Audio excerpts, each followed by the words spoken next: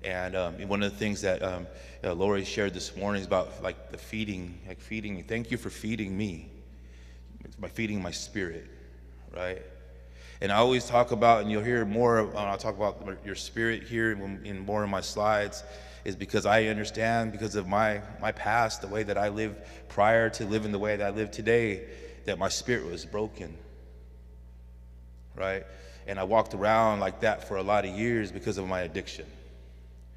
And so coming out of that and being part of this healing journey, this movement of healing, and understanding how important it is as a father to teach this to my children, I wouldn't want it any other way, right? I am a recipient, like both of my grandparents on both sides of my family were in boarding schools. I never knew that. Grandparents were addiction, you know what I mean? In alcoholic, my grandfather, he died in alcoholism. My dad's an alcoholic, recovering. I'm an alcoholic, recovering. So that's intergenerational, right? So then we go into my grandmother, you know, raised with my grandmother, my Shoshone side, and understand she was in border, and she ran away at 8 years old. I mean, she was taken at 8 years old and was there till 16.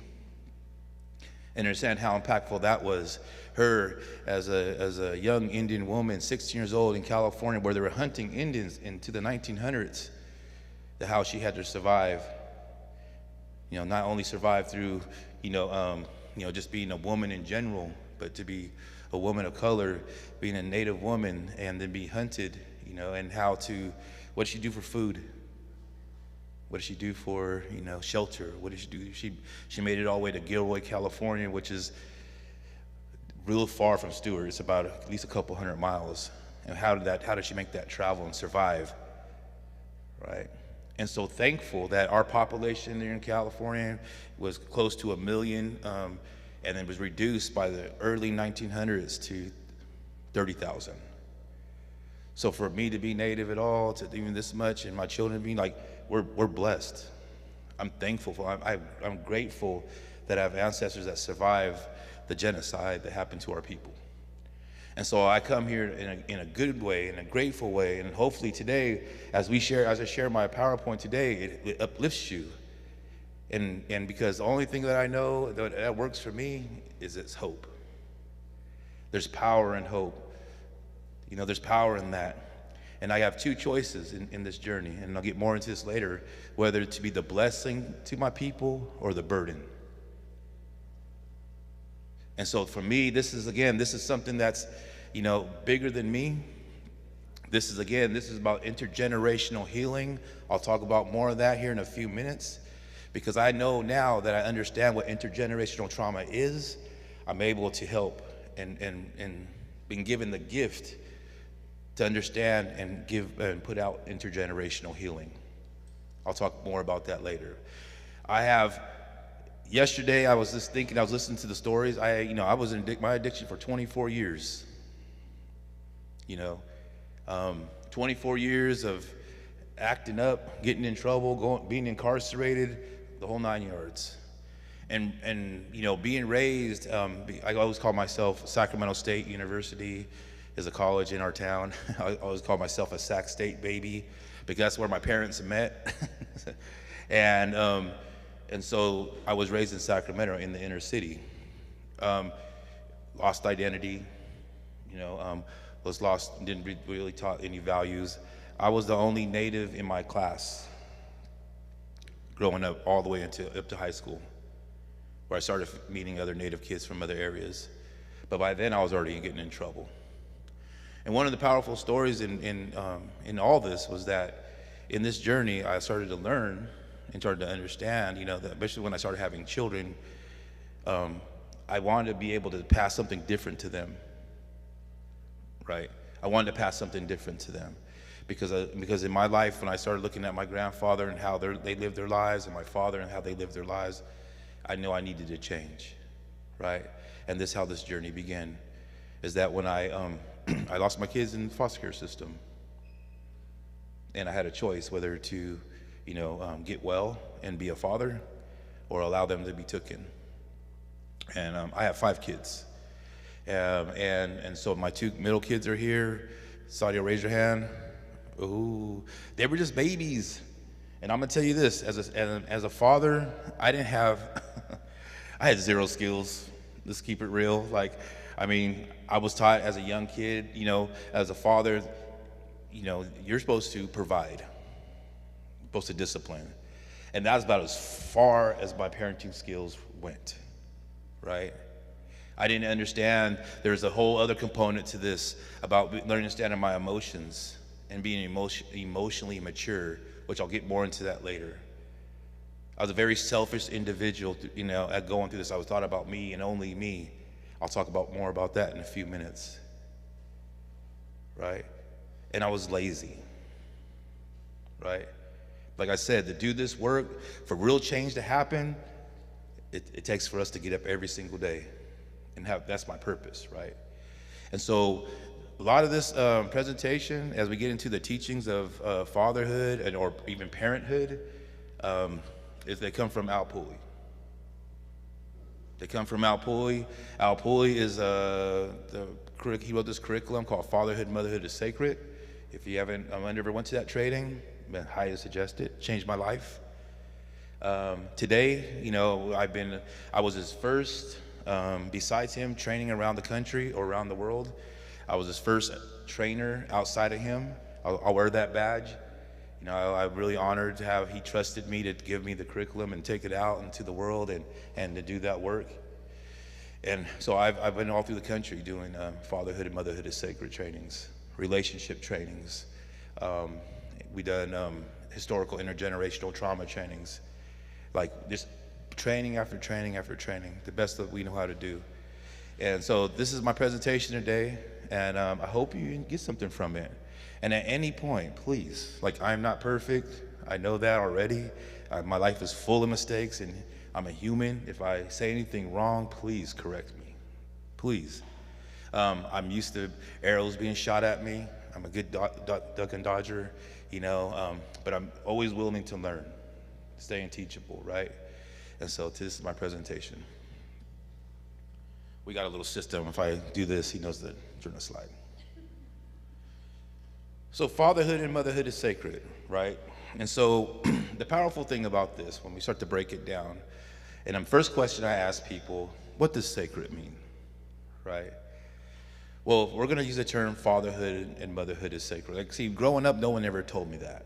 I never even heard that before, right? We could say that stick, you know, the clap stick, that's a sacred. And so we hold that, we cover it, keep it on my arms, we keep it everywhere I go, right? With those drums, those feathers, you know, the fur, all the things we wear is sacred, and we always keep it, right? We keep it in boxes, we keep it safe. But no one told me that I was a sacred being, right? And so how it's defined very simply is that something we hold high. So once you father a child, you become this sacred being. To who? To that child. That child, you're the man. You're the woman. Like you're it. You're the medicine. You're the power. You're the gift. Creator's giving you something. And so we need to carry ourselves that way, right? See, no one told me that. Like, again, we're sometimes with colonialism or, again, the way that assimilation works, we'll say, nope, the father, even child support tells you, nope, pay for that kid, that's your job. Well, that's part of it. That's part of our job. But it's also being connected to that, having a relationship with this child, right? It's something I've been working on, you know, I'll share this, like, growing up, I didn't have the greatest relationship with my father. And the most important thing to me at that point, and when I was looking at, when I started hearing these things about sacredness and fatherhood and how important it was to me to teach this to my kids, I had to mend that relationship with my dad. Because something that was taught at the very beginning of all this work, it was told to me, this stuff is so much easier to teach when you live what you teach. I gotta live what I teach. Holy smokes, how do you do that? Practice what you preach, right? And so for me, again, understand that this is a sacred thing. My conversations are sacred. My relationship's sacred, and ceremony is sacred. I don't take none of those things lightly. This is what I think about all the time. No one is promised tomorrow.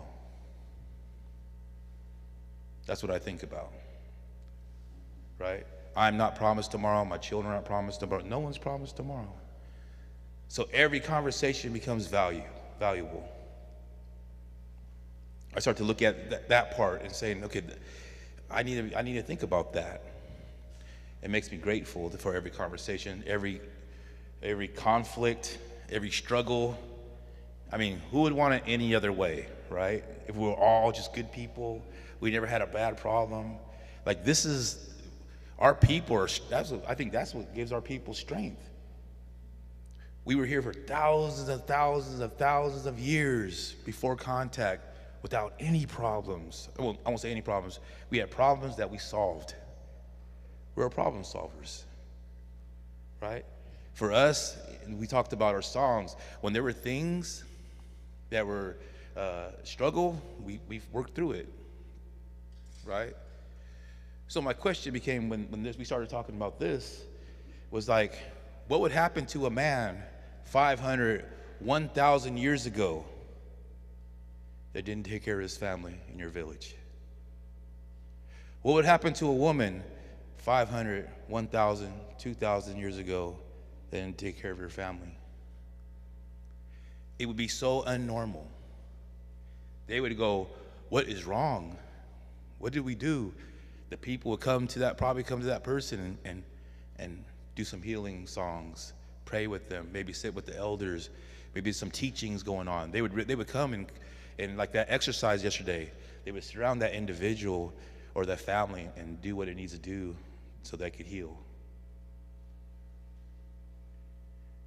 Am I wrong? You think that's something I think about all the time. And so we're far from that today, right? And it's easier sometimes to walk away and say, okay, that's none of my business. Oh, that has nothing to do with me, right? It's easier that way because the hurt, the trauma we've gained through historical intergenerational trauma, right? And so we're in this healing phase. I get it. I understand it because I'm in it. All of us been impacted by colonialism, assimilation, all of us. When I started thinking about that, it made it a little easier for me to understand that. How come because I used to be hard, I'm really hard on myself. Is anybody else hard on themselves? I'm super hard on myself. Like, especially when I make a mistake or I don't do things the right way, I'm like, oh, I'm so stupid. Why did I do it like that? Well, if you don't know what you don't know, how would you know? Right? So we have to be taught these things. And so with this, when we talk about sacredness, how powerful this is, and we start to look at ourselves as sacred beings, we start to treat ourselves that way. And number one, it says you have to give to get. Nothing's free. Nothing's free in this. You have to give something to get something. That's our way. So when we start to pray, like this opening blessing, this prayer, then I was here last night, and I was here, I'm being here this morning, being away from home. You know, there's dances going on at home that I chose to be here instead of home. I just like to listen, close my eyes, and get my spirit fed. Because I appreciate the dancers' sweat, those songs, the voice of the song, and the strain of the voice, and them giving something, and I'm receiving. I know what those dancers are doing for me, so I appreciated that. When you're in recovery, when you're talking about treatment, you have to put the time in. You got to go to 12 steps meetings. You got to go to counseling. You got to go to therapy. You got to give to get. If you want to be a better parent, you have to show up to classes. You have to be around people that model that behavior for you. You have to show up and be there and spend time with people to get. Nothing's for free. I didn't make that up. That's a natural law, right? You can't have a new life with the same old thinking. I love that saying. If we want something different, we got to do something different, right? And what happens is, what people try to do, and I know it happens in our community, they get this big giant square peg, right? And they're looking at this round hole. And they stand there and go, how are we going to get this square peg in this round hole? And they'll hammer it, they'll stuff it, they'll sit on it, they'll go jumping down on it, on that square peg. And you know what? It doesn't fit, right? So we have to develop the idea of new thinking, right? New songs, new prayers, new dances. We have to be, and this is why I love working with the youth, because youth are telling you what they need to be these leaders we want, right? I'm just that middleman. I'm just that one that passes the message like this. I'm gonna help you get that voice, right? And then responsibility in all this. It takes all of us.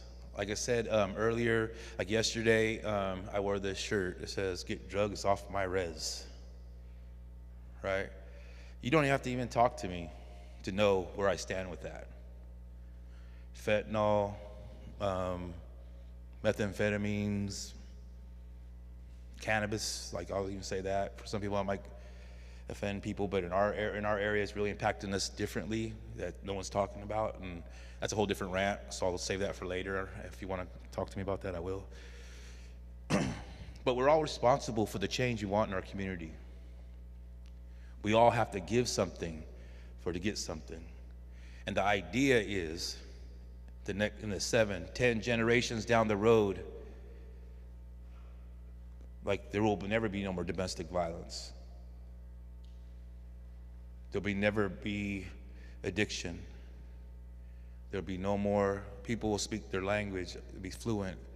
Everybody be dancing. People will be happy. Our communities will be safe. That's the vision, right? And so to get to that place, we have to be responsible. I talk to Albert all the time, and I share with them all the time. I said, and that's a good friend of mine, one of my mentors. I tell him, I say, we'll never see the change in our lifetime. So this work is really on faith. This is the stuff that, like Lori and Theta, Native Wellness Institute, Don Coyas from White Bison, Al Pooley, all the ones that came before us that gave these curriculums or gave these teachings to learn how to be well. They gave us all these things, and all we're doing is passing the message forward. This is what I see in my community. And that takes courage. It takes courage to stand against the ugliness. It takes courage to stand up and say what's right. Or to look something in the face and going, I know you're messing up right now, but I love you so much. Stop it now. It's too much. It takes courage to do that. I live in the community, and this is just my truth. I live in a community where you would think everybody's like, oh, Mike, you got the right answers and hugs. I get so much pushback sometimes just saying good things. I don't even know why they're mad at me. But I'm okay with that. I'm seriously just okay with that, because my deal, or the way that I see things, I only got one thing to be responsible for, is Creator. And so this is where my work goes.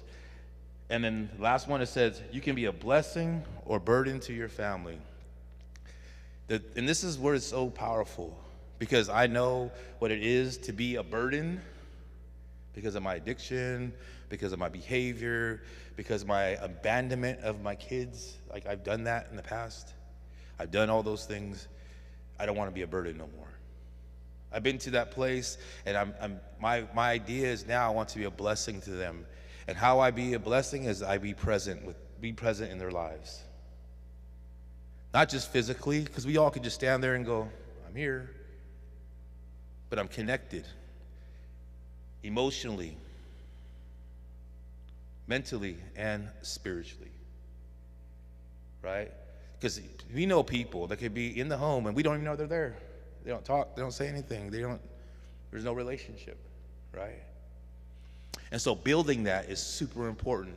I want to be a blessing to my kids, my grandkids, my great-grandkids, even the ones that are unborn. I want to be a blessing to them. I want them to know that I stood up for something. I stood up for good. I stood up for something that was positive, that I was the one that came to communities and tried to, encourage people to change. I want these stories to go forward.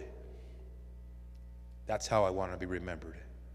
That's how I want my kids to talk about me and their grandkids and so forth.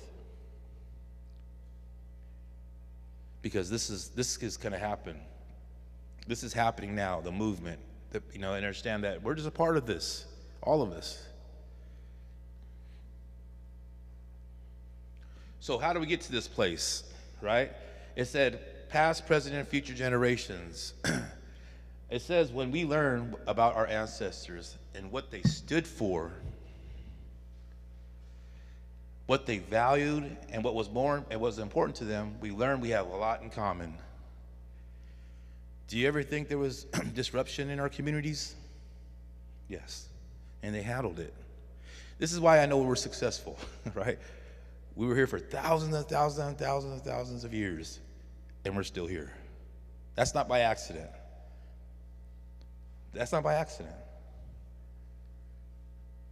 You might think like, oh, smokes, man. Because sometimes we can only see a generation, 2 generations back. But this prayer, and this is what I believe, and this is what I've been taught in our stories, our creation stories, that it takes generations for our spirit to get here on earth. That our ancestors, 7, 10 generations back, they prayed for me to be here today. That's what we believe. And it takes that long for us to get here.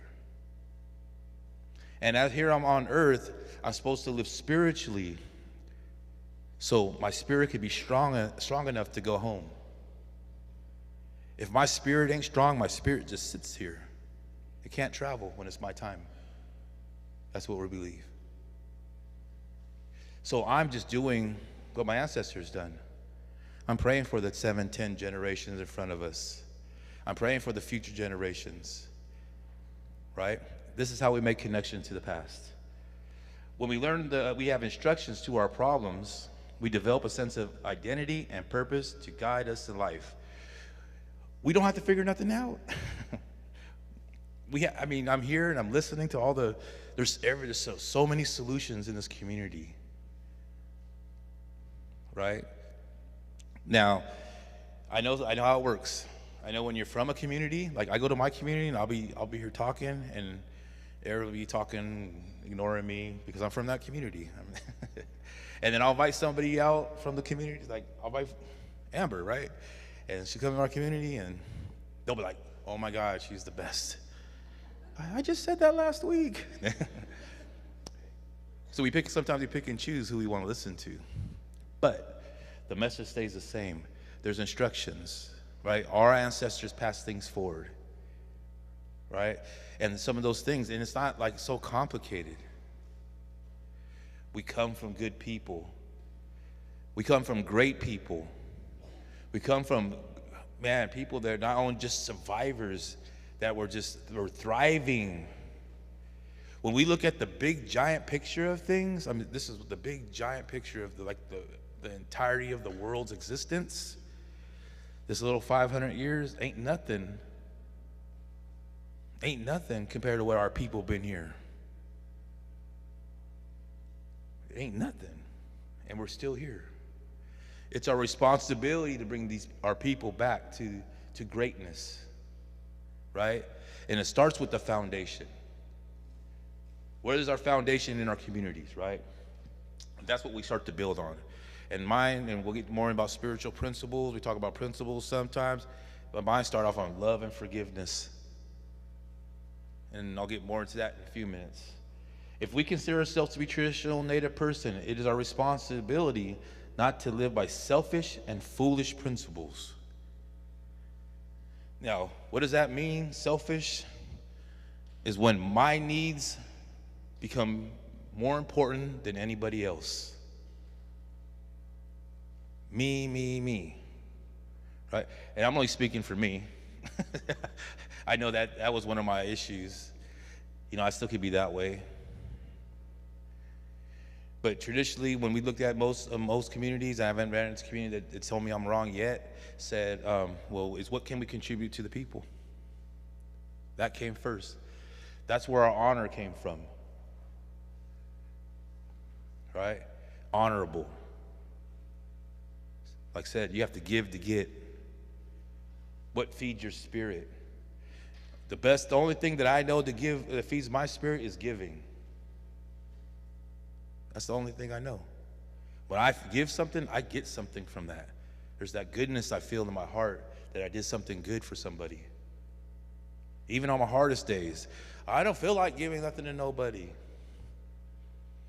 And sometimes it's just lending an ear and having a conversation, or saying something positive to somebody, or picking somebody up, giving them a ride, or maybe making something and giving it to somebody.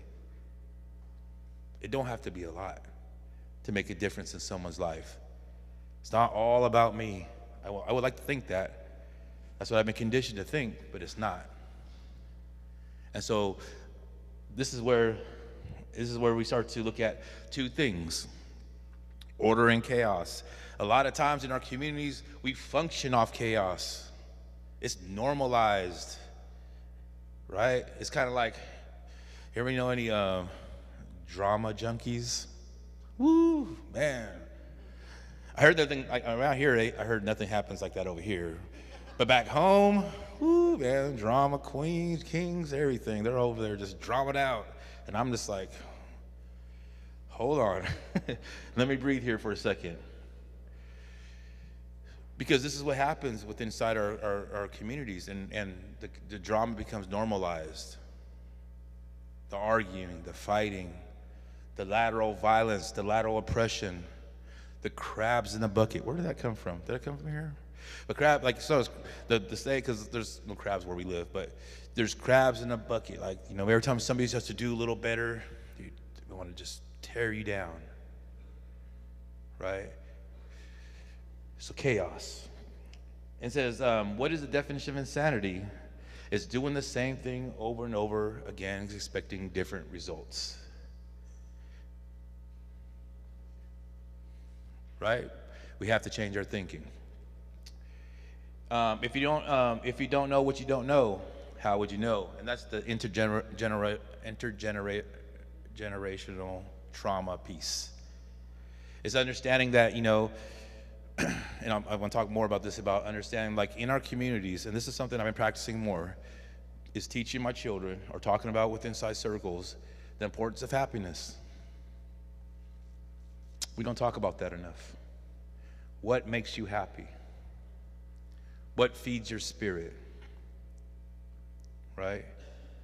It's important that you live a good life, a happy life, even with the challenges.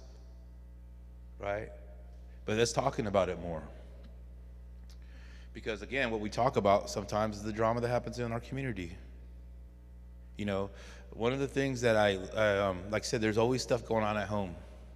I mean, that's kind of my life and my job. My job is my life. You know, I don't look at it as a job. It's because this is my work. This is what I committed my life to. But being in that position, I hear a lot of stuff, right? And it's hard. Coming here is like a breath of fresh air. You know, I get to relax. You know, be around happy people. Everyone I met here is so kind, and it's refreshing to me. You know, I get to take that home, and I get to go back, you know, refreshed when I get back home.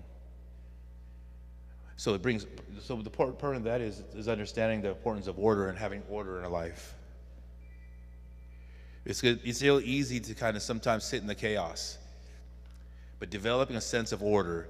Now, this is why this is important to this, right? As Indian people, we know what that means. Order. We call it Indian law. There's protocol, right? We understand that. That's normal. But how come we don't apply that to life? How come we don't put protocol and Indian law to fatherhood and motherhood? How come we don't put that into the tribal council? How come we don't put that inside our communities and within our families? If there's chaos, the only solution to that is order. So understanding, like I shared earlier, what would happen to a man 500 years ago, 1,000 years ago, that didn't take care of his family? There'd be rules to that. So a lot of times it's understand that we follow these laws, because we understand that in this place, that because we're all spiritual people, that we know there's rules to that, right? Now, for me, again, this is something that, you know, I learned, and and this is, again, this picture right here is we're gathering tule. And in our area, tule is a powerful medicine for us. We use it for our ceremonies.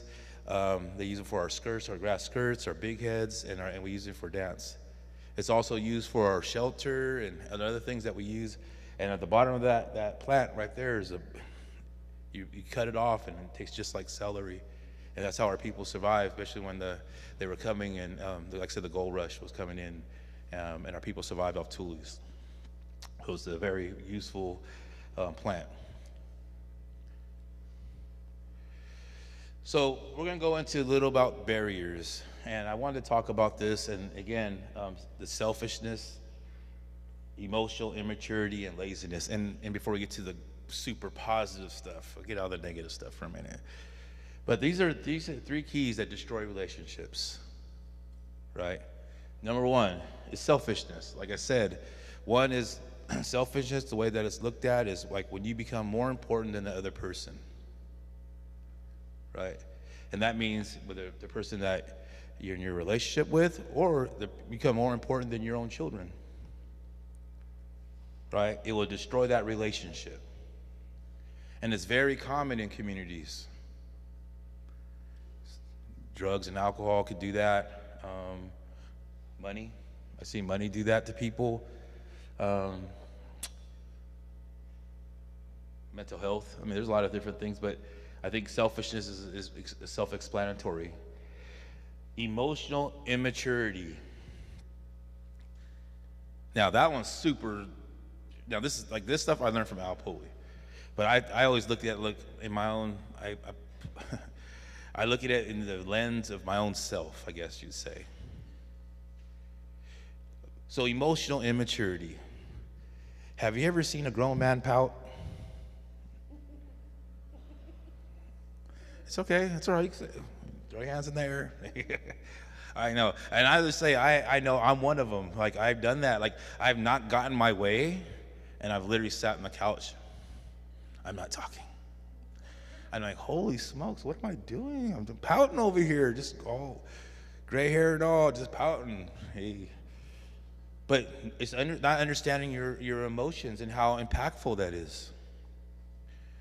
Why did I think being emotionally mature is important? Because my kids learn from me.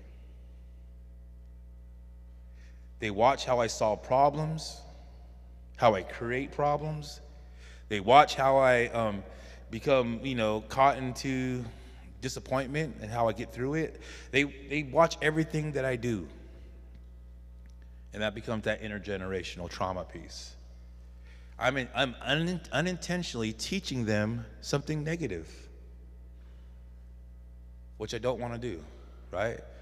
I want them to be solution-based thinkers. And I'll get more into that in a second. But really understanding my emotions and how they've been impactful.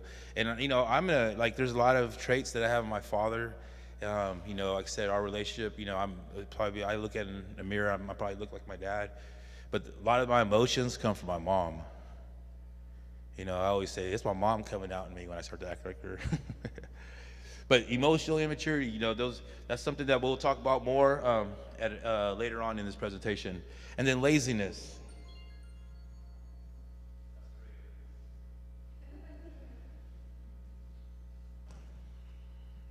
Laziness, because a lot of times, again, to do this work, it takes us to get up, It takes to show up, get dressed, and be part of. And it is hard. And because it's hard, this is what we realize in treatment, and because what happens is people come out of treatment, and then they're left to fend for themselves, or people come out of incarceration, they come out to fend for themselves, and they have to do things on their own.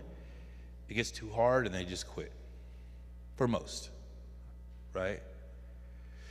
So it takes work, right? The other part is that, sometimes we think, when some of us, I'm one of them, we think we know it all already, and we don't have to go to that group no more. We don't have to be part of this anymore, a part of the solution, and we just get lazy and unintentionally fall back into some of the same old patterns, This journey of healing is continuous. When I used to do parenting classes in Sacramento, I used to have like 3 elders that come to my group every week, and I used to be so honored. I want to talk about them the whole class. I'd be like, thank you for coming. I appreciate you guys. And then one day I just finally asked them. I said, why do you come to the groups? Like, you could be teaching these groups. And she goes, I always need the reminder, they always tell me. And that was a beautiful teaching that sometimes we forget. And we just need a reminder, and we need uplifting too. You know what I mean? And so it's a good teaching as me, because I consider myself, I'm not an elder, I'm an elder in training, right? I'm an elder in training, man. I'm not an elder, I'm an older. I'm older than most of you here, right? And I love that title because that's my purpose today. So when I sit and talk to elders, I'm getting the information, because at some point, it's going to be my turn. I'm going to be the one that holds the information, the knowledge, the wisdom that you leave me. And it's my responsibility to pass it on. You know, one of the things I know, that's the first thing, there's 2 things I notice when I walk into rooms. I always pay attention to the number of men, because I want to know how many men are, because I've been doing this a long time. And I remember doing this work and seeing all women and no men. So I see men here, that's awesome. Proud of you guys showing up. But also the second thing is I always pay attention to how many elders are in the room. Because we're losing them. That's the truth. And so we need to gain all the knowledge we can, you know, from the elders so we could be those keepers of that knowledge. So I'm really blessed. So here we go. We're going to change it up a little bit. We're going to talk about laying the foundation of leadership, because parenting is leadership, right? You're a leader of your family. You're the leader of, you know, the direction you're pointing the ship, right? And where the direction in your family goes, right? And so as leaders, doesn't mean you're the boss, doesn't mean the man's the boss or the woman's the boss. It's learning how to walk this journey together, right? We come from, and I'm not sure, I didn't ever ask about in this community, but we're a matriarchal society. And so when we talk about, again, women being in leadership and stirring, you know, directing our families and communities, it was done in a sense of unison. We understood that we couldn't go forward without our men, right? And we couldn't go forward without our women. They were sacred, right? Life givers. Every time a woman has a child, they bring new innocence into the world. And as men, it's our job to protect the children's innocence coming into this world. I've been to a lot of communities where they teach the opposite. They're feeding them all this stuff, trying to, with maybe some good intentions, preparing for this ugly world, instead of protecting the goodness and bringing the goodness into the world. Right? Goodness is the power. Love is the power. Healing is the power. Creator is the power. Right? See, those are the things when I watch dance, when I hear songs, when I go in ceremony, when I'm in the lodge, when I'm in the brown house, those are the things I get from when I leave that place. That's what Creator tells me. He's like, bring goodness into the world. Protect that goodness. So I see someone trying to heal, I protect them.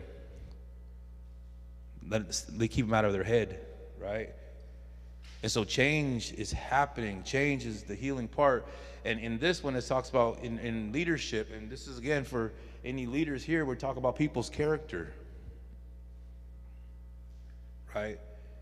And character to me is, very simply put, is keeping our promises.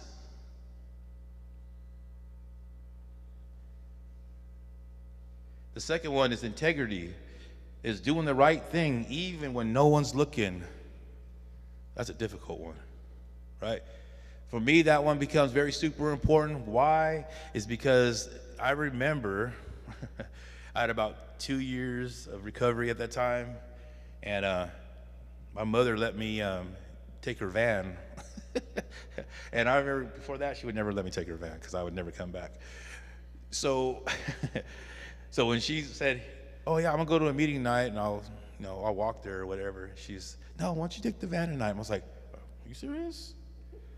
Oh, okay. I'll be right back though, only an hour. It's like, yeah, I trust you. I was like, that was the most beautiful words I heard out of my mom's mouth, right? And so integrity is, again, this is again about being consistent with your promises, consistently do the right thing even when no one's looking. In a few minutes, we'll talk about choice and the power of choice, the freedom of choice, and how empowering that is. When we talk about, we have a decision, we have a choice in everything that we do, even the way that we think, right? And we'll talk more about that in a few minutes. And then also creating a vision for yourself, for your family and your community. How do you see your family, not just for right now, the next 7, 8, 10 generations down the road? What do you want for them? I'm very intentional. Okay, I don't know if that's a word, but intentional about my teachings with my kids. I tell them exactly what I want from them when I'm not going to be here anymore.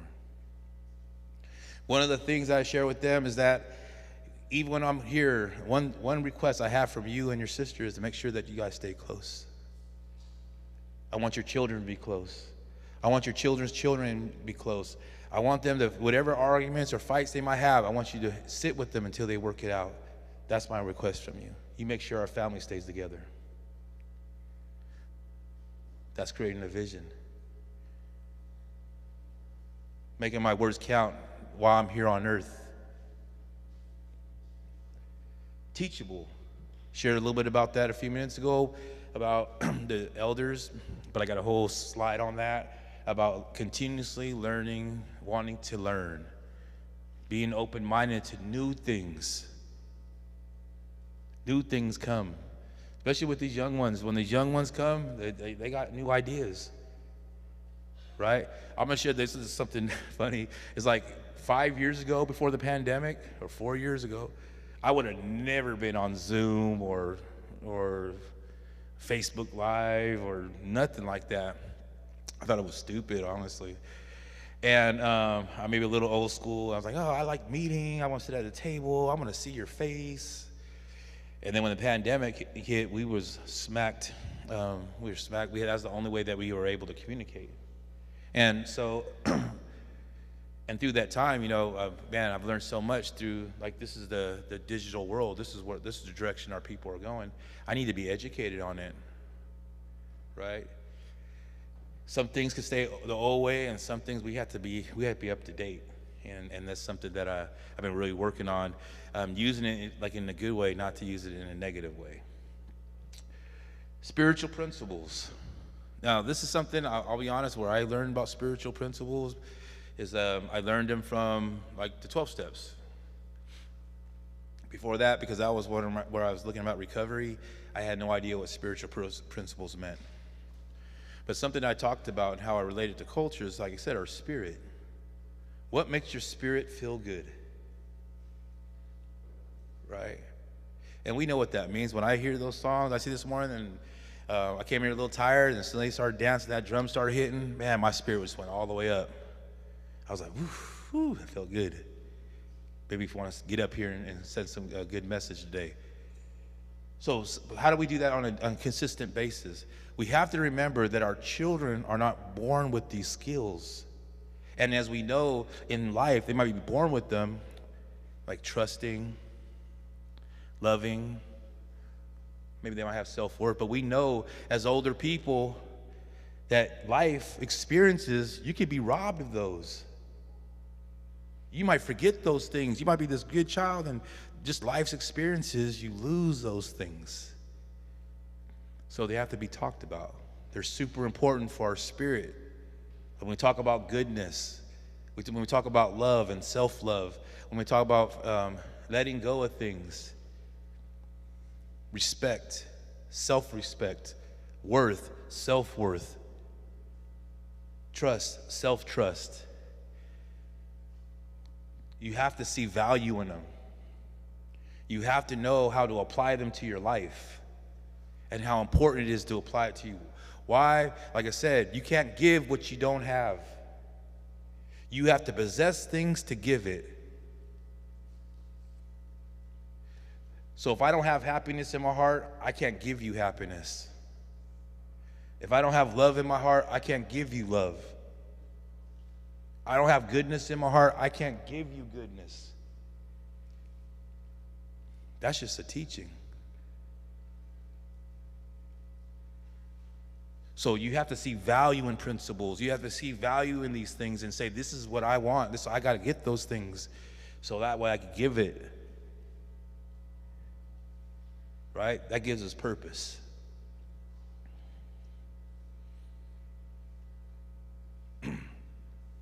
So when we talk about intergenerational healing, and this is something that when we talk about happy and safe families.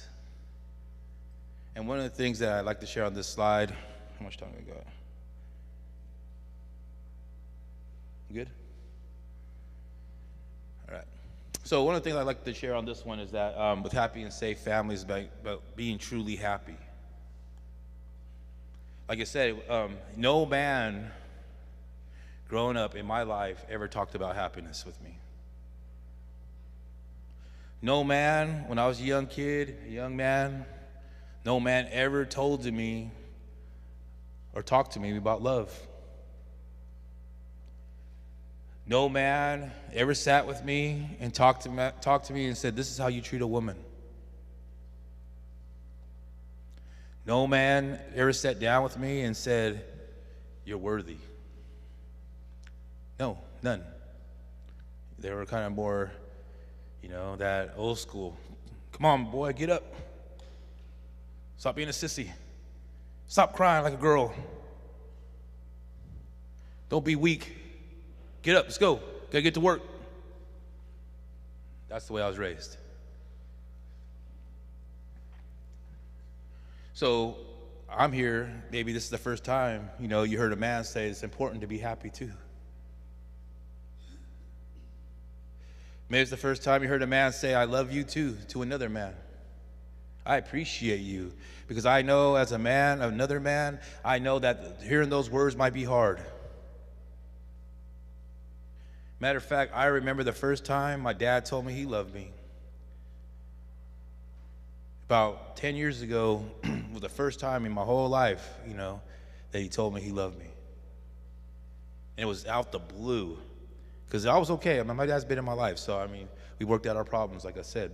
But I remember me coming into the kitchen, and I don't know what I was doing. I come and say hi, whatever, and I was walking out. And as soon as I walked out, I was walking out, I turned my back, walking away. He said, I love you, son. And immediately, tears started rolling down my eyes. I don't know why. Amber wiped my face like quick, and I turned and go, what'd you say? He said, I love you, son. If he never says those words to me ever again in my life, I'm okay with that one moment. This is why I know it's important sometimes to hear these things. Like I said, being emotionally mature, I know what that means. And when I heard those words from my dad, I said, my kids will never have to worry about their father ever saying to them he loves them. And my oldest boy is 6'3", about 300 pounds, and I love you, son. Come on, Dad, really? Well, I'm not going to leave this earth, and you're not going to hear those words out of my mouth. You can never say your dad never said you loved you. Right? That became important to me. And so being happy is super important. Building our happiness. We got to ask ourselves, is this really, like this definition of insanity, right? Is this making me happy what I'm doing? Is this feeding my spirit? What am I doing, right? And then we talk about safety.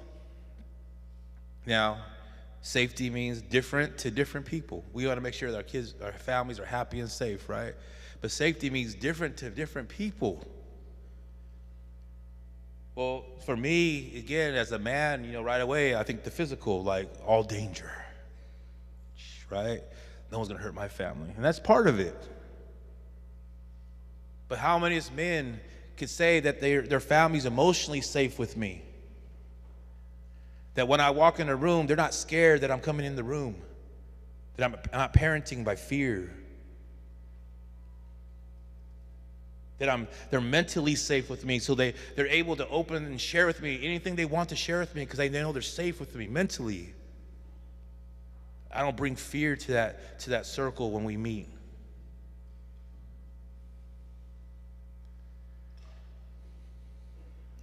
Or even spiritually safe. Right? Opening that door to that spirit and saying to herself that you come to me, and then make sure that I know how to help you that way as well. Safety means a whole different level of things to me. Keeping people safe. And those are the things that I go, and let me trust me. I'm not perfect at all that. It sounds good. I pumped you guys all up. But I'm not perfect at those things. I got things to work on, but I know those things to be true. Why? Because in my healing and my recovery, a man showed that to me. Another man showed that to me, and I was like, holy smokes, that's a beautiful thing. Thank you for giving me that gift. I want to give that to my children. I want my children to give that to their grandchildren's children, because that becomes important. This is the healing journey. This is what we talk about, intergenerational healing. We're not trying to strive for perfection. We're saying progress. Can we make progress in this? Can we escape some old thinking, get into some new thinking and some new belief systems? We already have the instructions. Look at the old traditions, the old knowledge keepers, all the ones that came forward. They'll tell you our communities were safe. They were happy. They thrived. That gives us purpose. That's why we're here. We're the recipients of all that good stuff and all the ugly stuff that our ancestors brought to us. This is why we got what we got today. Our purpose now is to make sense of it all and put good things forward the best we can. So that way in the 7, 10 generations down the way, like I said, there's no more domestic violence, there's no more addiction, there's no more single parent homes, there's no more children crying for their mom and dad. There's none of that going on anymore. That's our purpose.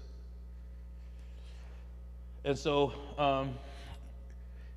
today, like I said, there's when we talk about also is the importance of understanding our role. There's something about understanding, and I'll share this. If you want to take anything away from anything today, that part's the most important part. It's the ability to understand, right? We have to become, like this is why teachable becomes so important. We have to have the ability to understand. And sometimes it's putting down some things, our ego, our pride. Like I said, I've been in communities where male chauvinistics are like legitimately passed through generations, right? And so breaking that cycle, that chain. Do we see women as sacred? Do we see our children as sacred? Do we see our community as sacred? And if I'm a leader as a man in my community, then how do I change what we see is broken? We gotta be solution-based thinking. That's my point. Solution-based thinking, right? Because when we don't become solution-based thinking, what happens is we become the problem. That's the difficult part. So here's the first one, is choice. Let's get into this. I got plenty of time. Choice. So it says, next to life itself, the right to choose is our greatest possession. Without freedom of choice, people are like machines without responsibility or accountability to self or others. What happens when we lose the power to choose? Choice brings you freedom. It's like saying, you know what? You make me mad. No, I'm choosing to be mad. That's a choice. That's a response. Christina talked about that a little bit yesterday. What are we choosing? How are we choosing to respond? How are we choosing to perceive the world? How are we choosing to parent? How are we choosing to look at life? How are we choosing to wake up in the morning? Meaning, like, there was a saying I used to hate it too. Happiness is your choice. And I'm like, that's stupid. It's like, how is that my choice? Like, life sucks, right? But today I understand it more on another level. It's my attitude. I get to choose and wake up every single day and understand that when I wake up, I could choose how I feel and see the day. Why is that important? Again, these skills aren't taught to your children. They're born with them. They have to be taught the power of choice. You get to choose what path you're on. You could walk this good path, or you could walk this bad path. What's on this bad path? Alcohol, drugs, abuse, violence, ugliness. Or you want to choose this path? Language, culture, love, healing, goodness. Right? What path do you want to walk? It's a choice. Every single day it's a choice. We have to give them that choice. I know that I'm not when I leave this world, I take me. And then everything I leave behind is my children. They have to make their own choices one day, how to walk this path. Choices is powerful. Next slide. Vision, again, I went a little bit into vision already. It talks about vision as part of choice. It brings direction in life. Like I said, again, this is how powerful it is. I mean, you have a good group of elders here. And it's what do they want? What do they want to see this community? How they want to see this community grow and be here in 100, 200, 500 years, right? And I say that because, again, once the instructions are laid out, it's up to us to follow those instructions, right? So, like, for me as an older, I'm telling my kids and their father, I'm telling them, this is what I want for them. I want them to have good families. I want them to be good to themselves. I want them to say alcohol and drug free. If they're going to dance those feathers, I told them years back, since they were little kids, if that's what you want to choose to do, then you put these feathers away. Those two don't mix. The ceremony is sacred. I don't care what anybody else does. I'm telling you as your father, this is what my instructions to you.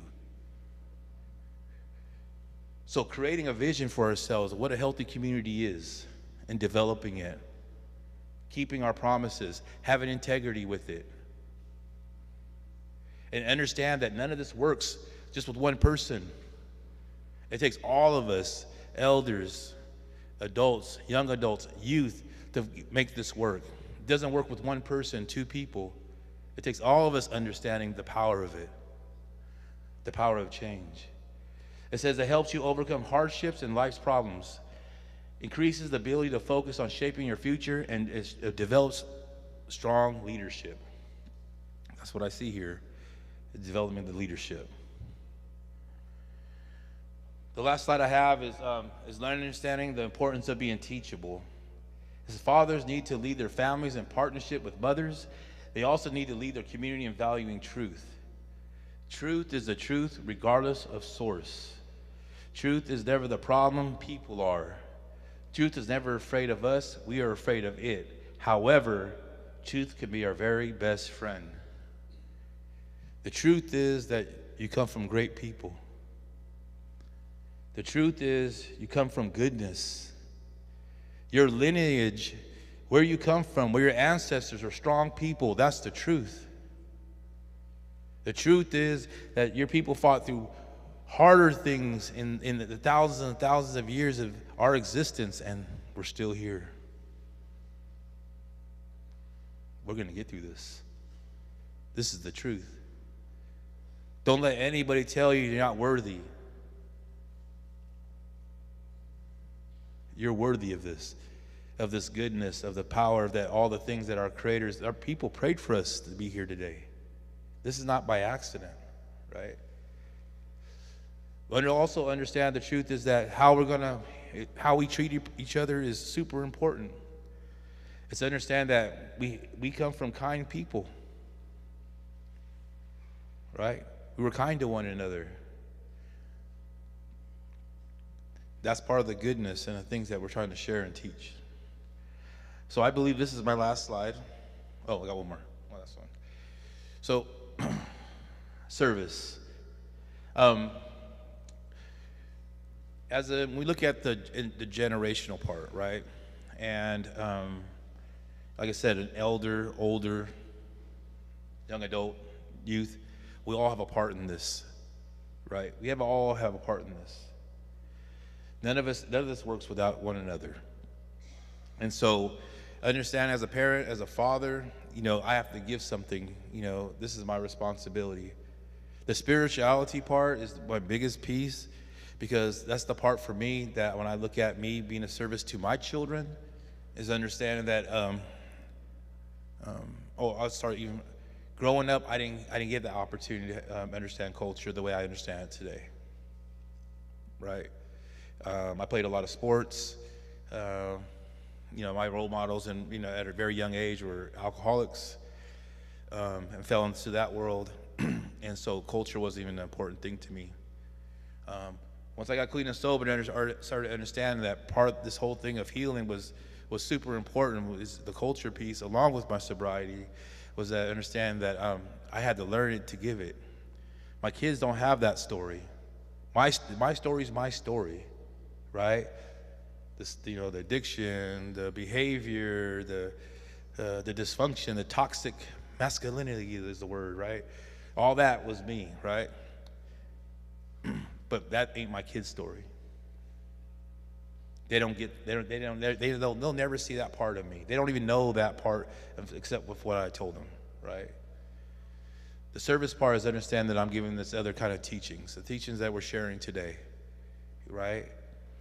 These classes, these groups, they're ongoing. I know there's people here that are probably trained in this curriculum. I encourage you to check it out. I do online stuff too. I'm actually going to start one here, and probably by September, I'm going to start an online group and do 12 weeks of parenting classes. More encouraged to sign in and listen in and see more about each chapter, of this curriculum. It's kind of like my mission, One of the things I didn't share too is that with my youth group, this group that I'm doing, for 8 years, I wasn't getting paid for it. I just was like, I'm gonna start Native Dads Network, and we're just kind of a local circle, and we got, and I just showed up because it was helping me grow as a father, as a man, And I'm really passionate about it because I know what it's done for me and my life and my children's lives. And I understand that today is I'm just passing the message today. Like today is just the message, and I hope that you got something from it. You might go next slide. Here's my contact information. I'm really, okay, let me rephrase this right. I'm really easy to get a hold of, but sometimes it takes me a minute to respond. Just because I get really super busy, but I do respond. Like I said, we have our classes on our website. It'll be on our website soon. You're able to jump on there and look at our website. We just got our website, so that's pretty cool. We talk about all the amazing things Native Dads Networks does. And, I am, like I said earlier, I'm really appreciative of being here. This whole experience of being here in Dillingham has been awesome. We're going to spend the day here. We got to be here one more extra day, go look around a little bit. And, again, make some offerings to the water, share some songs, and something we do before we go home, wash up and stuff like that. But thank you for having me here, and I appreciate you spending this morning with me. Ahoo.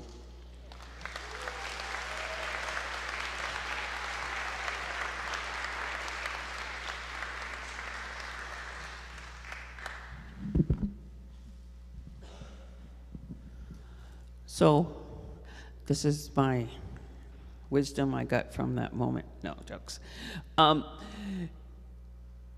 Sometimes, yesterday, I made a whole bunch of notes to myself.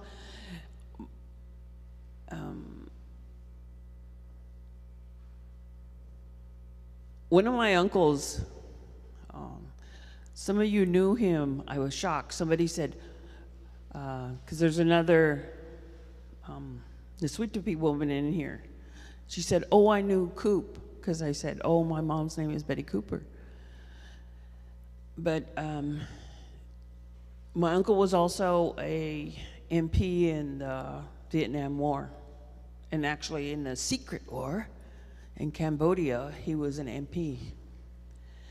So I grew up with a veteran uncle, and he was also a graduate of the boarding school. That's where he met his wife. And then I have 2 cousins that are, you know, they're Salish, they're part Salish, which is over the mountains from where we are. But they met in Flanders, South Dakota. Anyway, so I learned from my uncle how to hug like a man. So some of them are like, yeah, bro. You know, they don't even like do the open chest, right? They go, yeah, bro. You know, or, you know.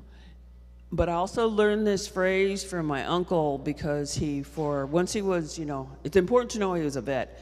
So when he came home, finally, he was at Kicking Horse Job Corps, teaching other people how to work on the other side of the mountains. And he came home finally, and he applied to the state law enforcement. Veteran, right? Checking all those boxes. Veteran preference, Indian preference, right? Military police, and they wouldn't hire him. So my mom just told me that story this year. So my uncle wanted to help based upon all these skills he had. So he became head of security at the Indian Health Service. And we're going to lead up to some speakers now in healthy relationship and suicide prevention, how to hold on to life. But what I learned from my uncle, not just like how to hug like a man, but because he was a hugger, and my uncle was big. Blackfeet, I'm like medium size. We're pretty like super size, you know, and we'll have some people come to our community and like, I'm in the land of giants.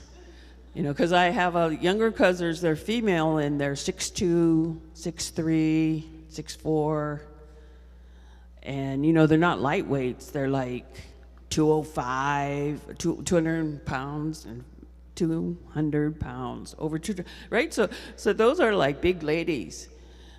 So if you bring them flowers, you just not stingy, 1 bouquet, 10 bouquets. Then they'll be impressed. And a horse. No, kidding. But this is what I learned from my uncle too, to speak. So you know, in ER, we had people talk about ER visits. But he dealt with our people in all shapes and sizes, and so this was his question. This was like my golden uncle teaching. He'd say, how's it going?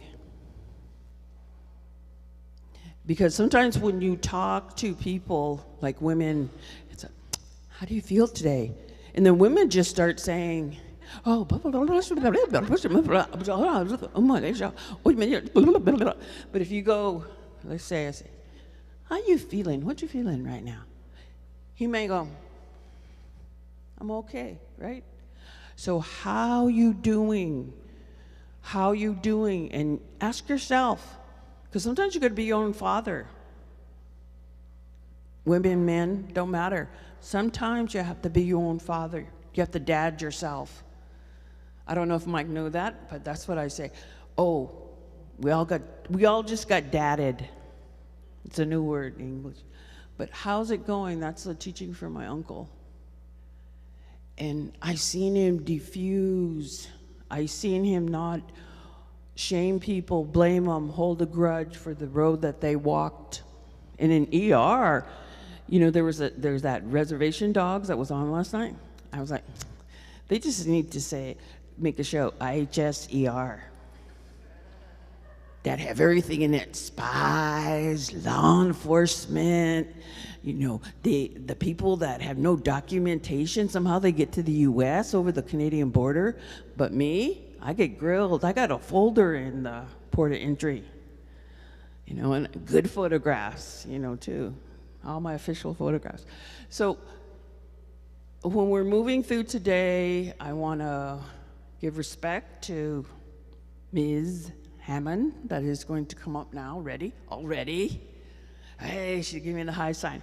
And then also to Dustin, because if you look at the agenda, we are going to move through this morning, and then another fabulous lunch, right, planning team? Fabulous lunch. I was trying not to be too golly, right? That's the other thing. But my uncle, this is what he, you know, he's just this like exciting, dynamic person. He didn't call like what we had the setup yesterday.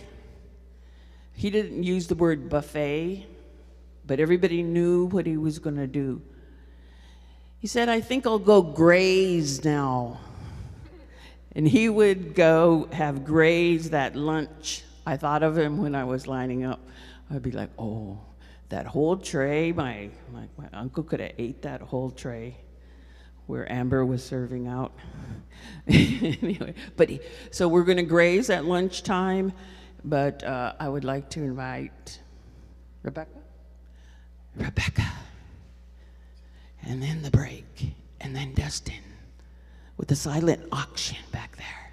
And love to peace to our online people. Thank you for paying attention to the box. Thank you. My government name is Rebecca, but Becky is how I'm kind of known through most of my life. At least my friends. You can all be my friends. So I, just to let you know, I come from King Salmon. I've lived in King Salmon, Alaska for 25 years now. And, but my story began a lot before that, and I've been appreciating what we've been hearing about parents. I guess I really feel like my story is, I'm the next generation after parents who made some really tough decisions and decided to change everything as far as the way that they experienced life. I come from generations of substance abuse and violence, a lot of death in our families, a lot of tragedy, and just for one little piece of it, one of my great-grandmother, she was in a boarding school. She married a 25-year-old man when she was 15, right out of boarding school. And by the time she was 24, she was pregnant with her 5th child, and this man told her that he would kill her if she didn't get rid of that child. So she, in those days, of course, you know, abortions were not legal, and so she did a home abortion of some type on herself, or attempted to, and she died 3 days later. And so that was when my grandmother was about 4 years old. And so my grandmother, you know, lost her mom at a really young age and had a very violent father. And my great-grandfather, he decided that he was trying to get money from his in-laws, who didn't really have anything. They were supporting his children, really. And he was just a all-around not great guy. And he was trying to get more out of his in-laws, who were already really carrying his load. And they wouldn't give him anything because they had nothing to give. And so he took my grandmother, who was the youngest, the baby of the family and the favorite, and he took her about 50 miles away and gave her to a ranching family in California.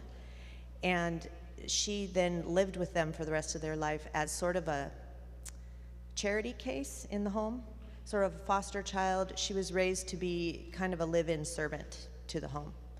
And so she really didn't have any childhood at all.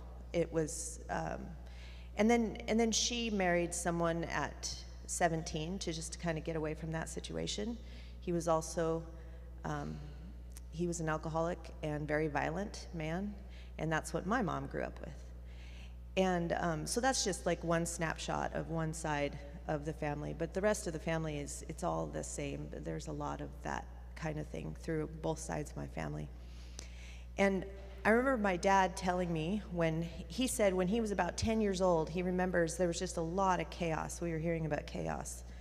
And his own parents struggling, and he said he was 10, and he just remembers looking around and thinking, I wonder if it has to be like this. And and he asked one of his brothers, his older brother, about that. He's like, I wonder if we have to live like this.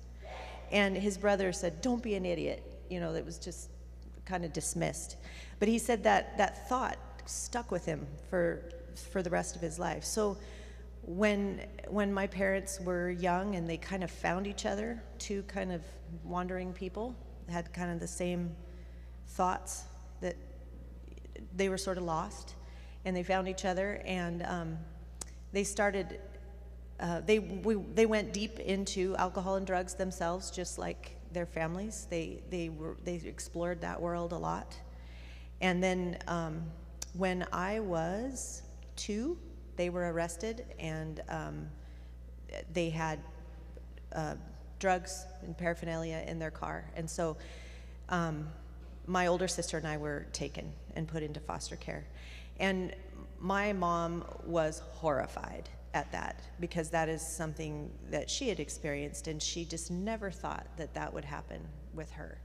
And here it was repeating itself. And she just told my dad, we have to do something. This is different. This is just unacceptable. We either have to give these children to someone who will do a good job, or we got to do it ourselves, do it right.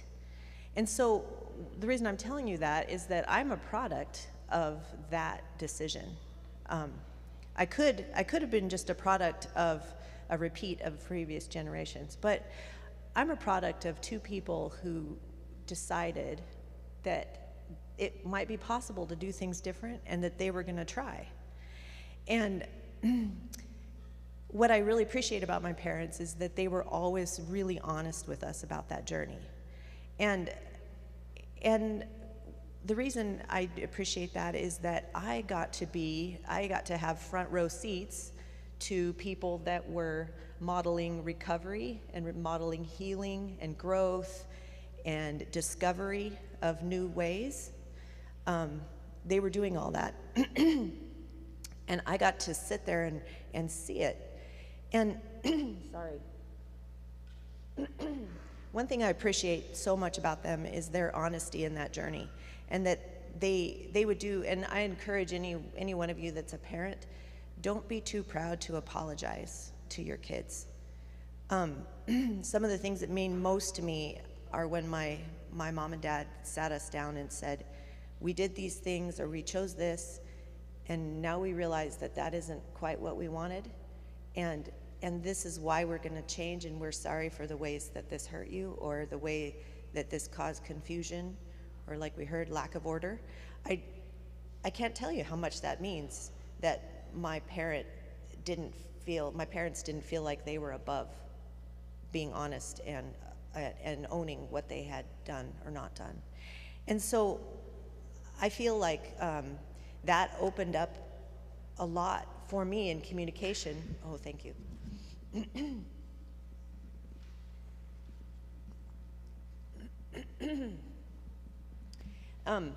That opened up a lot for me in understanding how to have a healthy relationship with anyone, and within my own family, for starters. And of course, my family was not perfect at all. We had all sorts of craziness and up and down, but there was an openness for communication. And so that's kind of what I want to talk to you today.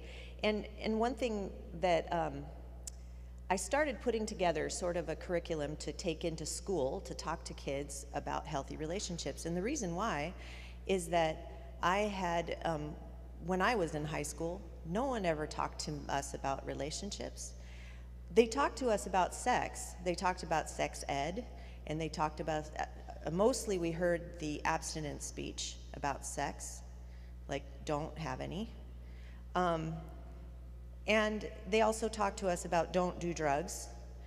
But I was working as an advocate in my village, and I was realizing nobody ever talks to anyone about what they should be doing. Like, they are always saying, don't do this and don't do that, and here's all the warnings and the crazy things that will happen to you if you do. But they don't say, well, what should you choose instead? And so we're all just watching these things where we're having different types of relationships modeled to us every day, all around us. But maybe we haven't been really intentional of pointing out those parts of relationships and asking kids to consider what kind of relationship they would want to have. And one thing I want to point out before I go on about this, the abstinence from sex, I'm not at all saying that I don't believe that would be a valid choice, because choosing not to have sex is a valid choice for anyone. And I always make that very clear when I talk to teens. But one of the problems for me in the teaching about the purity culture, or the purity or abstinence before marriage, and that was what I was taught in high school, is that I had been sexually abused by a family friend from a young age. And so when people talked about not having sex until marriage, there would be this little voice inside my head saying, yeah, but I've already had these things happen to me. And so that means that I can't be part of this conversation. Like, this doesn't apply to me because I've already had sex whether I wanted to or not.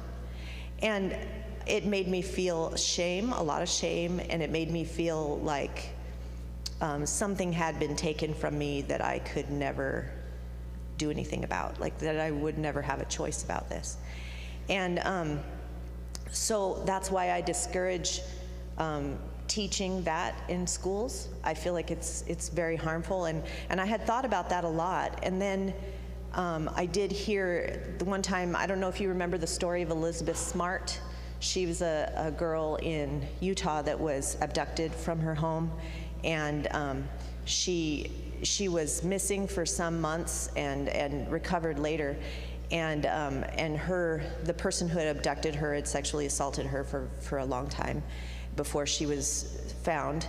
And she talked about that in one of her speeches, about how harmful that was for her to hear that purity speech and the speech about abstinence when she's a person that had been gravely harmed and had never had a chance to make that choice for herself, but was being held to that standard somehow. And so I don't advocate that kind of teaching. What I do advocate is teaching about healthy choice. Like, everybody, we all have a lot of choices, and talking about how to decide for yourself what a healthy choice is. I feel like with teens, and maybe as teens get more and more argumentative, or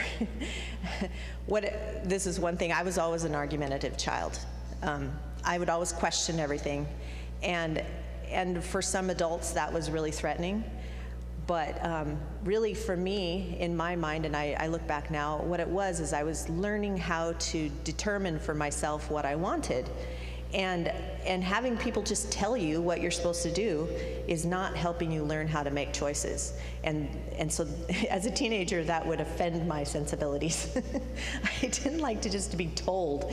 And so when I go into schools, what I started to do at our school over there is just go in and I'd partner up with, when they'd go to do the talk about sex ed, and they'd talk about safe sex, and they'd talk about avoiding disease and all kinds of things like that. Well, then I would come in to talk about the relationship aspect of the whole thing. And so one thing I realized about kids when I was kind of working with kids of all different ages is that from the very earliest days of development, when kids are tiny, everything is a new experience for a kid, like from toddler age on. So they walk over and bang their head on the table. Well, the first thing they do is look to the adults around to see, like, how are you going to react to this thing that just happened? Because what they're looking for is context. all these new experience, they're just asking, what am I supposed to do with this? Like, is this a bad thing? Is this a good thing? And so how we respond to their discovery of new experiences and what context we give can really inform how they think in the future and how they make choices for themselves. And so I try to put all of this talk in the context of choice, of them being able to shop, and window shop sometimes for the relationship that they would like in their life. And so one of the first things I do when I talk to a classroom is I'll say, sorry, I'll say, I don't need to know who's who, but hold up your hand and give me a number of the people in this room that are in a relationship. And so people will put up 3 fingers or 5 fingers, because there might be 10 kids in the room. And and so I'll say, okay, so 5 of you are in a relationship. And then I'll say, but only 5 of you have a relationship in your life? Is that and so they'll say, yeah, well, so-and-so's dating so-and-so and so. And so I said, well, so I didn't say these were romantic relationships. What about other relationships? And so then we just start to explore the fact that you are in hundreds of relationships from the very first days of your life. So you have relationships with parents, you have relationships with siblings, you have relationships with acquaintances and friends, you have a relationship to the law, you have a relationship to your community, you have all these different relationships. And many of the same things that apply to all those other relationships should also apply to your romantic relationships. And so then we start sort of kind of picking apart what it is that you choose in all those other relationships that you have. Like, for example, what kind of friend who would you decide is a good candidate as a friend, and what do you look for in that type of person? For example, so I get, really the way I teach is I teach through conversation and questions. Like, I try not to tell them anything. Kids, and what I found is that kids are dying for someone to ask them what they think. And I actually think that's true of a lot of adults too. Like, a lot of times we want someone to ask us, what are your feelings about this? Or if you had these 3 choices, which one would you choose? We all kind of want someone to care about what our choice would be. But in a lot of the world, we experience just people telling us, you're gonna have this, or you're gonna obey that, or this is where you're gonna be.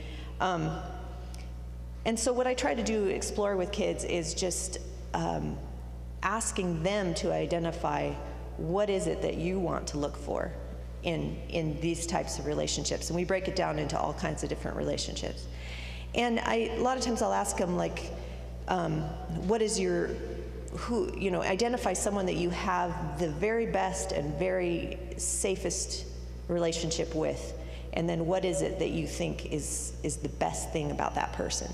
And then we start to kind of identify, like, what it is that person is really looking for. What do they need out of other people? And some people will really talk about trust, and some people will talk about they have a lot of time for me. And other people will say, we've known each other forever. And other people will say we have the same values. And so there's all different reasons that people might choose to connect with another person around them. And then what I really try to encourage is that everything that you would think about for choosing any of these other relationships, you would also apply to your romantic relationships. And what I have noticed in this world is that sometimes there's a divide. Like, people will choose friends who are safe and friends they can trust and friends that have all these good qualities, but then they'll get into romantic relationships and they'll be modeling something completely different. And somehow we've made this strange divide in our minds between what we'll tolerate in different kinds of relationships. And so what I'm trying to do with kids is encourage them to really think of their romantic relationships in the same light as they think of all their other relationships, and what would you consider acceptable and healthy in your life. One thing that I really try to encourage is window shopping for relationships. When you go out shopping for something that's really, really important to you and that you want to have for a long time, you don't usually buy just the first thing you come across. A lot of times you do a whole bunch of research. And there are thousands of relationships happening around us all the time, and so we can window shop for those, and we can say, well, that's kind of chaotic. I don't think I'd like to be part of that. And you can do a lot of window shopping in other people's relationships before you ever get into it yourself. And one little story I tell kids is I say, you know, I don't have to go and marry an axe murderer to know that it might not be good to be married to an axe murderer. I can just kind of watch that from a distance and go, I don't think that's for me. And that's, so we don't have to go out and try it to find out it's not going to be good. You can look at it in other people's lives and not in a critical eye, but just window shopping to see, like, is this something I want? Is this something that fits in with my family? Is this something that fits with my value system, with my beliefs, with all the different things that matter to me as a person? And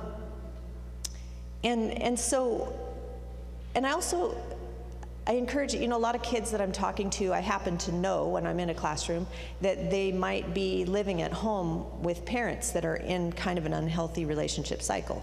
And there might be some crazy stuff happening at home. And so I never try to shame about any of those things, because people are going to still love their parents even if there's trouble at home, and they're still going to want to have that connection. I feel like a lot of the teaching that goes on in school that I experienced as a kid was about, like, these things are wrong and bad, and you're supposed to feel bad about this. And I don't like that kind of approach at all. So a lot of times I'll get kids talking about what are the good things that you know about in the relationships that are close to you. Because even if there is fighting and chaos and stuff going on in relationships close to you, there's usually some good things to pick out too. And it's okay to window shop through a relationship that you see and pick out the good things and say, you know what, I'm going to carry on those things, but I might just put aside these other ones, and that's okay. And you know, to this day, I've done that with my own parents. Like, there's some things that they did that I really admire, and there's other things that I left behind, and I didn't continue in my own family because I decided that didn't fit with us. And that's completely okay, and that doesn't mean that you have to have any bad feelings toward the folks that had things in their lives that you rejected. It just means that you shopped for yourself and chose what you wanted. So I get a lot of what I'm doing when I'm talking to kids is just getting them to talk about what it is that they admire, what they want. And then we do get into the stuff that is troublesome in relationships. So we'll say, like, I'll get them to talk about things that they would like to avoid in relationships. Like, what is it that seems unhealthy to you? And just to get them to kind of identify and almost like a pros and cons list, to really identify what makes them uncomfortable about certain things. So one time I was talking to my son about all of this stuff, and I was asking him about, he had a friend that was in sort of a relationship where there was a lot of chaos, and I was asking him, like, how is that going and whatever, or what do you think about that? And my son, he was 18 at the time, and he just goes, he says, I have found that drama is best viewed from a distance. And that just really cracked me up. I was like, wow, an 18-year-old. I wish I had understood that when I was 18. But anyway, so that was definitely him making sort of a statement about what he wants and what he's comfortable with. He's already decided that something that's really dramatic is going to be something that he's going to hold off a little ways. But he didn't say anything terrible about his friend or his friend's choice. He totally accepted his friend's choice. It's just that he was choosing for himself something different. And that is something I really like to encourage, that kind of thinking. And a lot of times what I'm talking about too is just the cycle, like what we like how does some of these unhealthy patterns get started? Where do they stem from, and what feeds that cycle and what keeps it going?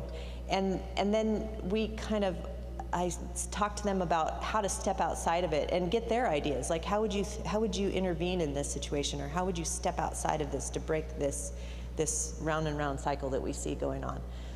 And it's interesting because kids really, when you start asking them to think this through, they really have a beat on how this stuff works.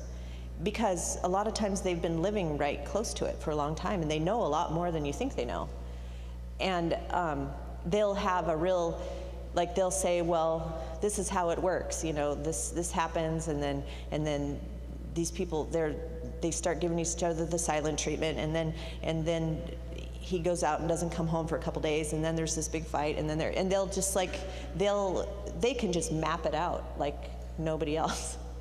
And so we start talking about where they think those pieces, how do they think that cycle works, and in which places could there be an intervention, or could there be something that could stop it? And it's amazing what kids come up with. They're really, really, so I encourage you, if any of you are working with teens or working with kids about these subjects, I'd say the first thing to do is to listen to them and ask them what they think. Because there's these, I think it's a mistake to, and I'll say that I was raised this way, not by my parents, but in the system, that as a kid, you're kind of raised like as if you're like a moldable ball of clay that has no feelings or no attributes at all, and you're just kind of told what to do and pushed around. And then when you're 18, you're suddenly an adult with thoughts, but not until then. And that's just a crazy way, because, you know, I've raised kids, and my kids were who they were. They were who they are now from the time they first made eye contact with me. I mean, there's just elements of who they are that have been with them their whole lives, and they've always been a thinking, feeling human. So treat them that way. Give them that authority to have their own feelings, their own thoughts, and a lot of times when it comes to a conflict between that, for example, it is, as a parent, it was always my responsibility, of course, to keep them safe, even though they have their own thoughts and feelings. So I did have to have a little authority over their safety for a period of time. But it was always clear to me that these were people that were eventually going to have their own choices. And I needed to prepare them for that day. And I feel like my parents did a really good job with that. And my dad, at one point, I asked him about parenting, and he just said, well, we gave you a lot better than we got. And so I hope that you give a lot better than you got. And that's kind of how I feel about giving to my children and to my community. I was gifted some amazing things, and then the goal would be to gift on even better if I could. So a lot of what I also go over with, of course, is about sex and consent. And because you know, kids have usually just received the sex ed training right before that. And so one of the things that I try to first identify what the law says. And I also, I like to give the kids the opportunity to pick apart the law, because why not? They can have opinions about the law, whether they think the law is right or not, because at one point they're going to be voting adults that could go to the legislature and argue for the law to be different if they wanted, or to be stronger, or to have a different element to it.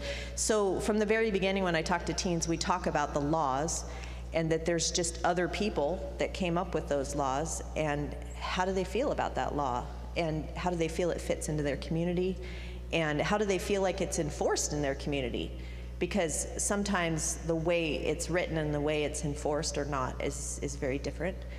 And to allow for debate about it. It's like no opinion about it is wrong. They are our future leaders. They're going to be the people that are voting or maybe writing legislation in the future. Who knows? So I treat them that way. And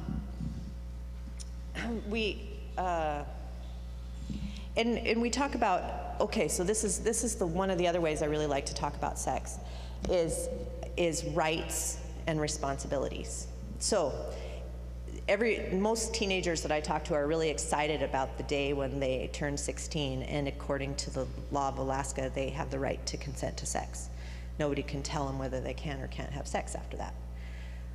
Well, what I like to talk to kids about is that with every right that we have in this life, there's also a responsibility. There's an accompanying responsibility to every right. And so you don't get to have the right without the responsibility. And you shouldn't have to bear the responsibility without the right.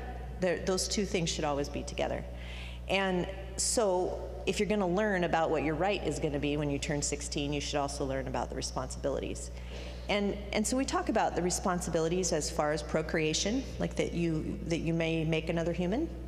We talk about it in light of disease, in light of consent, and also in light of emotional consequences. That's another thing that isn't talked about a lot in this world, because, well, for a lot of reasons, cultural reasons and things, but a lot of times sex can become something that is just sort of pedestrian, or people talk about it as if it means nothing, but it really does mean something, and everybody has an emotional response to it. And so that's something to be accepted and something to be understood, is that there are emotions that go with it. And sometimes when we don't make choices that are in our own best interest about it, we can have emotional harm that we suffer from it. Or maybe when other people take that choice away from us. And so we talk about the emotional harm when you make a choice about sex and it's not honored, and you are, that choice is taken from you, and why that hurts, and that you do always have a right to have that choice. It's interesting when you talk to kids that sometimes cultural things that they've learned, they don't understand that the right to have sex or not have sex exists throughout their life, no matter what. Like, even if you've been married to somebody for 25 years, you still have the right to decide whether to have sex or not. And that's something that I've found more than once is just not really clear to kids. They haven't been taught that by our society.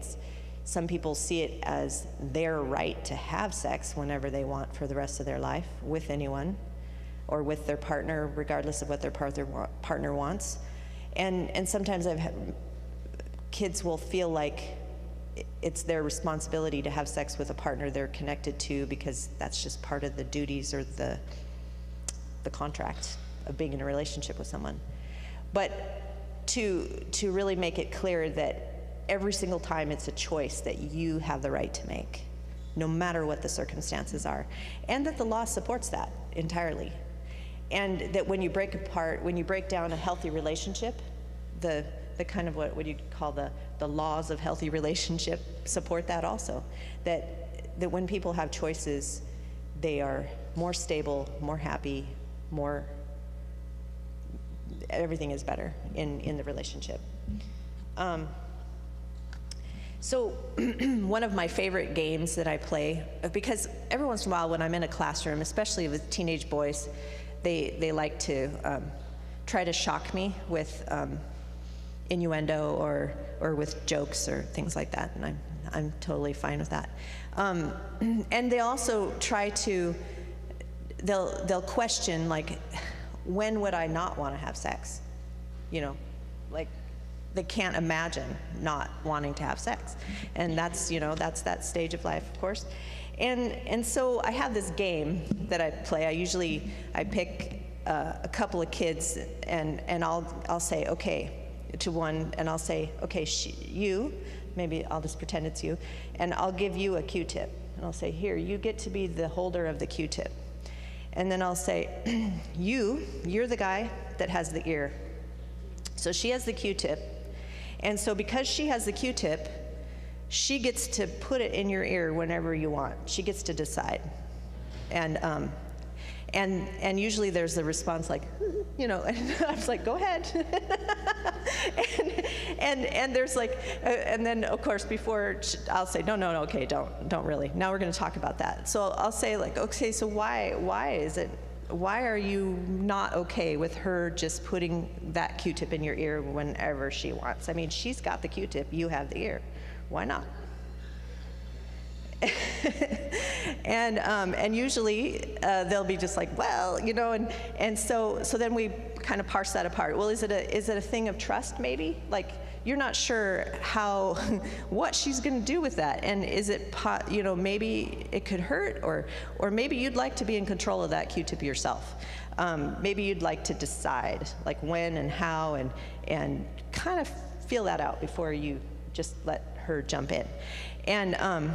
And just because she's the owner of the Q-tip doesn't mean anything about his ear. It's both people have a responsibility to honor the other person's choice, right? And then we, you know, if people are, another little funny thing that I do, so I'll say, well, let's say that she already had that Q-tip in your ear. Now go ahead with that Q-tip and go and clean his ear. How do you feel about that? and so there's usually a lot of like, you know, so so anyway, when you parse that apart, there's lots of discussion like, okay, could there be a way that there could be an agreement that he would be okay with you using that Q-tip? And then we pull that apart, like what kind of agreement would that have to be, and what kind of trust would there have to be in this relationship in order for that to feel okay, and would you be okay if it was her that had it instead of her, and you know, things like that. Because, and so when you pull that all apart, you help them look at all the different elements of that consensual decision, and why some parts of it will feel uncomfortable if the choice is not honored like it should be, and that it's not about somebody being hard to get, and it's not about somebody like withholding from someone else, and it's not about you know, somebody being prudish or anything. It's just about being able to choose, and that everybody should have that in their life, about everything actually, not just about sex. And so a lot of times we get the conversation going to other subjects outside of sex where these elements also apply, and why choice is such an important part of our mental wellness in our relationships.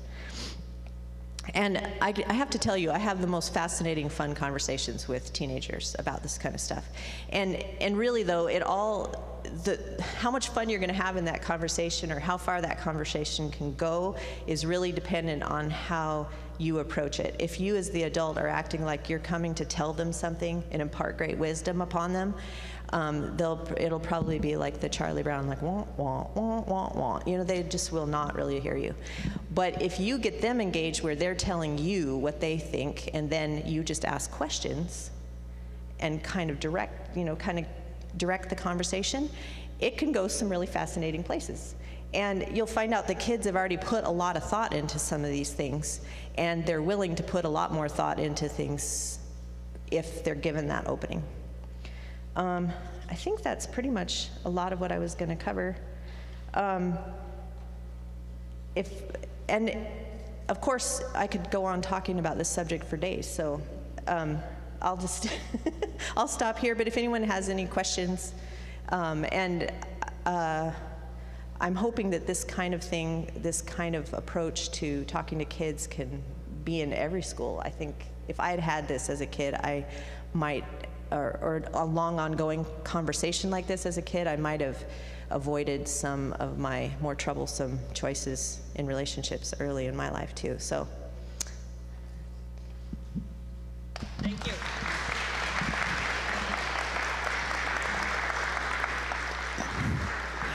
Now, you know I have to say something about Q-tips. So the next conference bag, so those of you that are in on the exercise, like now you know, right? You'll never look at a Q-tip again the same way. But I would say maybe next year's conference, and we're putting it out in the universe, it will happen. There needs to be a little packet of Q-tips. And it's okay if you gotta get a box of Q-tips. I'm giving you permission. You know, like you might have to like work through this Q-tip thing, you know, and consent. But I also want to just appreciate each of you that have stayed in your chair, because now if you look at the slide right down there, it says next break. We are going to have a break, 10-minute-ish, and then Dustin's going to come up, and then we're going to roll into the lunch. Okay, so I don't know if there's any snacks left there. If you did not have breakfast, yes?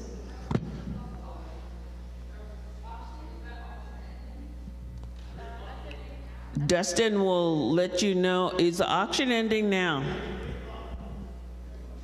3 o'clock the auction ends, so you don't have to all bust over there. But during the break, after you take care of yourself, go over there and look. But if there's any snacks and you did not eat this morning, the lunch will come, but you know, we want you. Or if anyone has a Q-tip, the next presentation, you could put it in your own ear. Like there could be like all kinds of jokes. Check in with yourself. How am I doing? Take the break. Okay, 1, 2, 3, break. 10-minute-ish. And then Dustin. And Dustin, do you need a break before your presentation? You want someone to man your table or woman your table? One of the planning team members? He said he's okay. His Q-tip is okay. He checked in with it.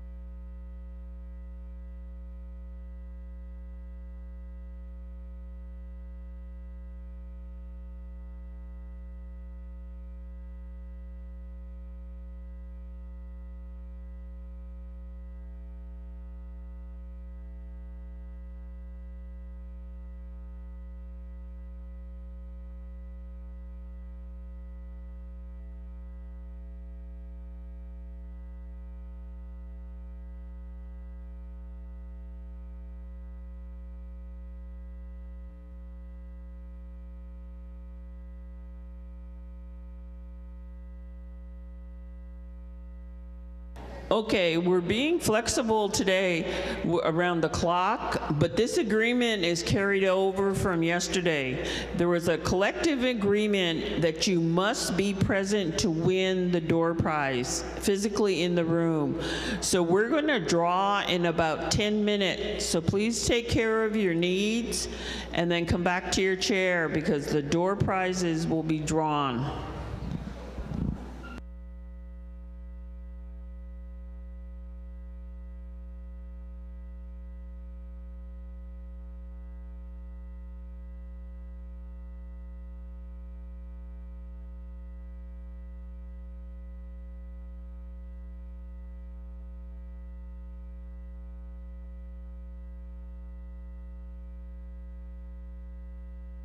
So if you are a new attendee, this is your day 1.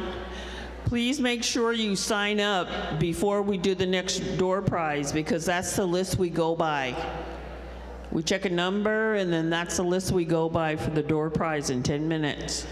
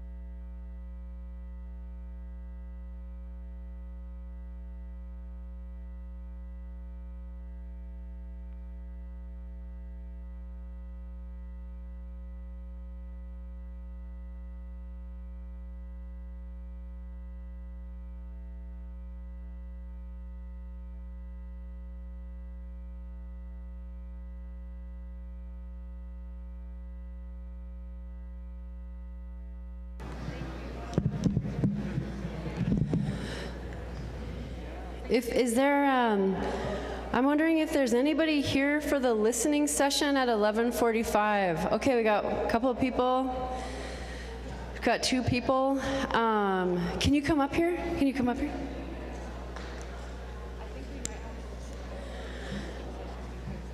So there's some vendors. I just want to remind everybody about the vendors. Yesterday when we were doing the question and answer with Ann Zink, my son came up to me and he asked me for $40 to buy me a present. So if you want to buy a present for somebody, just go ask them for money. And then that reminder, stop by, look at the items at the silent auction, please. There's some really nice stuff there. There's an Alicia Folsom Gusbuck, size large. There's a piece of artwork from Amber. There's earrings donated by Chrissy Messer, Heather Savo, Tish Olson. There's a couple of McClay bags, his and hers. Some good stuff over there. And it's good stuff. I got the McClay bags.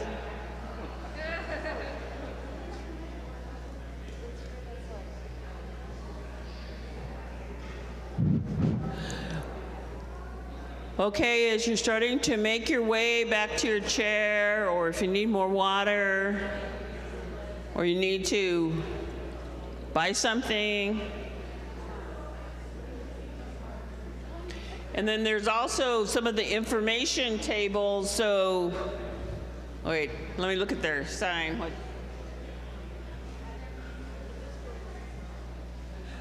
The Native Association, if you go out and you go over there and sign up, they'll give you a rock if you want, but they also sign you up for a Yeti pack of goods, mugs. There's some other stuff over there too. So right there, where those 2 ladies are standing. And there's a tattoo, with a badge tattoo, just in case you need some authority with yourself and your Q-tip.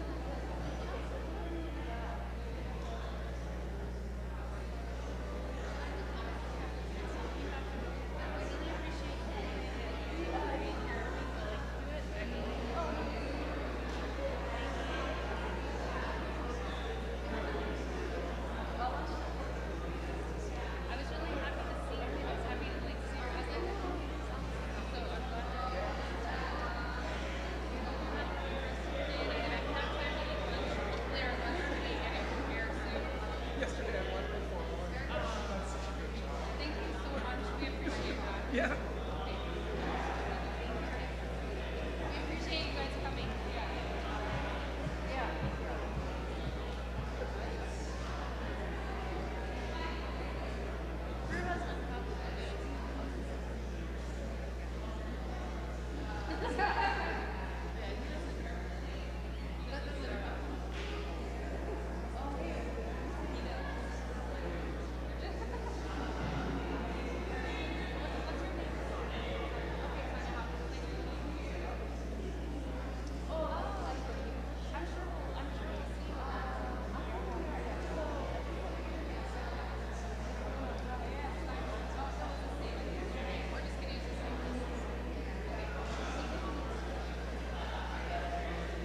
I need somebody that can run it.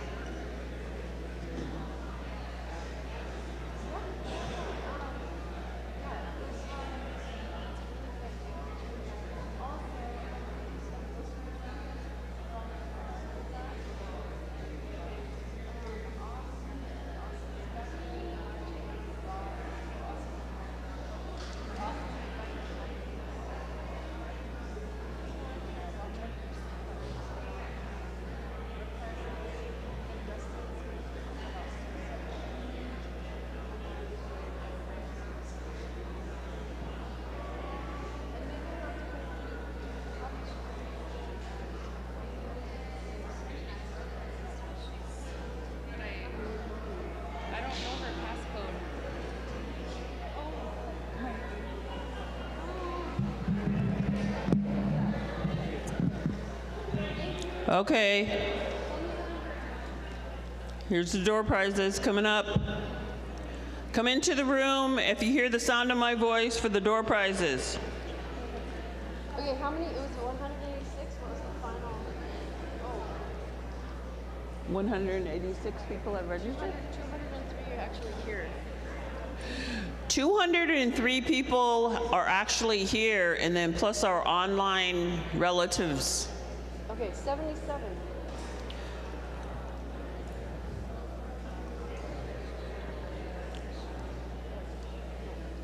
It was Tish.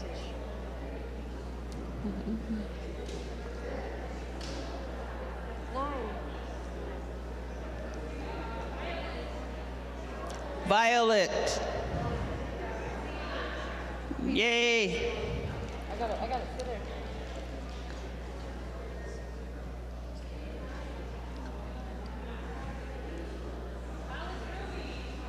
Ellis Ruby. Woohoo! She'll deliver. Here, Amber, sit there. She's the, oh, Tiff's the Uber. Tiff is the in-room Uber for the prize.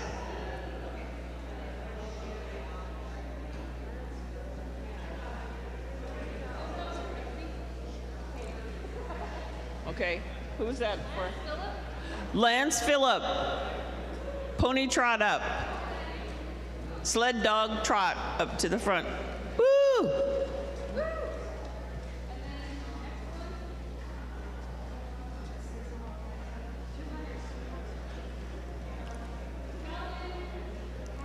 Calvin. Oh, Calvin, what's his last name? Calvin Shukba. If you are within the sound of my voice, enter the room. She just seen you. Come out of the hallway.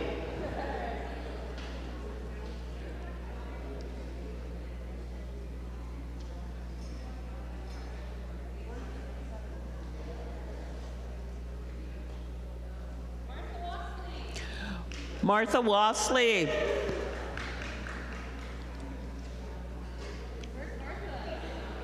Here she comes. Right there. Is that not, oh, that's not Martha? Uh-oh. Martha.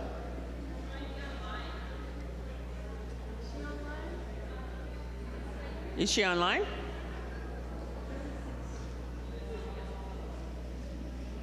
She was online yesterday. It's Bailey. Bailey. She's in the kids' room here. Okay, the kids get a pass. 163.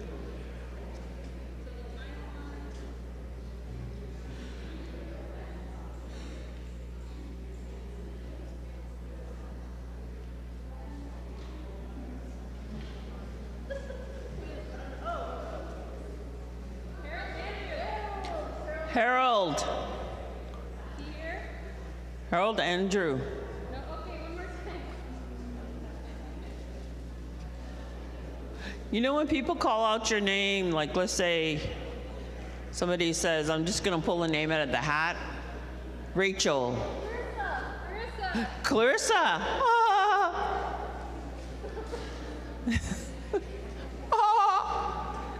So now as Dustin's taking his final bid, he's actually our next presenter. So we're gonna let him finish up that transaction and then. I think what we're gonna do at lunch Where's the is, leadership person? instead of the listing, so we only have like one person that's in it.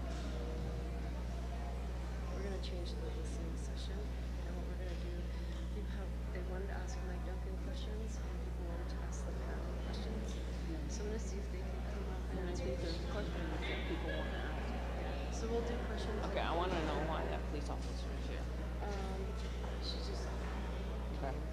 she's kind of knows, she knows Tish a little bit. She's worked here for years. Okay. Okay. Also. No, because.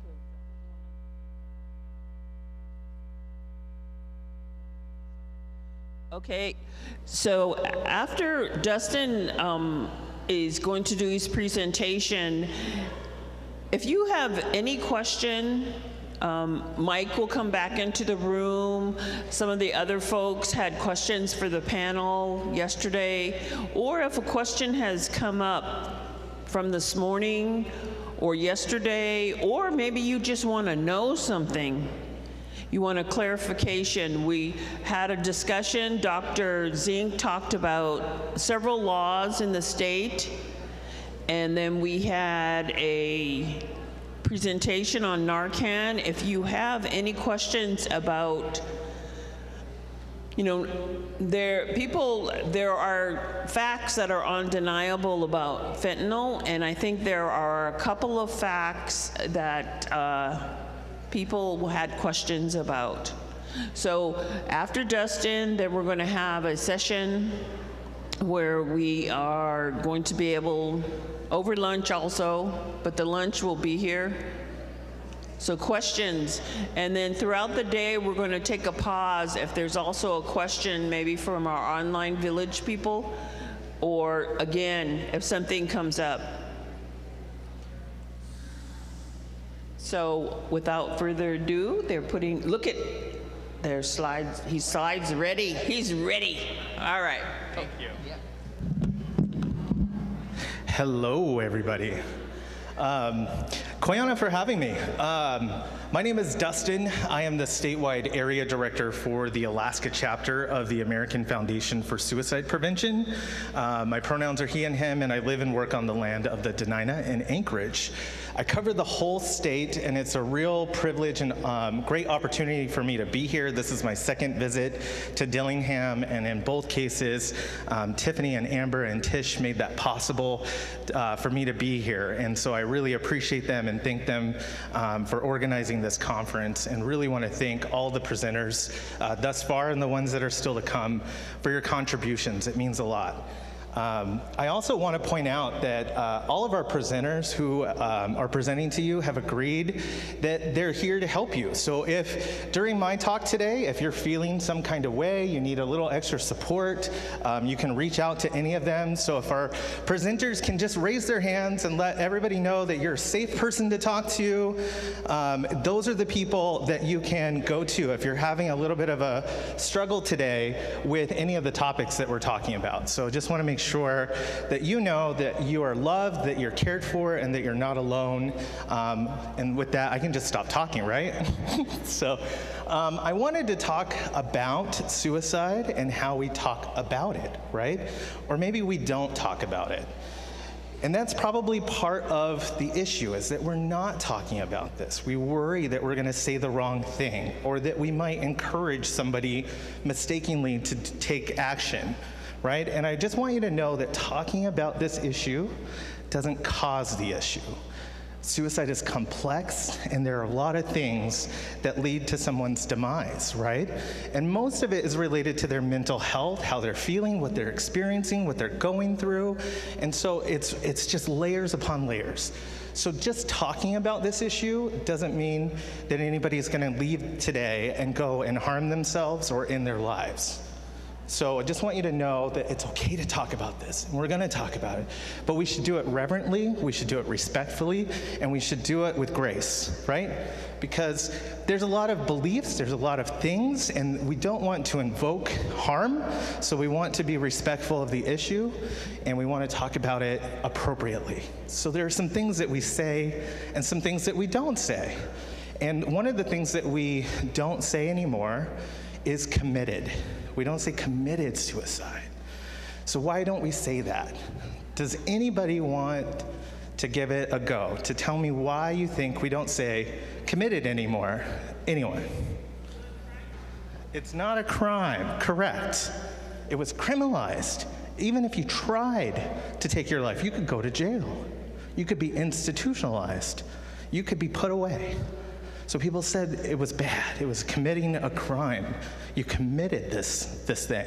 Are there other thoughts? Do you want me to run? Sure. We got a lot of answers over here. What was that? It's not a sin, right?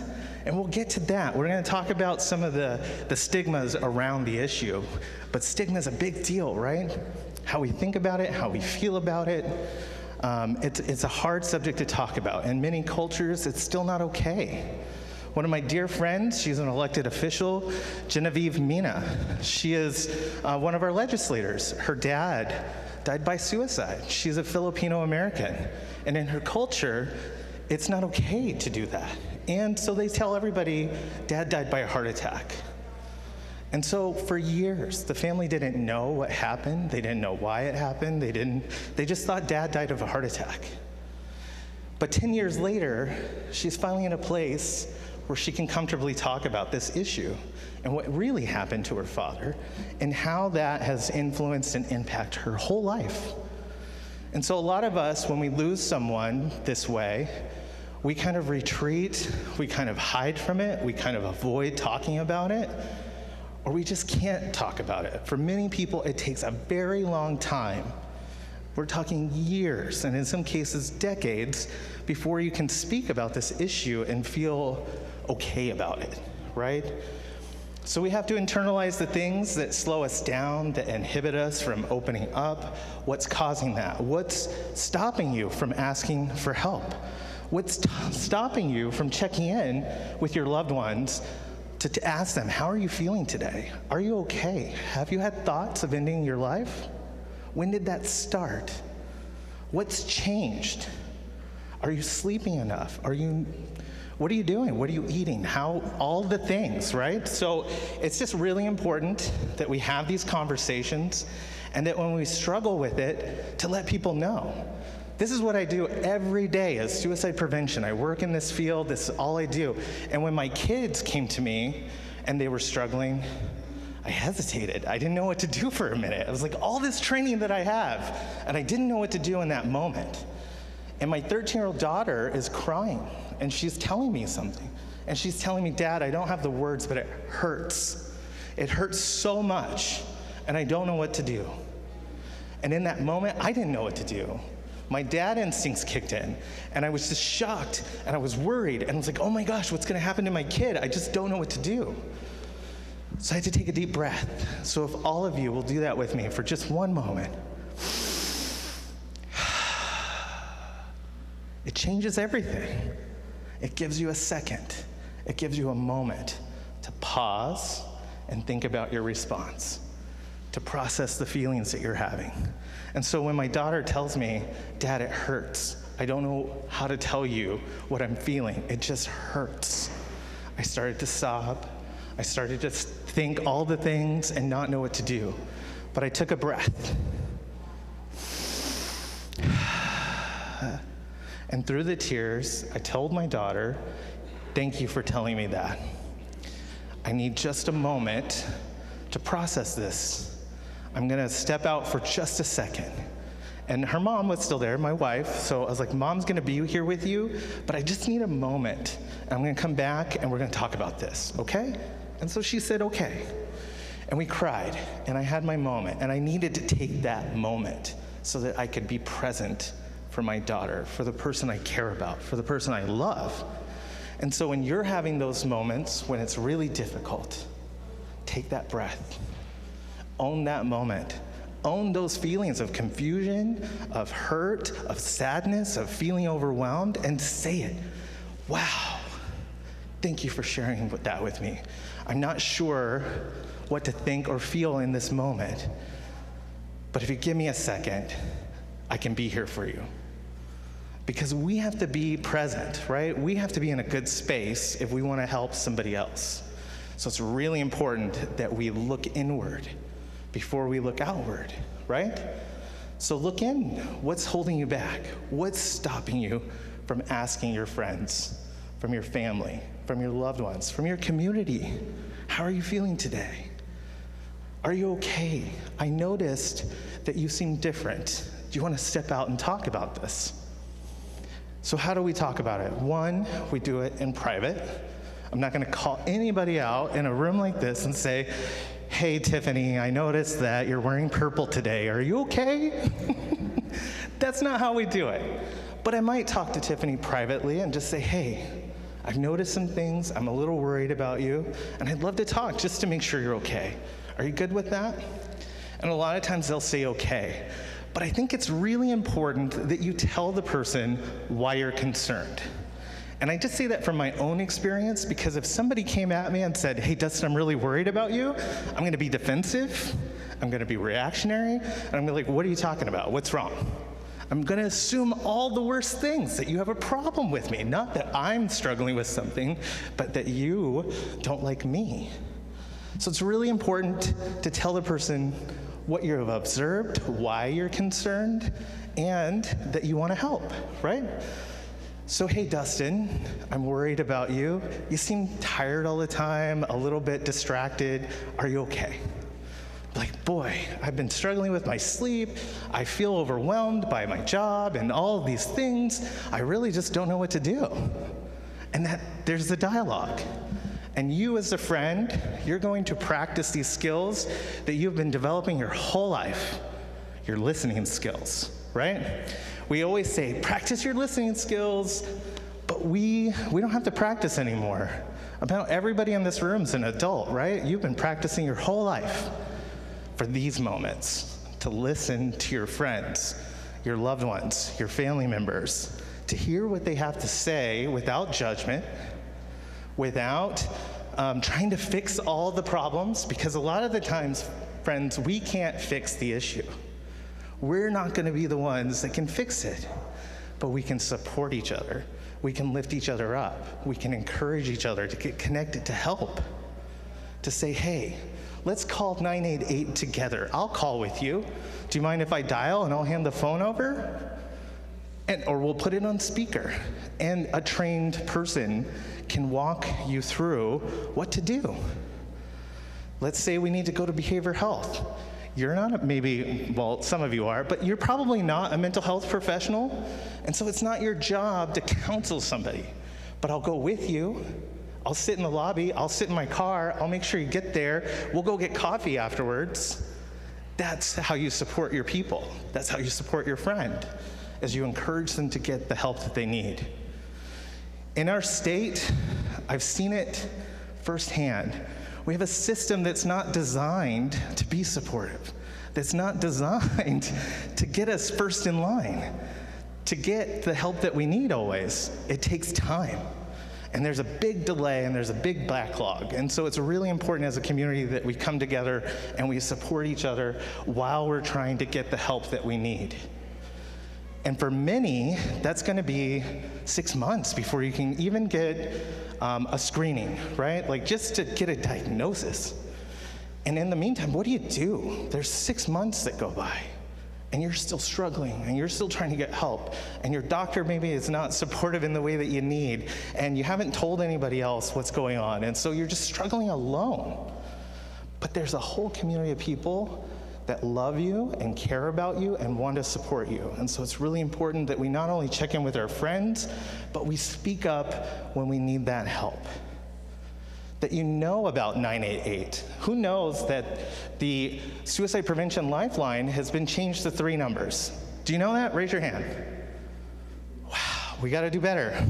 It's 3 digits, it's 988, and you can call for anything.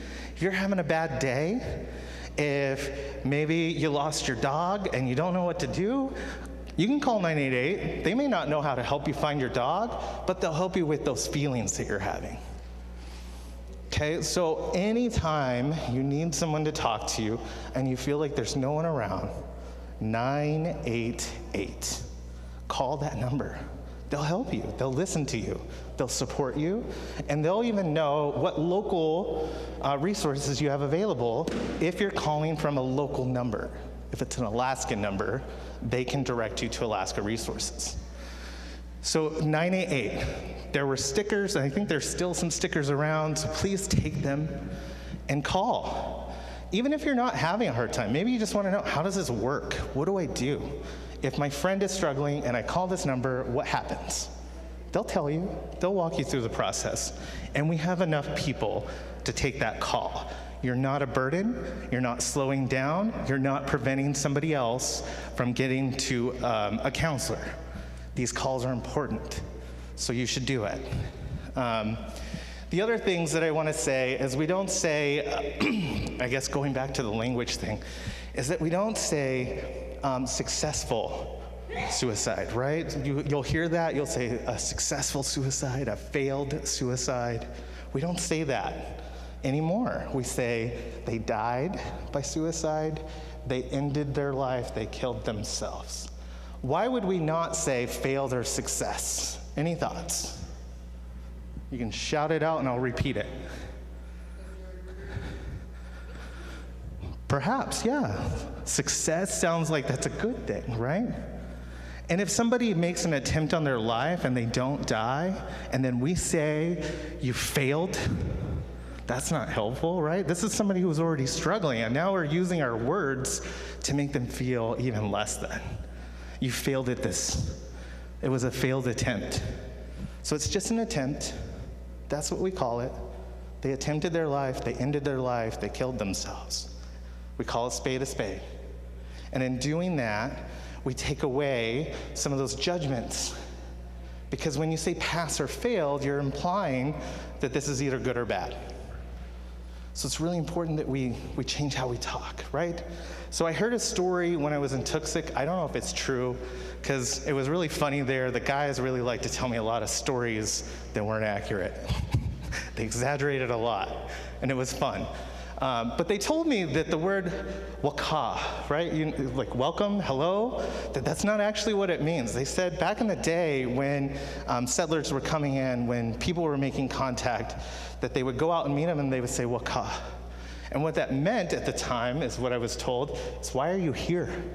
It wasn't hello, but that was the assumption, and that's what the word evolved into. And so now it's welcome, it's hello. But back in the day, it was like, hey, why are you here? We don't know you. Why are you here? So language changes, it evolves it over time. And so words that we might have used when we were younger, when we were maybe a different era, those words have changed. Or maybe they're not necessary anymore. So it's really important that we use correct language, that we reach out, and that we encourage people to get connected to help. There's so many things that I could say and talk about this issue. I could really talk about it all day long, but I want to make sure that you all feel comfortable talking about this. Many of us have been impacted. Alaska's #2 in the nation for our suicide rates. There were 220 in 2021. 134 of those were young people between the ages of 10 and 34. It's a lot of young people who were struggling, who were hurting, who needed help, who maybe didn't know how to reach out for it, or maybe were afraid to reach out for it, or just lost in a system, or it was a moment and they took action. There's a lot of things. I can't tell you why all these individuals ended their life, but I can also tell you that more than 40 of them were veterans in our state, and more than half of them involved a firearm. So Dr. Zink talked about some things. She talked about real briefly, and I think even Christina mentioned it, gun locks. They're really important. Firearms are a part of our culture in Alaska. They're part of our subsistence way of life and many other things. And so when we think about firearms, we don't always think about them as weapons. We think about them as tools. But just like our tools, we have to keep them sharp, we have to keep them usable, and we have to put them away. And we need to lock away our firearms. And if you're struggling with your mental health, perhaps a friend can store that for you until you're better, right? Hey buddy, I'm just not feeling well. Do you mind hanging on to my guns for a little while? That'd be really helpful. And if your friend's a friend, they're gonna be first probably like, hey, what's going on? But second, of course, no problem. They can stay at my house, no biggie. Or if you're on the other side of that and you notice your friends are struggling, hey, I know we talked about this thing and it's really important to me that you stay safe and that you get through this. Would it be cool if I hung on to your guns for a little while? We'll just keep them in my house, it's all good. And you, the person who might be struggling, might have some hesitation in that, but that's a good thing that your friend is offering, because when we have a firearm in the home, our risk for suicide goes up substantially. There's a lot of percentages and numbers I can give you about all that, but really at the end of the day, what you need to know is that when we have these things in our home, it increases the risk. So we just need to be aware of our environments. Environment can be a protective factor or a risk factor. Do you feel safe in this space? And if you don't feel safe in this space, is there another space that you would feel safe in? The things around us have a profound effect. The people we engage with, the systems we're involved with, even how we're sitting today. Tiffany and Amber and their crew, they put a lot of thought into every little thing about this event to create an environment that's safe, that's inviting, and that's supportive. So hopefully you're feeling that. And if you feel that here, I want you to feel that wherever you go. So if your home doesn't feel like a safe place, is there somewhere else that would feel safer, that would feel better? If school is not working for you, what else do we do about it? Who do we talk about? Our kids are struggling more than ever. We have a national pandemic with youth mental health. Our US Surgeon General came to Alaska. He came with Senator Sullivan, and our former US Surgeon General was here just the year before. And they talked about this issue. They reminded us, kids now don't have the same skills that we had. Their coping abilities are different. The world has changed, and the kids are trying to catch up. And so we need to help them, we need to support them, we need to create environments where it's okay to talk about.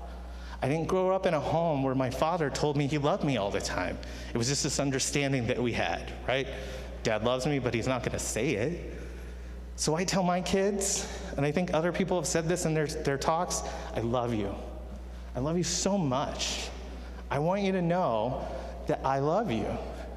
And I don't think there's a doubt in my kids' mind, even when I'm upset and I'm fiery red and I'm just ready to blow the house up, that they doubt that I love them.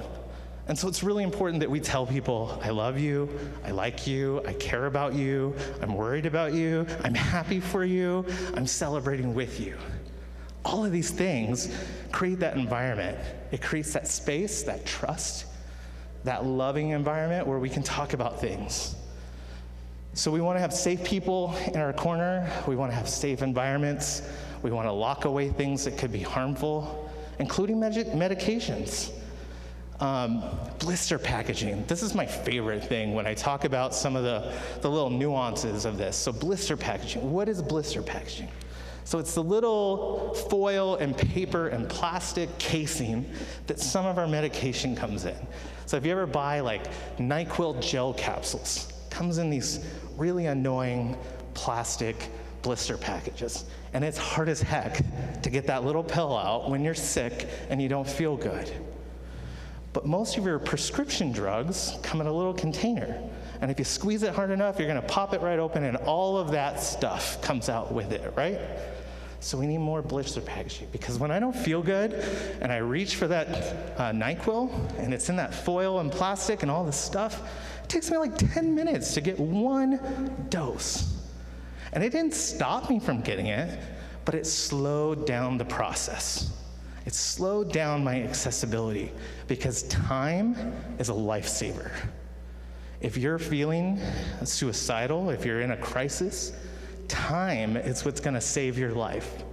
You need that time for this moment to pass, because as quickly as those things can come on, with a little bit of time and some support, you'll get through that moment, and then you can get connected to the help that you need. So in those crisis moments, that's when you need your people the most. You need a safety plan. Who am I gonna call? Who am I gonna talk to? Who am I gonna be around when I'm struggling? I deal with social anxiety, believe it or not. I have a lot of panic attacks, especially when I go to the airport because I'm gonna fly somewhere and I just don't know what's gonna happen. I'll have these moments and I just start crying and hyperventilating and not knowing what's next. And so now that I know that that's what's probably gonna happen, I can prepare for it.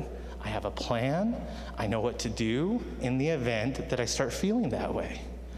And so when we're feeling our emotions, we're feeling depressed, sad, anxious, if we're having those thoughts of harming ourselves, of ending our life, We need to have a plan. What are we going to do when that happens? If that happens? Who are our safe people? Where's the safe place? Who are my aunties? Who are my uncles? Who are my cousins? Who are my friends that are going to be in my corner? And you need to identify them. And you need to also let them know, I've identified you as a safe person. If I'm struggling with something, can I reach out to you? And almost always, that's going to be met with a yes, right? There may be some times where we're like, oh, that's a lot. I don't know if I can help you with that. That's okay. Thank them for being so honest and be like, hey, I know you're still my friend. I'm so glad that you told me that. I can ask somebody else, and then find that other person. And then just make sure, again, that you remember those 3 digits, 988. I can call 988. If I have nobody else, if I don't know what else to do, at least I can call 988. If I don't feel like talking, and this is the era that we live in, we don't talk on phones anymore. We type, we text. You can text 988, and you'll get a response from a trained counselor. And they're gonna say, not this, but they're gonna say something like, hey, what's up? How can I help? And then you just respond, and you let them know what's going on. So if you don't feel like using your vocal words, you can use your digital words and reach out for help. You can phone a friend. You can stop by their house. And also, another really, really, really important thing that we can do, it's super easy, is when you're thinking about somebody, let them know. How many times have you just thought about somebody for no reason, but you didn't tell them? You know, like my favorite thing to do is to send a text to somebody and say, hey, just want you to know you were on my mind today. I hope all is well. And you'll be so surprised at the response that you get from that. I like to think about that when I check in with my kids, because we go to the standard mom questions, right? How was your day? What did you learn? What did you do? And your kids are gonna be like, I don't know, nothing, it was fine, right? They don't talk to you. But if you tell them something like, hey, I was thinking about you, how was your day? Oh boy, Mom, it was so great. Oh, Dad, I did this and I did that. You change your approach. If you tell your friend, hey, I was thinking about you today, I was just wondering how you're doing. I'm fine, that's good, thank you for checking in. Hey, what's going on in your life? And you've started a conversation. And it's great. And sometimes that's all you need. Because a lot of times when you're worried about somebody and you check in with them, suicide's the last thing on their mind. They're going through something else. They're going through maybe bouts with depression, anxiety, stress. Maybe they're having some relationship issues, or school is really hard, and they're struggling, and it's showing. More often than not, suicide is not what's on their mind, but it's these other things that if we don't address them, it could lead to tragedy. And so we want to check in and we want to talk. So AFSP, the organization I work for, we've created some resources just for that. One of our national websites is called Talk Away the Dark. Talk Away the Dark. Because often we keep this subject in the darkness. We hide it. We hide it from everybody. We don't want people to know that we're struggling. So we created this site, and it highlights especially men who are struggling. Because I don't know who it was, but somebody in the audience had reminded us that men are the ones who are dying more than anyone else when it comes to this issue. But we're strong, right? And we don't need help, and we don't need support. But the numbers are showing something completely different. Men, you have to talk about it. You have to reach out to each other. You have to find someone that can be in your corner. I'm very, very lucky to have married my best friend. I've known my wife since the 5th grade, and we talk about everything. And when I've gone through depression, and I have, and it's really hard, and it sucks, and I don't know how to describe it to anybody that's never felt it before, but she was there for me, and she was a person I could talk to. I had someone to talk to. I feel so very blessed and lucky to have a friend who I could talk to. So if you don't have that person, if you don't have someone that you can trust or talk to, again, remember 988. That's what they're there for. They're there for you. They've never met you, they don't know you, but they care about you. They care. I care Many of you I've never met before, but I'd be so sad if I never got to see you again.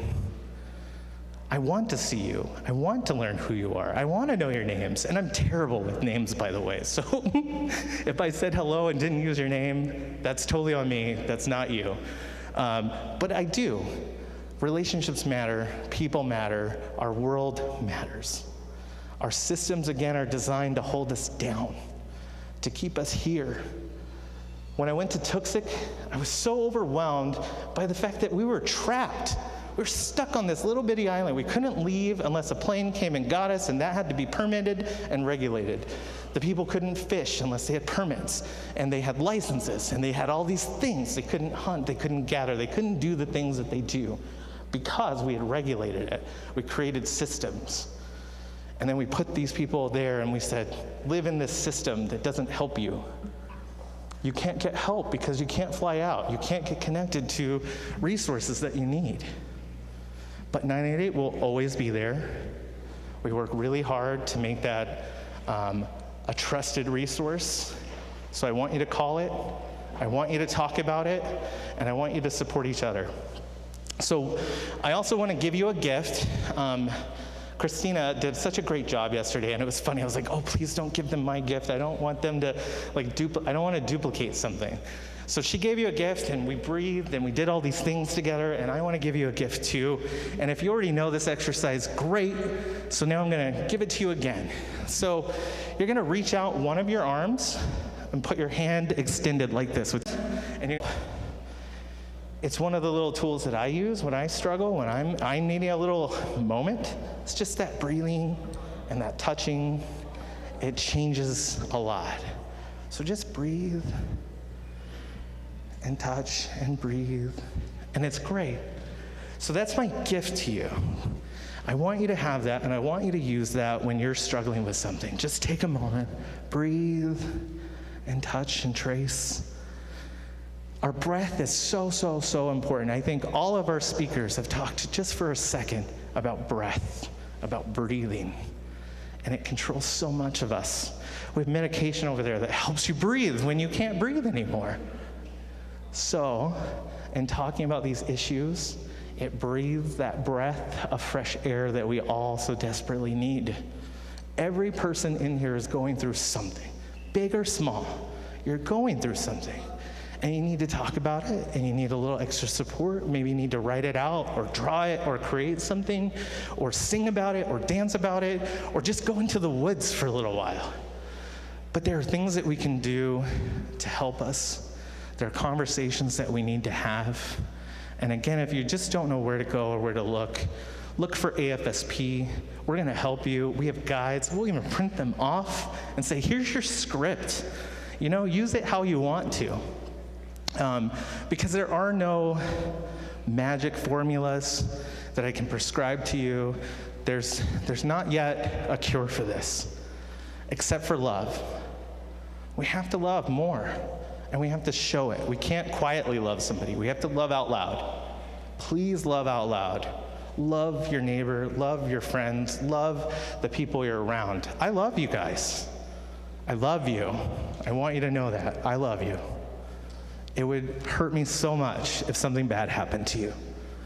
I care about you. You're a human being. You have purpose, and you have a family, and you have things, and you have a whole world around you. And we would miss you terribly if you weren't here. That grief, we carry it with us when people are gone. Those memories, those thoughts, happiness, sadness. When you are talking to someone who has lost someone, use that person's name.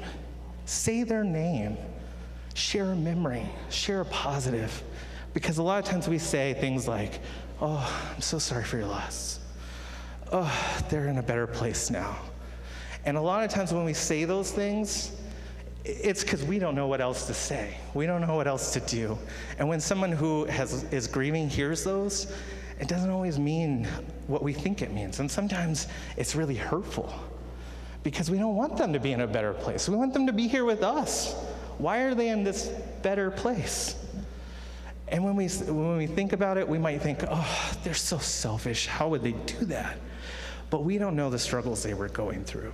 And a lot of times people who struggle with this think that you would be better off if they weren't here. So they weren't trying to do something selfish. They were actually trying to be selfless, and that they thought me not being here was somehow a favor to you. So again, it's really important we check in with people. We let them know you're not a burden. You're not a tax on my time. You're somebody who's important to me, and I want to know what's going on. And if I can't talk to you right this second, let's meet up again later today. I'll make time. I will prioritize this. You're at the first of my list. Okay, so everything doesn't have to happen right now in that moment, unless it's a crisis, and then you want to address it. But a lot of times we can say, hey, I want to be 100% available for you, so why don't you come over around this time? Or I'll meet you at this place, or call me at this time. And that's cool. And then you can hear them out, you can listen, you can engage those listening skills that you've developed your whole life. You know, think back to when you were little and mom and dad said, listen, don't you hear me? Or your teachers told you it's time to circle up, put your listening ears on. Your whole life, everybody's telling you, listen, listen, listen, listen, listen. So this is the time when that actually matters. We want you to listen. We want you to try not to offer advice to fix it, because sometimes in those moments when we think that we have the answers, and if you just did this, everything would be better, that minimizes someone's experience, what they're going through. And we can't fix it. And oftentimes it's just that thing that we think, we're like, hey, if you just did this, they've already done that. They've tried it, and they're still struggling, and they're still hurting, and they want to get better. Nobody wants to feel depressed. If you've ever felt that, you know. Nobody wants that, but it happens to us. 1 in 4 of us will experience some kind of mental health condition in our lifetime. So what does that mean? Why would I say that? It means that it's normal. It's normal. If 1 in 4 of us is going to have something like this at some point in our lives, that means it's normal. It's a part of life. So we want to treat it that way. It's normal. It's not weird. It's not strange. You're not a bad person because you're going through something. So please just remember those things. I think are we good on time? Are we, again, because I could just keep going, and I don't want to keep you from your lunch, and it looks like it's almost ready. But I can answer any questions that you have, whether it's on this topic or something a little bit different. I'm happy to answer your questions. If you want to stop by the table and talk to me privately, you can do that too. I want to hear your stories. I want to know about you, and I want to help you get connected to any resources that you might need. So if there are questions, I can take them now. Otherwise, thank you very much for having me.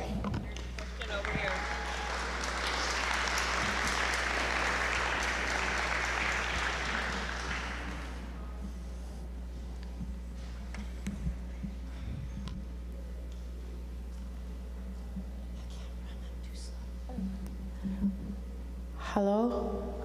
Hi, my name is Violet Polyak. I had a question.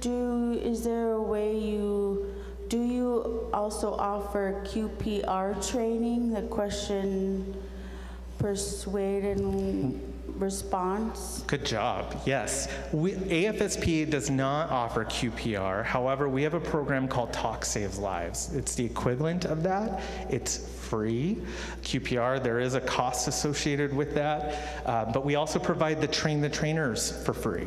It's a community-based program, so you don't have to be a mental health specialist to participate in that. And if anybody wanted to learn how to present that program or more about it, please reach out to me, and I'd be happy to go through that with you.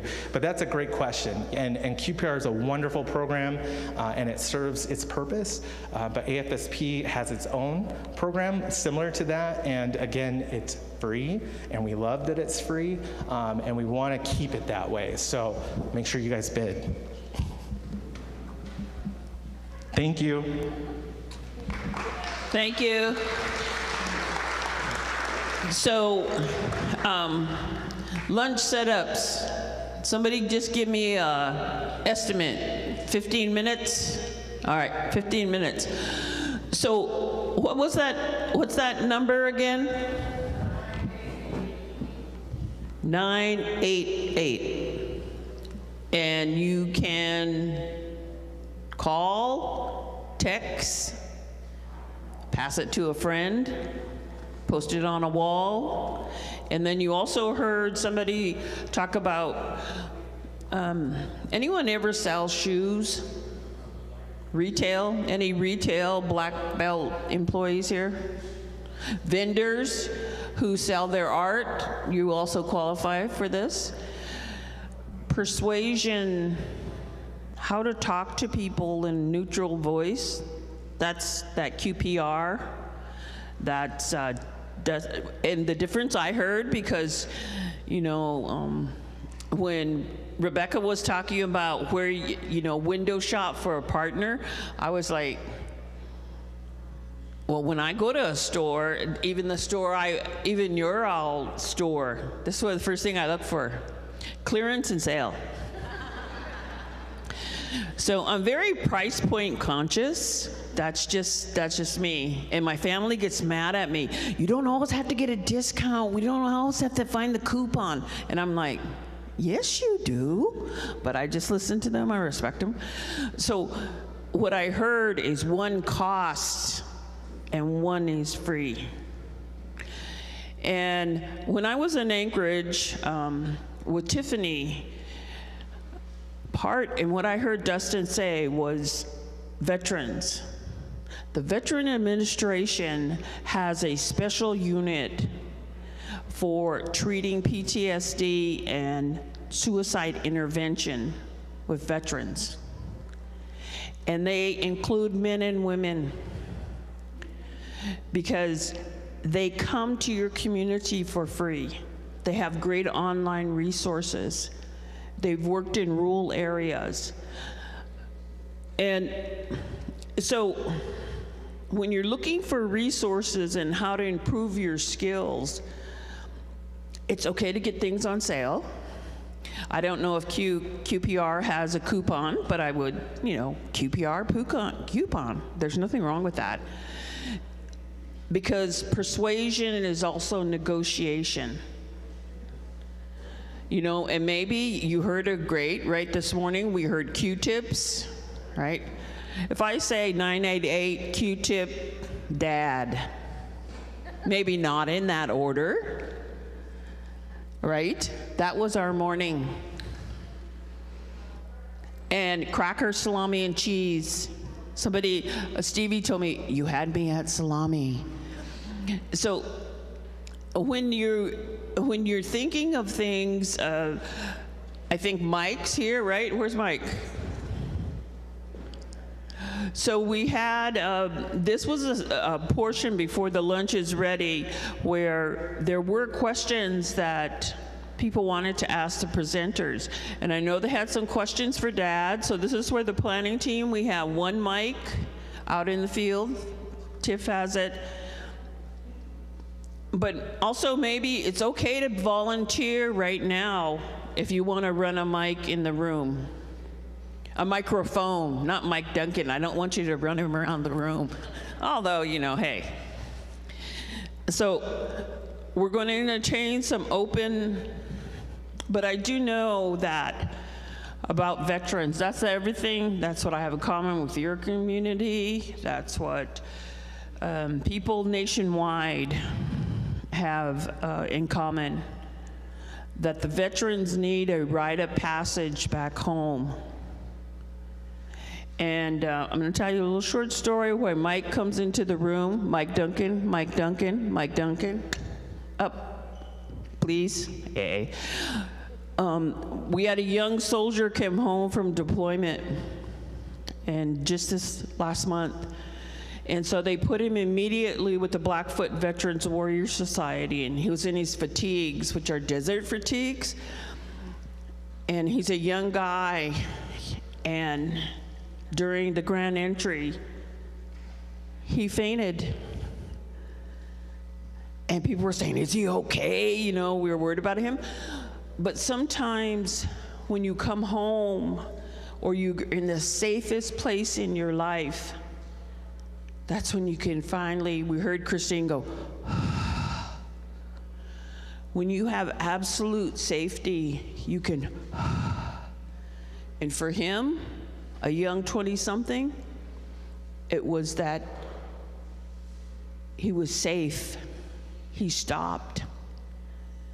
So immediately the veterans got water, EMTs, everybody, they took him up, checked him out at IHS, and he was back for the evening grand entry, but they got it together, a veteran's uniform for him, light slacks, white shirt, no more fatigues. But often when you are safe, that's when you divulge what may have hurt you. That's when you, and that's really what this conference is about, is to give you those resources. Say, it's when you're safe. You create that safety, and the committee's created safety. So this is a safe space to ask questions. So I heard, even planning committee members, you are eligible to ask a question. So.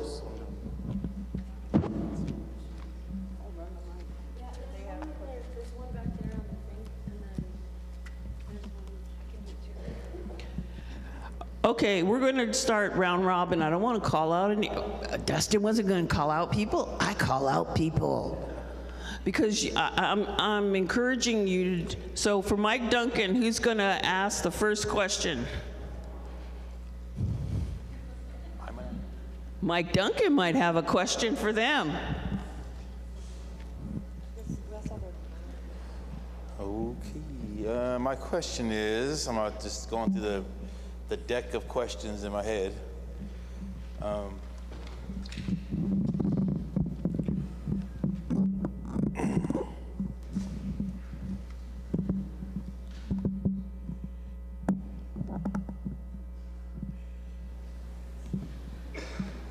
So I think one of the things it caught me off guard a little bit. What I want to go is just what I was doing in next door real fast. I was working with the youth, and one of the exercises I did with the youth was at the first day I did some games, but I had them write all the positive things in our community. I wrote it on a sheet of paper. Matter of fact, they're still sitting in the other room. All the positive things they see in the community. But then I asked them right after that, after they wrote they broke them in groups, and they wrote all these things down, each group. And then I asked them, the second question was, what are some of the negative things they see in their community? And they wrote a list of things down. And those are also in that other room. I'm not gonna go through the list. So I guess my question is, for us as community members and families, do we feel like we're doing enough?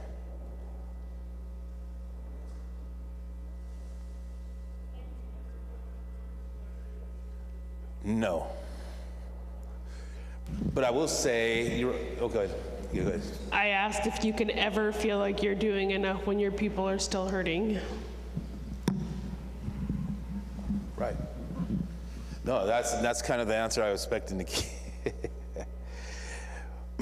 One of the things is, like, with anything, and I guess in a model, and I guess in a format, because this is what we do as community members. We all have ideas how to do things, and we're kind of like the one individual doing things in a circle. And then some things get done and some things don't. We don't get the outcomes we want. One of the things that I like to share that is about organized, like, structure with planning, right? So, like, doing community listening sessions, right? A community listening session is super important because even with the young ones and the elders, the adults and the young ones, because it gives you a vision board of what direction do you want to go as far as a community, right? Building out a plan, a long-term plan, a short goal plan and a long-term plan. Now, I never really thought that was very, successful in, something that, until I got in kind of the world of business. But applying that culturally, like looking at a cultural plan, like indigenizing it and saying, okay, this is what we want to do short term and then long term. Now, with recovery and resources, that can be limited. That can be hard. When we have a community that's sometimes struggling, like a lot of our communities, my community especially, it's really hard sometimes starting from the beginning. But let me share that, you know, in my work, and this is one thing I shared. I think I did share earlier, is that like the first 8 years of this Native Dads Network plan that I was doing, I did it for free. I mean, I didn't even know, it wasn't like, oh, I'm gonna have this big organization. It was never, oh, I'm gonna go travel across places. It wasn't anything like that. It was something that's needed. I wanted to work with Father because I found something that worked for me that I could give back to the community. And so sometimes those groups, sometimes they're grassroots. They're like these programs that'll emerge from nowhere, or people that are just passionate about working for the people. We could change, but I'm a believer that it comes from the community. And I want to say something about wellness, taking care, prevention, about learning, relearning, taking a different step. Wellness is like, okay, now that you don't have to tell me with your eyes. How many of you changed your underclothing today? Just tell me with your eyes. So wellness is like that. It becomes a daily practice. How many people brush their teeth or soak their teeth? Either one. Wellness is like that. It occurs on a regular schedule. And so when you're talking about communities' pain, and this is directly related to the focus of this conference. Pain management includes spiritual, includes physical, emotional, and mental pain. Pain management. Now, one of, he's not in the room right now. Oh, no, he is. So there is an exercise sometimes where you feel pain in your body when you first hear maybe a solution. Could be up here. So we're going to have a prayer. We're going to then, everybody knows the routine, to go graze the food, like my uncle. Then you come back. But we're also going to have a period of time where the panel from yesterday, you can ask questions. If you want questions to them, or maybe comments. Maybe they've had a day to reflect and they'll share. But at some point, we'll dismiss these group of people up here so they can eat too. But I believe there's going to be someone to offer a prayer. But if you right now feel tightness in your shoulders, I just want you to we've talked a lot about a neck too, right? Somebody's neck who can, right? That kind of neck. So elongate your neck. Raise your head away from your shoulders. And I know you could do this, 2 things at once. Elevate your head and drop your shoulders. Right?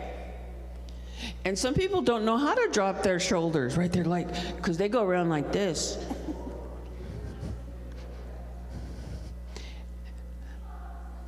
And so if you don't know how to drop your shoulders, go like, I just seen that gentleman do it, expert right there. Raise them, drop them, and then elevate your head and put your shoulders down. You may feel a pull in your arms, your chest, or your upper back, but this sends a signal to your brain. What do kids do when they're at school? Now, this is school, right? Was it you? I don't know. Right? This is the International Kid Distress Signal. I don't know.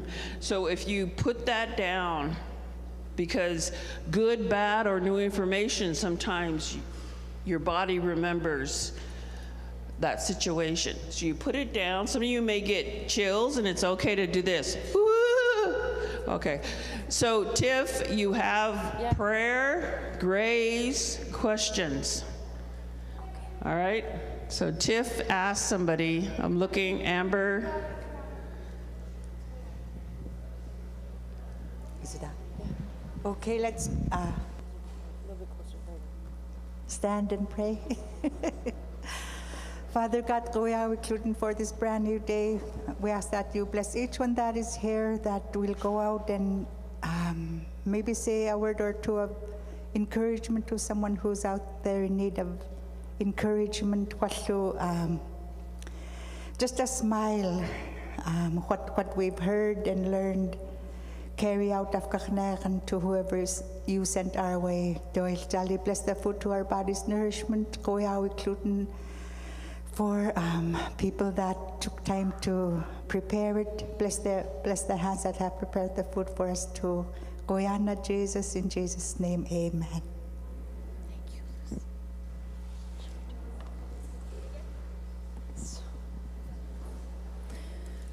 And so just like yesterday, we'll try to have elders go first, please. And then I'm still going to walk around if people have questions for Mike, JJ, or Kim or Clarissa.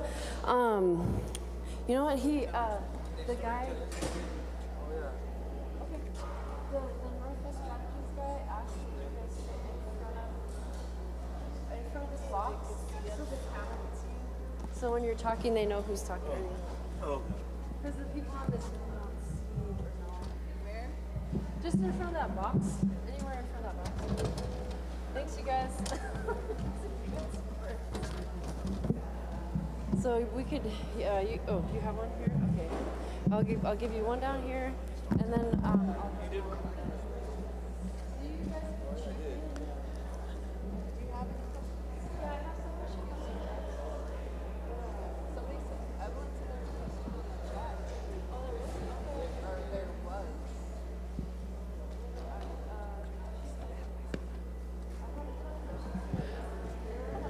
I have a question for the panel, so anybody, it doesn't matter. What was a highlight for you since you've been here? What was a good thing? Yeah, in this room, yesterday and today.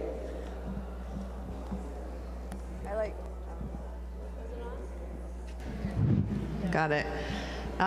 Yesterday when I was speaking, my mom had walked into the room, and what I wanted to do is say, "Hi, Mom, look, everybody, it's my mom."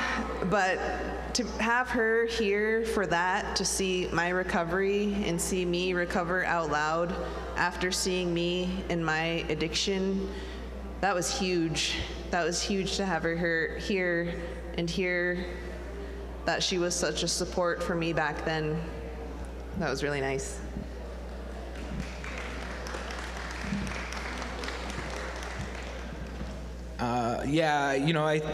Going on that theme of family, right? The biggest pride that I had coming into yesterday was knowing that my wife and my sister were going to be sitting on a panel with me about recovery.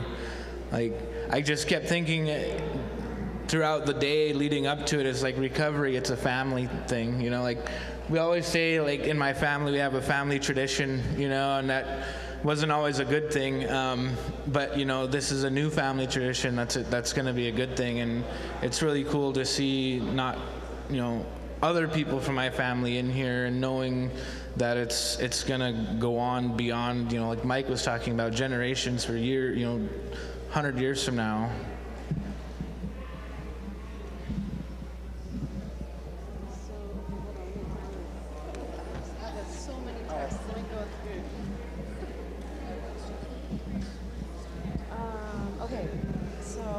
This one.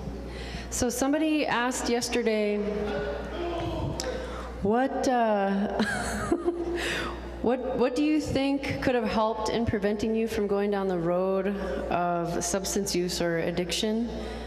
And what would you tell your younger self before you ever used any drugs?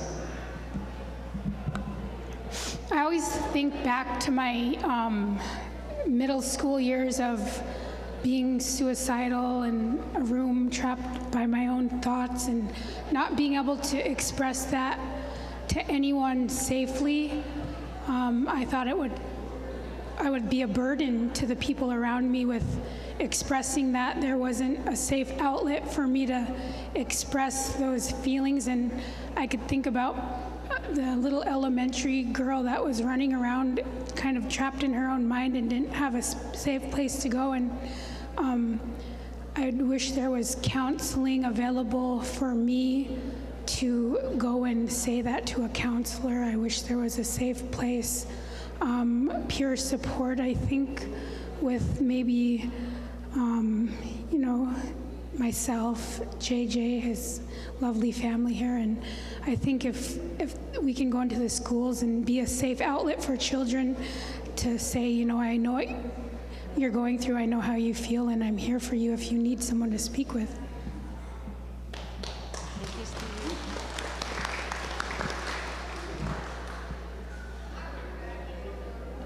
For me, I think being taught healthier coping skills through trauma as a child and being able to express myself and not feel like I have to hide my emotions all the time. I know a lot of us growing up, we're told we have to be strong, and even just learning like emotions are a normal thing and they're healthy and we all feel them. I had something else I was gonna say, but I forgot now.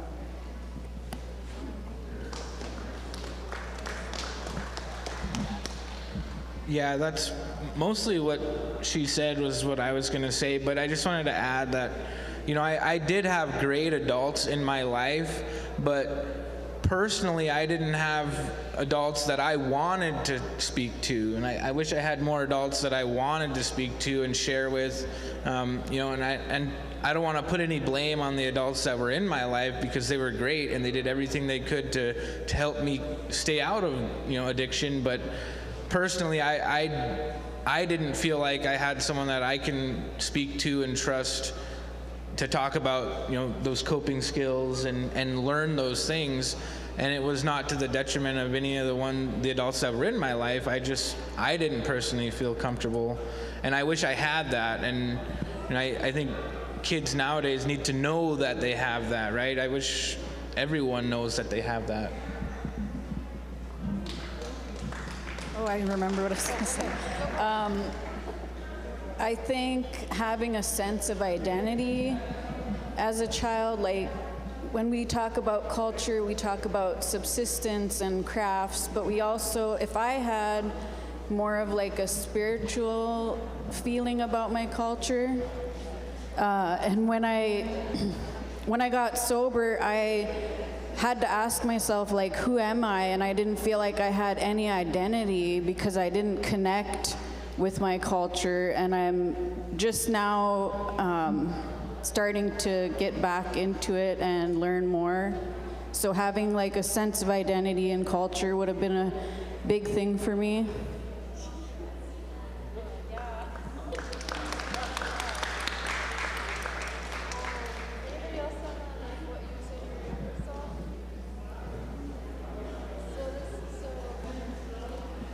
Okay, so then another question people had was, what are the biggest red flags being in your hometown? What were the biggest hurdles in recovery, in your recovery? So what were the biggest red flags? I guess like for you personally? I'm not sure. So for me, I talked about it a little bit yesterday, but like transitional housing, right? I didn't have that, but what I did have was I had a brother who let me live with him for 6 months before I moved back home. Because I moved back into the home that I did drugs in, that I lived for 10 years, drinking and drugging and doing, you know, a lot of traumatic things. And I was able to live with my brother for 6 months to work through that. But like when I first got into treatment, I was like, man, I might have to burn my house down because I don't know if I could ever go back there. Another thing is like family that's still using, I have to distance myself from them. You know, I had to take a step back. Family and friends, as hard as it is, I have to take a step back and make sure that my recovery is strong enough before I can even talk to these people, even see them in person. Because when I see someone that I did drugs with for years, that's right where I go back to emotionally and mentally, is that's where I'm at. So I had to make sure my recovery was strong enough to be able to deal with that.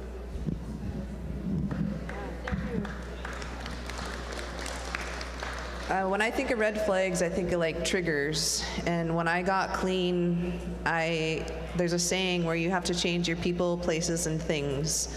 And I took that wholeheartedly. I completely changed everything when I decided to get clean. I didn't wear the same clothes anymore. I didn't go to the same places. I moved away. And today I still have these little triggers. You find a specific pen in the drawer and you're like, oh my gosh, I can't use that pen. But that's something different. But you have to figure out what those are and then learn how to slowly bring those back into your life and then become a productive member of society again. I'm like, kind of clap for everybody. Anybody else want to, what was the question we started? What was that question? Oh yeah, triggers, like red flags and triggers. Anybody else on red flags? Stevie? For me, it was 100% of the time I relapsed, it was because I thought I could hang out with the same people that I love dearly, who were the only crowd I knew for the last 20, 30 years of my life. And changing that, it took my probably 10th relapse to realize that I need to change the group of people that I'm hanging out with. It was extremely uncomfortable to find a conversation with, people out in the community that weren't the crowd I was so used to. And maybe for the first 2 years of my life, I was extremely uncomfortable, but every day got better, and every conversation, I may have went home and had a panic attack, but every conversation got easier. And changing the crowd, it was for me that really made the difference in my life. Thank you, Stevie. We got the applause machine over here. What were you gonna say? There's one more. Oh, one more question? Yeah. And then there's one more question that Tiff has, but Quentin, could you also come up here? Quentin by the door. Quentin's. Did he hear? No. Quentin, Simeon. Okay, you. Okay, so this is sort of a bigger question. I'm hoping that everybody has something to say here. I mean, perhaps a longer answer to this question. So, what else can we do to make recovery sustainable? Hold on, we got more questions coming in. Let me ask this one first. There's two more questions. Gosh. Okay, have you ever sponsored someone that is on the road to recovery and has successfully stopped using drugs? Have you guys ever sponsored somebody? I think I had gotten asked by a very good friend of mine to be her sponsor, and another young lady, and in a sense I didn't feel like I could fit the role. I knew that I would be a positive impact in her life regardless, and I felt like it was important to say yes. I also feel that my recovery journey is so different. Faith-based in church and praying, and I know when the term sponsor is usually a 12-step program, and I didn't apply the 12 steps to my life. I definitely took them into account, and I definitely looked at them in a different sense. I went through them. So I think I was twice, but I don't feel like it fits the typical role of a sponsor.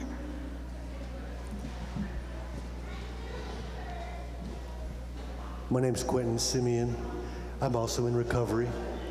I got 8 years of sobriety under my belt, one day at a time. I did sponsor a few people. This person that I sponsored, I didn't even know I was sponsoring. And so I was working at this hotel late at night, and I would get a text message on Facebook, a messenger, late at night, and they'd be like, "You're up?" And I'm like, "Yeah, I'm up." Like, "Okay, I'm having a hard time right now. Can you talk?" I'm like, "Yeah, I'm free. There's nobody around. And I just want to talk to somebody. This is my hard time, this time of the day, and your light is always on at 4 o'clock in the morning on Facebook." And so I'm just reaching out and saying hi. And I'm like, "Thank you so much. I'm so bored sitting here at 4 o'clock in the morning. Thank you for being here." And so we start chatting, and she's like, "So on Facebook you say that you're sober?" And I'm like, "Yeah, I go to meetings, and I love my life, and I'm doing this, and I'm doing that, and da-da-da-da." And she's like, "Well, what do you do?" I'm like, "Well, you know, I ride my bike, and I do this, and I da-da-da-da," and I'm not going to talk about, like, really going to, because most people don't want to hear about that. I'm just talking about what I'm able to do with my life. I'm alive today. And so I'm talking to this person, and then she's like, "Well, I'm going to be in town. Do you want to hang out?" And I'm like, "Sure, I'd like to hang out." So she comes to town, she comes over, and she breaks her ankle, and her name's Jennifer, and she's my partner now. This is a love story, by the way. This is a love story. And then we didn't do nothing for a long time, and then one day we went for a walk, and we could climb a tree together. And then I was like, "I'm gonna get a kiss from this girl." And so after our walk on the beach in Anchorage, I go, "Can I get a kiss?" And she's like, and she gives me this hardest lip kiss ever. And I told myself, one of these days I'm gonna get a soft lip kiss from this woman. And it took me a few months, but I got a soft lip kiss from that woman. Well, sponsorship. So I still have a sponsor. I have a sponsor who has a sponsor who has a sponsor. I don't currently sponsor anybody at this moment. I've sponsored many, I guess you would call them successful, in the past. It got really busy, they had to find other sponsors, and so they're doing really well. I sponsored men that haven't done well. One of the things I know about, two things about sponsorship is about the program itself. It's called a self-help program.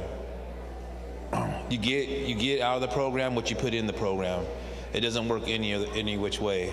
A lot of times in sponsorship, people expect the sponsor to save the individual, like save me, and it doesn't work that way. What the main key for a sponsor to do is to walk the person through the 12 steps. So when you're picking a sponsor and you're looking for a sponsor to help you, guide you through the steps, I'm a watcher, so I watch people. I want to make sure that an individual that I'm picking to be my sponsor is an individual that walks with integrity. You want to model the behavior that you're after. Like, who are you? And so it took me a long time to find somebody that was, I felt was, because I looked for somebody like me, same color skin, long hair, maybe the same story, maybe use the same drug. That's what I did at the beginning. And so I ignored all the other people that were around me that could be my sponsor. But I did find a sponsor, and as a white man. the whitest man alive, I think. And he became my sponsor. He was actually the first man that ever told me he loved me, that I believed. And so he's been a very big part of my life, my children's life. He's guided me, and I watched this man lose his home. Like he got inherited his home from his mother, but he hurt his back doing concrete, and so he lost his home. I seen him not used. I seen him going through some real hardships with his son passing away, never used, and that was said. That's the kind of person I want to be. You know, I want to be a person in the no matter what club. Meaning, no matter what happens in life that you don't use, you don't have to use over it. And I wanted to model my behavior and my thinking after that. So he's really helped me on my journey.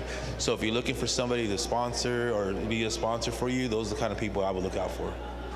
Thank you. Yeah, thank you. Somebody early on in like a 12-step member told me, you're gonna hear your story come out of all kinds of people's mouths, and I was like, yeah, okay, anyway. And it happened every time I would attend, I would hear something. So I just wanted to piggyback off of what Mike said. My sponsor that I worked with when I got into AA was someone who'd never done a drug a day in his life. He was an alcoholic and he'd never done drugs. And I had done every drug I could get my hands on.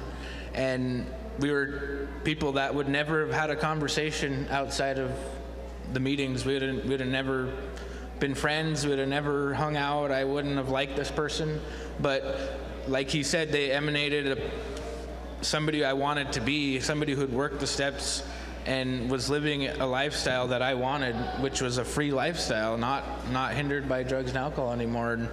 And that's what worked for me. And I've had sponsees that I haven't made it through, but I think his point of it's a self-help program, right? Like, I really truly believe that it's really about what you put into it. And if you're not gonna work for it, it's not gonna work for you. Yeah. I've also been asked to sponsor people. NA was a big part of my recovery over in Anchorage. That's where I did my meetings, and outside of the outpatient treatment groups, I went to meetings every day, and I had a sponsor who had a sponsor who had a sponsor also. But I also haven't finished all of the steps. It's been 8 years now, and I've been asked a few times, but I don't feel like I'm in that position right now to sponsor other people. But I always tell them, if you need somebody to talk to, I'm here. You can text me, you can call me, you can message me on Facebook, and I'll take the time to talk, but I don't have the time to sponsor. I'm gonna be honest, when I got sober, there was not really many women, which is usually men sponsor men, women sponsor women.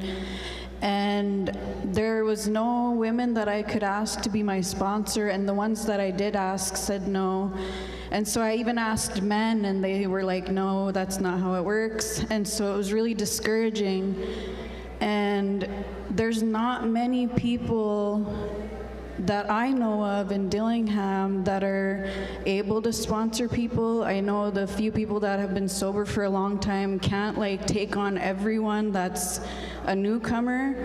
But I found my sponsor on Zoom, and that was when COVID was happening and I wasn't going to meetings in person. And I think it was just meant to be that way, and it happened the way it was supposed to. But it's really hard to find people, and I think there's a lot more people in Dillingham that are sober that may not be working like an AA program or anything like that, that maybe we can start to have more recovery support outside of just 12 steps or doing it one way, but just having even a mentor or something. Yeah. Thank you. I want to tell a little story. So the recovery community in Dillingham and Bristol Bay is kind of small, and so I'm gonna tell this story. It's something that happened to me. Well, I want to tell this story with caution too, which I'll tell the story and then I'll kind of. So I had a lot of men that I trusted, that I felt safe with, and they were always appropriate, always helped me when I called them. They were older. There was also a lot of there's a lot of people that go to meetings. And they're looking for love or something. So that happens, and then like as a young woman, there were days where I was like, I'm not going in there. I just don't. I want what I want for my recovery. I don't want to be picked up or whatever. So there was this one time, there was this guy that came, he came off and on. He would come here for the summer, and then he would go, and then he'd come here for the summer, and he wasn't here through the winter. But when he would speak in the meetings, he always said things that really helped me. They really helped me. And one day, the meeting was over, it was up at HUD. It was a really nice day, and so we kind of stood around and had like the meeting after the meeting. That's kind of a thing you might hear if you go to 12-step program meetings. And he comes up to me and he goes, my wife is out of town. Do you want to come over? Or she's going to leave town. She was right close by. He goes, she's going to leave town. Do you want to come over? And I was like, no. No, thank you. And so I was like upset.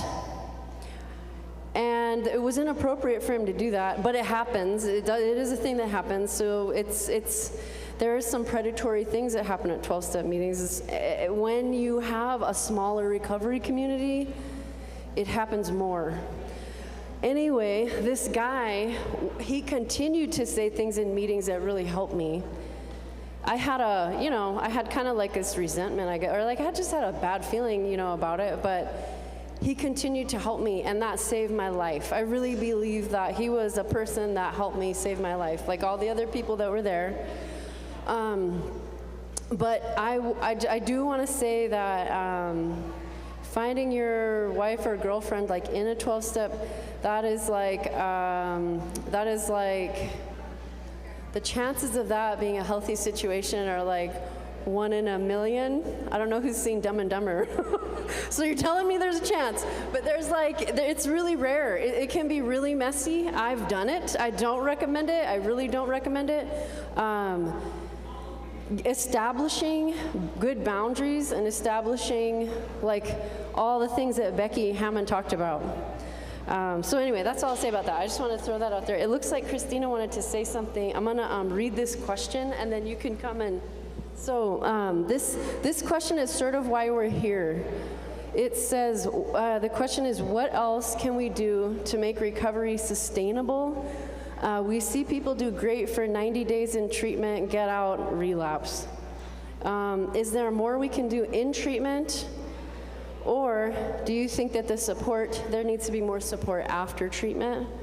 Probably a combination of both, but I'll let you guys answer those questions, and then it's Christina too. Come on.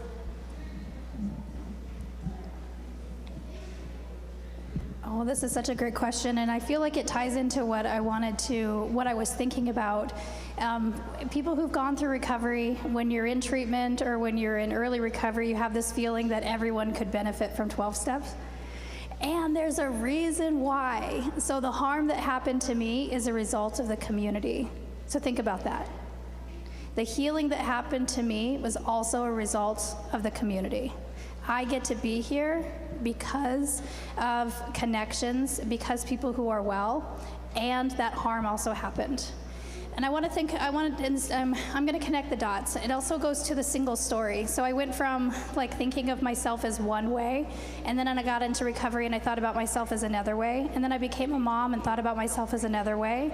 And the truth is that I'm Mary Magdalene and I'm Mother Mary. I'm the virgin and I'm the whore. Like that we allow all of those parts of ourselves to come together. It's also about the false dichotomy of victim and perpetrator. I have been harmed and I have done a lot of harm.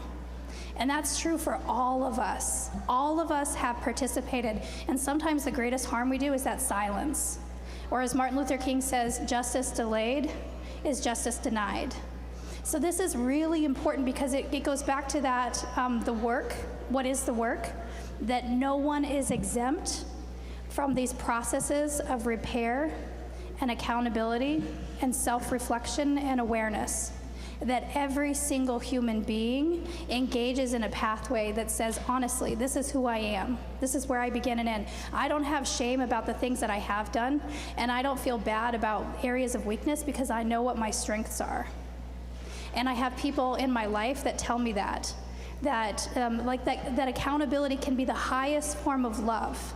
Like with my daughter, I want her to have the best relationship, so I'm very honest about where she's at. But I'm not honest with people that I'm not investing in. I don't give them that truth if they're going to deny it. You know, we are people that we catch and receive words. And if we're going to be in right relationship, if we're going to be in meaningful relationships, and I'll tell you, of all of the things that I have ever experienced in life, having real, meaningful relationships is the greatest gift of my life. Being present with my children and watching them, being humble with them, apologizing immediately when I make a mistake.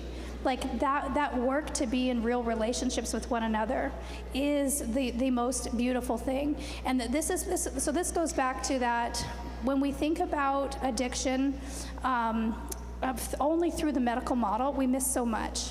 So it's the reason why we take people out of this environment where the earth is sick, where the soil is sick, and we transplant them into treatment where the environment is better and they get to grow, and then we put them right back in that soil that's sick. And that soil is our community. And it's not that our community is broken or bad, it's just missing big things, and these things were taken. And as a result of that, then we have people who are missing big things.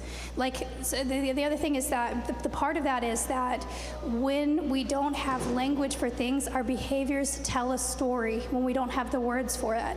We see this in our children when our children are acting out, they don't have the language for that. And we do that later on as adults too. And so when we look at the full continuum of care, that long before addiction is trauma, and even after people go to treatment and then they come home from treatment, hopefully you're engaging in some community. Without intentional community, we find these other communities. We're always creating community. And sometimes that community is drinking. There's a whole community around drinking. And sometimes that community is around drug use. That's a whole world. There's a whole community in jail. It's a different language. There's different rules. When we're intentional about community and we look at the full continuum of care, even before people use drugs, when we have all the things that we need, we choose differently. We don't choose drugs. So today when I have surgeries and I'm given fentanyl or opioids, it feels awful to me. I don't like not being present because I have those things in my life that I need. I have purpose and I have meaning and I have relationships that are reflective. So really that question is about what role do you all play? What role does your agency play? Do you have the ability to show up for your relationships and be present? Are you doing the inside work? Do you know your shortcomings? I can say a lot more, but. Okay. Thank you. Let's give it for the whole panel. Let's give it for the whole panel. But they have not eaten lunch, so we're going to hit the pause button, and our panel can go get their food and then come back up. But we start again in 10 minutes. So please, lunch line. But Quentin has closing words for this session. Thank you. Before I give my closing words, I want to give a preface. There were 3.5 years between my first conversations with my partner and our first date. And so, we left that alone for a long time, and then we started dating much, much later after she had a good foundation in her own recovery. I was not a part of her quartet, her female group that she built in Homer. Anyways, yesterday somebody asked me about the headdresses that the ladies are wearing, and those are called nakhsun, and it represents a volcano and smoke and fire coming out, and the connection to Hlamyoa is like a beam, and so you get this energy coming in and out when you Yuraq, and that's kind of what that represents right there when they have their nakhsun on their heads.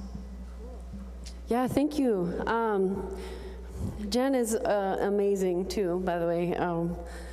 So there's a blue and white earring. If you were wearing blue and white earrings, I think it's beaded. I got the impression. Is it yours? It's up at registration. Okay, I'm gonna eat.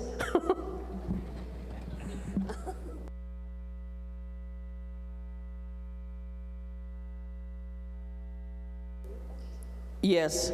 So there's still meat left, so do the ponies step over there? Or we have ponies. Do the Malamute step over there, the wolf's trot, the res dog trot. Everybody knows that, right? Next conference, there will be a res dog impersonation contest. You will be awarded a new collar.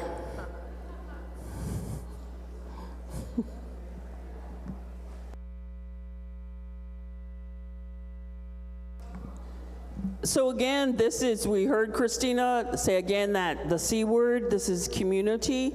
If you would like to express yourself before we start the afternoon session, or at any time you want to maybe share, I asked Quentin to come and share about the headdress, because I was wondering that, right? So he did.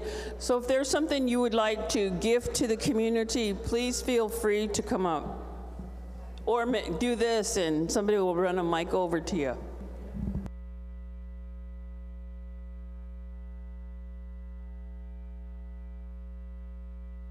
But we would agree, running a mic doesn't mean you take Mike Duncan and run him around the room. Remember that?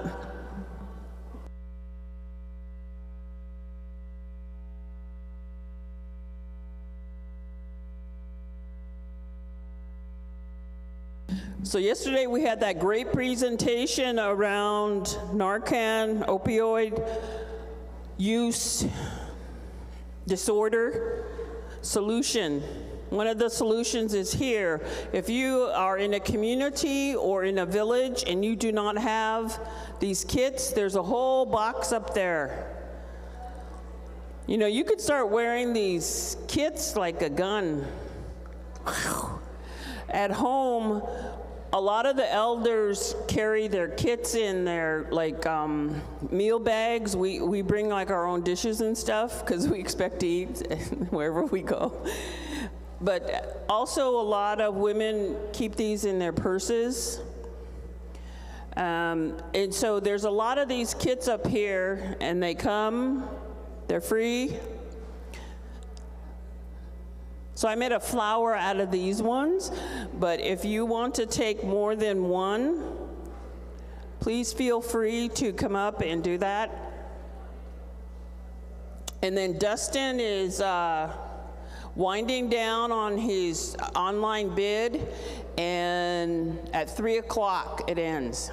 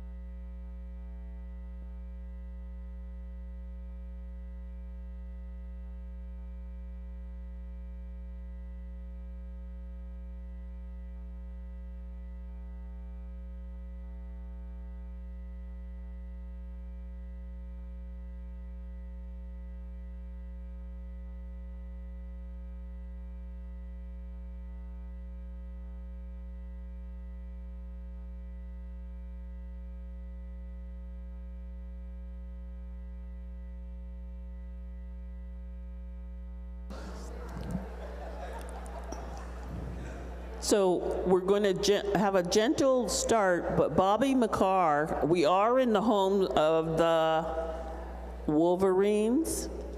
So Bobby McCarr helps reintegrating the culture into the school.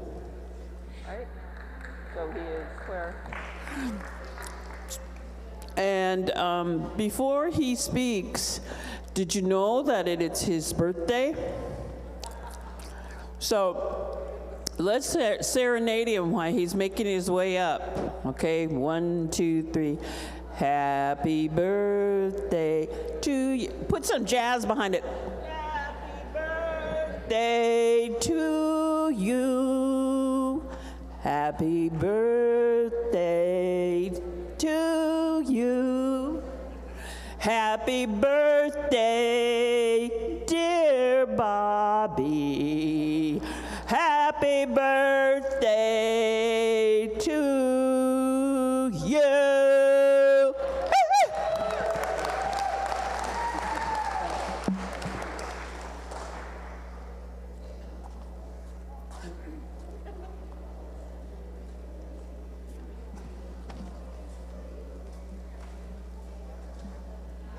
Those of who don't know me, my name is Bobby McCarr.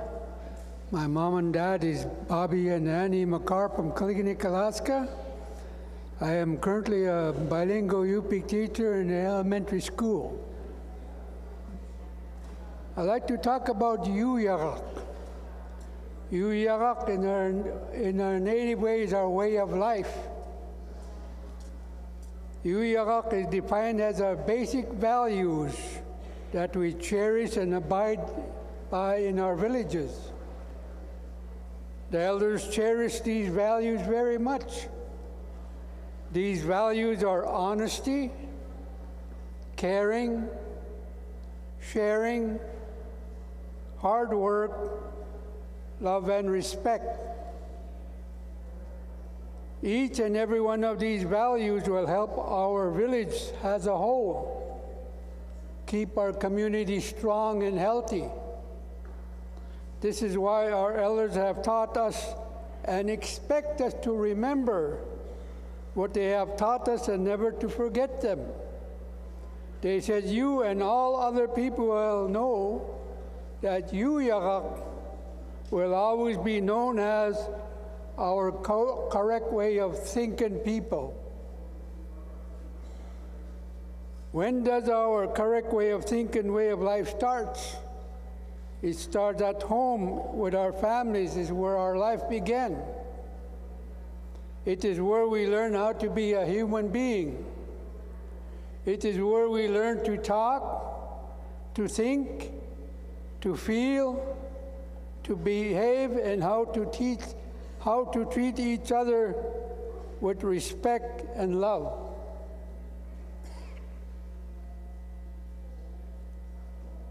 That is why the parents are the first teachers of a child, because they are the ones they listen to the most and they see every day.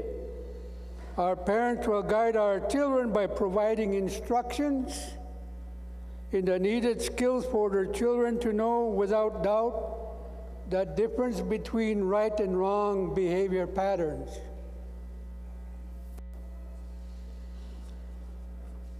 Our elders say that a good child who has a good upbringing by their parents will not misbehave. A child will understand the right and wrong patterns. Clearly, they would not be affected by others around them, nor will they be unkind. They will say unkind words to anyone, because they have been taught to love and respect those around them.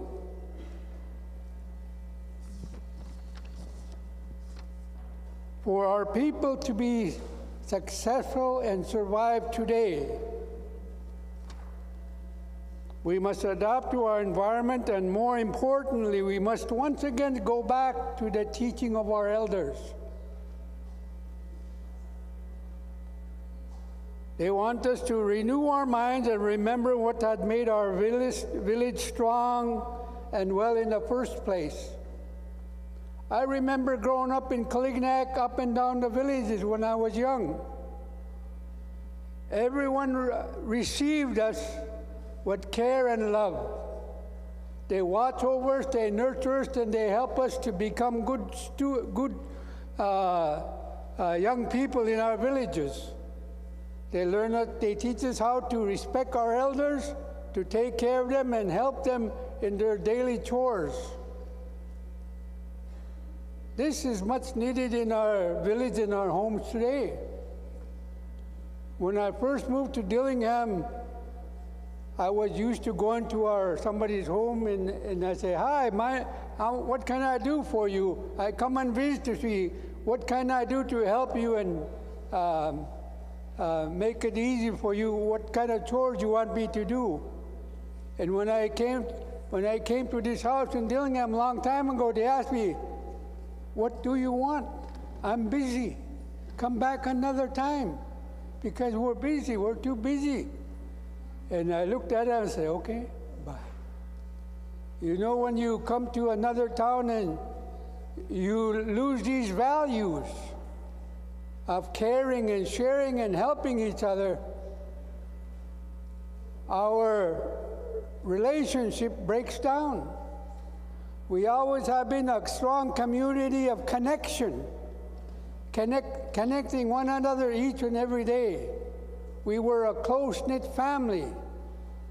And I have seen that throughout my years up and down the villages in the Uqiquq River and over on the Iliamna side. We all receive each other and we respect each other and we have a close connection. I remember an elder when I went to the boat net loft when I used to fish with Chuck Nielsen. There was two elders there sitting there, and Chuck told that one guy, "This is my new partner." And I always respect elder people, so "Hi, my name is," I was going to tell him my name. He said, "I know who you are. I know your mom and dad, your sisters and your brothers, and where you from." And that's how close we were.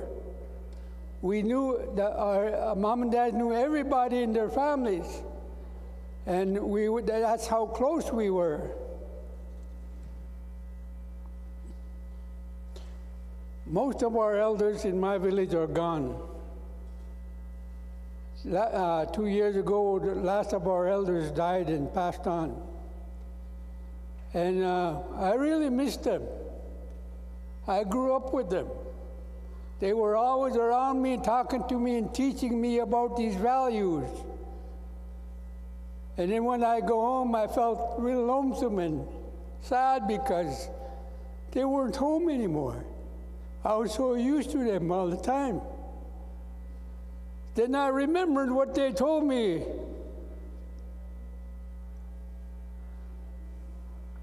They said, "We won't be here very long pretty soon. You're going to grow up and you're going to try to, I want you to teach our values to our children and our people so that they don't forget that these are important. These values are what keep us from having broken homes, broken relationships, and broken hearts, which is being rampaged today because we forgot the values that our elders taught us.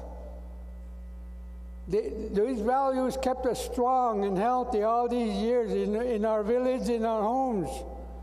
We never had nobody getting divorces. We had nobody fighting in homes. We had nobody going against each other in our villages because these values kept us together. And so, when our trust is broken, when we can't trust our mom or dad anymore, when they say hurting words to us, they holler at us and they get mad at us. And they say, "You're no good. I don't know why you're my daughter or you're my son. You're good for nothing." My mom and dad never say that. They never did that. My mom and my dad were the gentlest mom and dad I've had.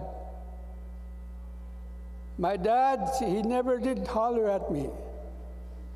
He always say, come, let's go outside and talk away from mom and the kids. And we would walk along someplace and he'd say, can I help you? I say, why are you feeling different than what I teach you?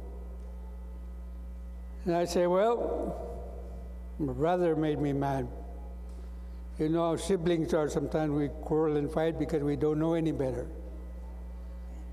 And he said, well, that's not the way mom and dad taught you. They are your brothers. He's your brother, your family. Families, brothers and sisters should be real close. And so he said, go back and tell your brother you're sorry. I said, but Dad, my brother started. Doesn't matter. What matters is that you ask for forgiveness and say you were wrong. You know, it's hard to say I'm wrong, especially those who you are close and that you love very much. I find today that many parents and many children find it hard to say, I'm sorry, Mom. I'm sorry, Dad. I'm sorry for not listening and obeying you. And sometimes it's even hard for mom and dads to tell their children, I'm sorry I got mad at you. I'm sorry I hollered you. Sorry I scolded you. Sorry I put you on timeout, whatever it is, all kind of excuses. But that relationship is broken because when we don't learn to say, forgive me, I'm sorry, and bring that trust back. All my life, my mom and dad always talk to me when I do make a mistake. And they always said, you're still my son. I still love you. I care about you. And I'm glad you are my son. So ever since I was small, I learned these values of being close to our family. I know about broken homes and broken relationships, and me and my wife, a long time ago, we became foster parents for 20 years. And we fostered over 32 children. And to take on somebody's child where they come with a lot of baggage, it takes extra grace and mercy from God, because man doesn't know how to deal with those issues. And so I understand when I hear about problems in the villages and homes, because love is not there. And this love I'm talking about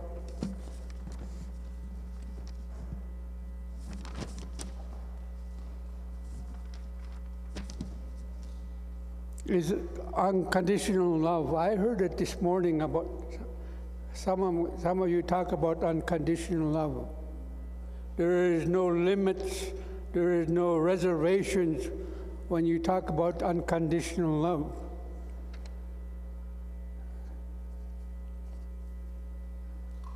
Our elders say, if we love our children, you must first speak it to your heart. Before you even tell your children you love them, you must say to yourself, I will love my child. You see, your heart's got to be right before you can teach your children well. If your heart is not right, it's not going to work. You're still going to have issues and problems. So you must learn to say, I will love my child. I have my oldest son gave me a lot of challenges. And I'm very careful to say what I say when I'm going to say to him, because I don't want to put a wall between us. And some of you have children who are challenging. And sometimes you don't know what to say to them. Bring them back into your protection of love and trust. So I'm always very careful about my kids. I don't get upset even I want to get upset. I like to scream and holler at them, but I don't. So I always wait till we're alone. It's like my dad used to take me around when I'm alone and talk to me. I would talk to him about choices, like my dad used to say. You have to make good choices or bad choices. And if you continue to make bad choices, there's going to be a wall. My family's thinking about their dad is going to go further and further apart because we're on two different paths. I choose the right path, and sometimes my children choose the wrong path. Sometimes I choose the wrong path, but yet I always say I'm sorry. And so you must say, I will be patient with my child. Like I said, your heart must be right before you can teach your children well. Oh, I don't have no patience with my daughter, my son. They pushed the wrong button. They know the right button to choose to make me get upset and angry. But that's just an excuse to get angry and upset. The real issue is to get your heart right first before you teach your children well. You must speak to yourself and say, I will be patient with my children.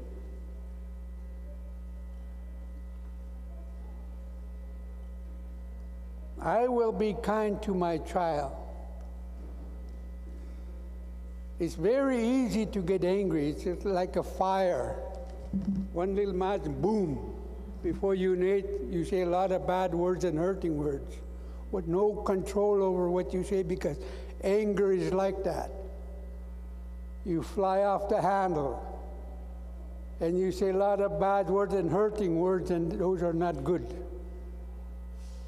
Teach yourself to say, I will be kind to my child. I will not be jealous of other children. Sometimes we say, I wish my child was like that child or that other child because my child is not like that. But we must say, I will not be jealous of others. I will be glad God gave us these children. Be happy that God gave you children to take care of. And don't compare them or measure them with other children because they are not your child.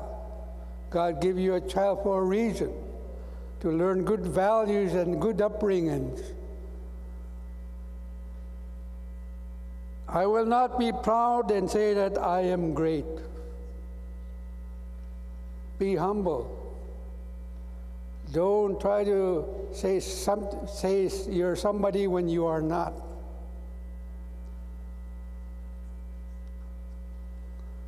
I will not get quickly angry with my child. And this is very important because, like I said, anger is bad, very bad.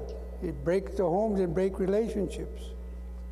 And I will start a few minutes. Sorry, we have a housekeeping thing. Can I make a quick announcement? There's a maroon Toyota, maybe like a RAV4, parked right out here. If that's your car, the school people need us to move it so they can get their vans out. Does anybody know whose car that is?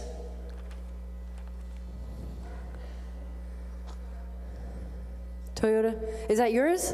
Okay, okay. All right. We have the kids coming in to dance here. Okay. Okay, I will end with this. This kind of love and this kind of value comes from God. It's an agape God. This unconditional love This is what all of us people in our town and our village need, so that we can restore broken relationships in our family, in our homes, in our town, so that we can turn to God. Without God, we can never bring healing to our family and our village. We must ask God for our help and believe in Him and trust Him. It is not too late, even though our elders are gone, to go back to love one another, as it is the right thing to do, pleasing to all of us. Koyana. Thank you, Bob. Thank you, and I believe we got a birthday gift. So the dancers are going to come on, but while they are also preparing, all of you, please, that was a beautiful lunch, but please stand up.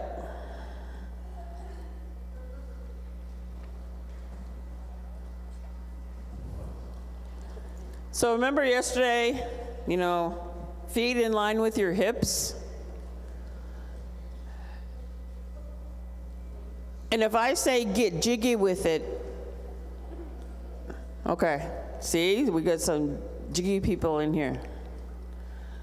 Now, if I said to the older generation, we're gonna jig, then I was taught by my mom how to jig, because I can jig too, but okay, so sometimes, and I got my dragonfly socks on. I know, I'm just like the height of fashion, but if you're standing like this and you give a little bend to your knees, and literally you loosen up, you can start seeing where you're holding things. Like if you're like Jello, it's okay, right?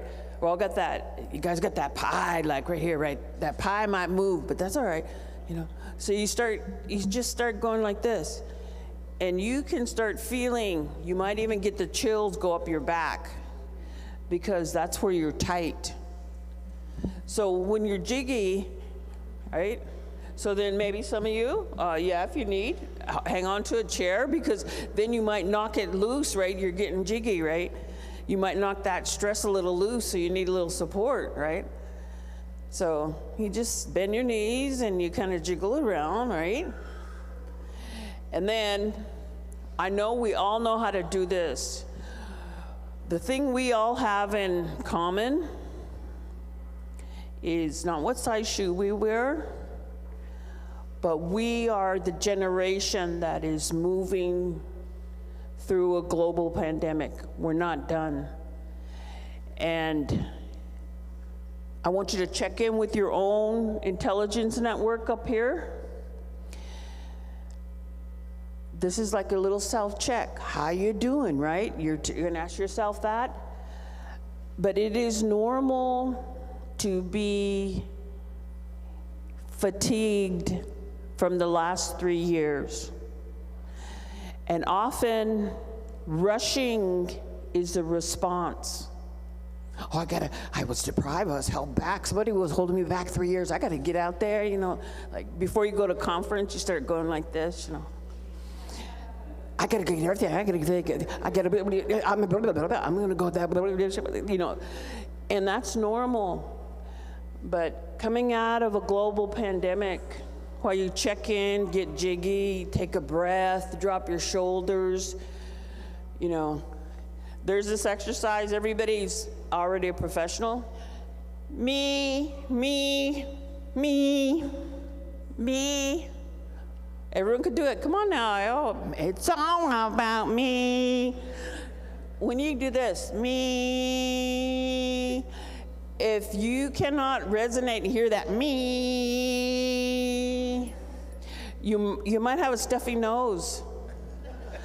Stuffy nose sometimes is also an appropriate response to hearing things. You heard a trigger. They're not talking about Lone Ranger's horse or a gun on a trigger. They're talking about something that makes you go inside. Because you might be real cool, and inside you're going, you know, or your heart's going ba-boom, ba-boom, ba-boom.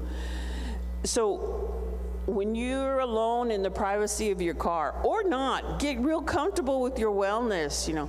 You're in that store, you're going down to go buy a bottle of LaCroix bubbly water. You know, you can tell a lot about and change how you are feeling, your physical health, by knowing if this is clogged. So and I was telling you know, this is a joke, right? So the dancers, they're ready. Look at, oh, beautiful. The other thing I was telling them was that how to clear your nose. But I know you guys lived a long time, so you know that too. Check yourself. Get in the bathroom, you know, just you know, give yourself a grass dance shake, you know, because you start to become, maybe, you know, you need to rest. The answer to fatigue is rest. The answer to feeling behind, stop, rest. And so as we get graced again with we've had some full, you know, lifetime moments here. The dancers are going to come in and they're going to lift us all back up for the prizes, the gifting dance. Wait, it's called the gifting dance. Or, sorry, the giveaway we're going to have. I can't remember.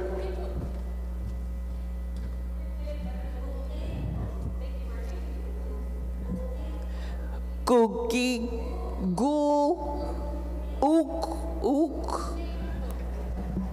I want to put my Blackfeet spin on it. Uqiquq.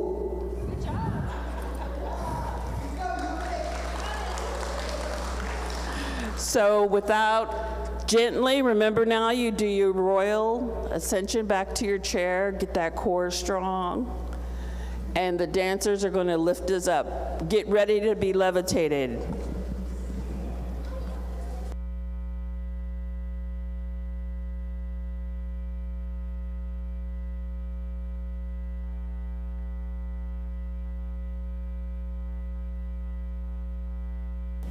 Yes.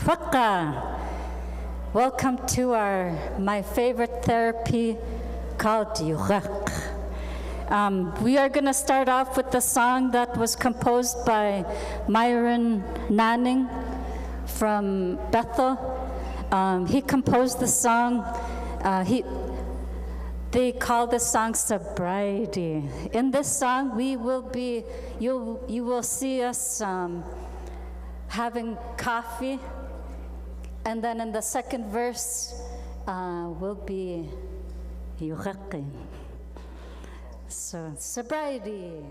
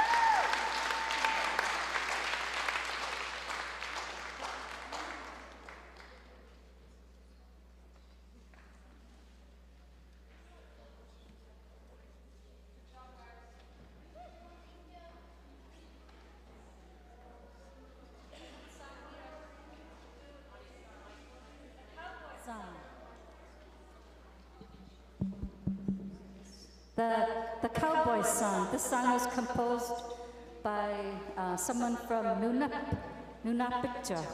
He was watching TV and he saw cowboys on the TV and he composed this song. You'll see us with our cowboy hat. And then in the first verse, he must have saw cards and people playing bingo. So in the first, so I'll dedicate this to all the bingo players. Bingo. In the first verse, we're gonna play cards and we have one more card till we win. In the second verse, we're gonna bingo. We got one more number till we get bingo. The cowboy song.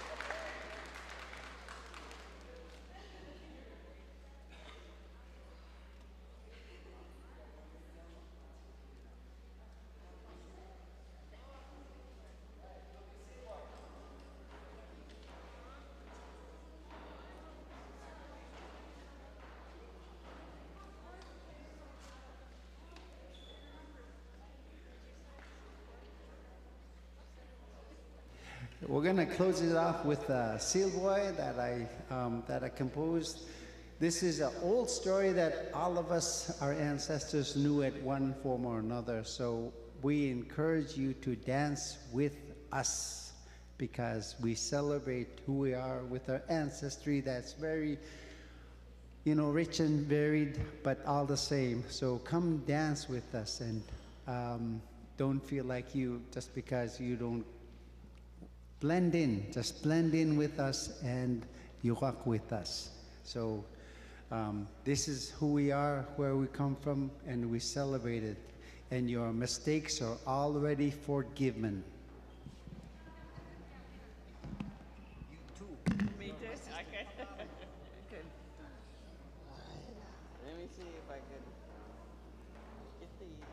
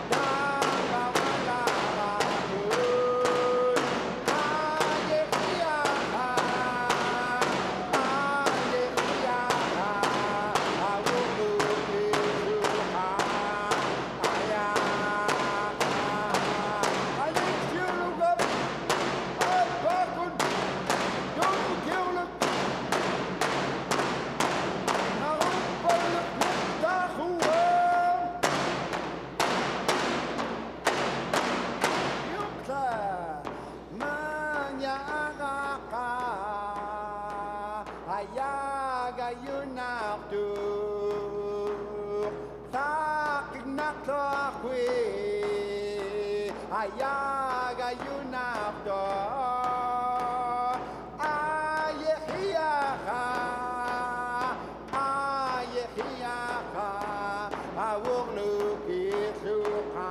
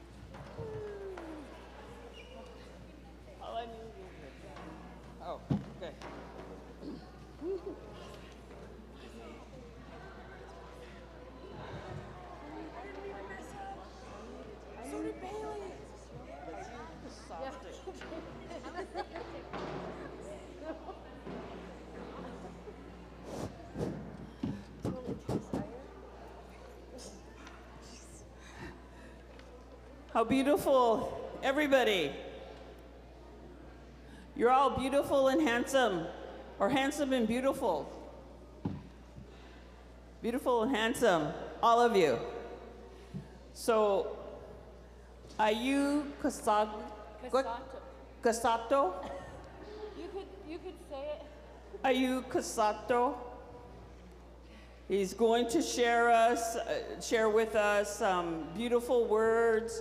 So everybody, beautiful. We're full of breath and we've been lifted up.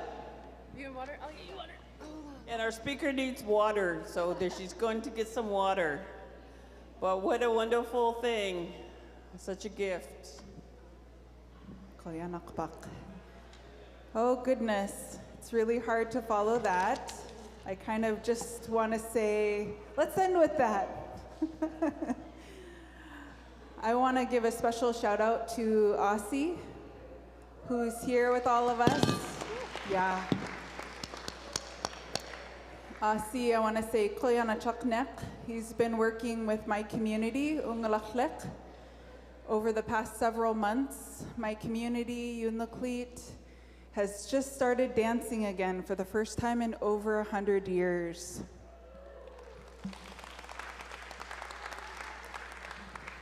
So it's really beautiful to be here with him and with all of you, and really thinking about what healing looks like for our people. So it's an honor to be with you. Ayyu Apaka te laluk lupanya Qasataq, Angayuqaq Doug Lusitat kun Uqiquq Herdman, Ketungaqa Qatuqq Lutelaluk, Paniqa Qanigluk, Nuqaqliga Inuaq Yuraq. I am Ayyu Qasataq. I come from Uqiquq, Uqiquq. My amau, Ayyu, my great-grandma, was Edna Econ from Tuchuk, St. Michael. I'm the granddaughter of Stanton and Irene Qasataq. I'm the daughter of Doug and Vernita Herdman, and I'm mother to 4 awesome kiddos, Uqiquq, who's back home in Anchorage, Delaluk, who's here with us, Qanigluk, who was here, she's around somewhere, and my youngest, Inuaq Yuraq, who just finished his hat that he's been learning how to knit. Becky, awesome. It's really been a gift to be able to be here with all of you, especially with my kids. Especially with my kids, I, like my mother before me and my grandpa before her, I was born into a role that advocates for our rights to live our ways of life. And I know many of you know that that life takes us away from our family and our community often. So being able to bring my family here with us to take in the goodness of your beautiful community and region has really been a gift. So I want to say Qasataq from us, and for the invitation to come and spend time with you all. I've been taking in the stories that have been shared with us these last 2 days.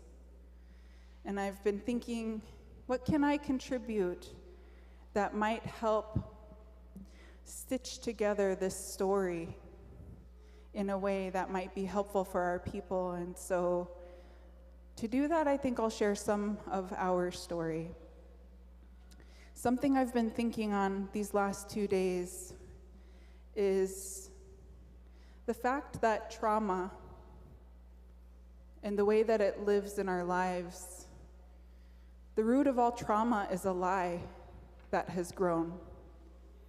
If you go all the way back to where our trauma comes from, for our people, for our Alaska Native people, it has come from a lie that has told us that we are not good enough, and that we have to live in another way of life in order to be good people, in order to live in good relationship with each other and with our lands.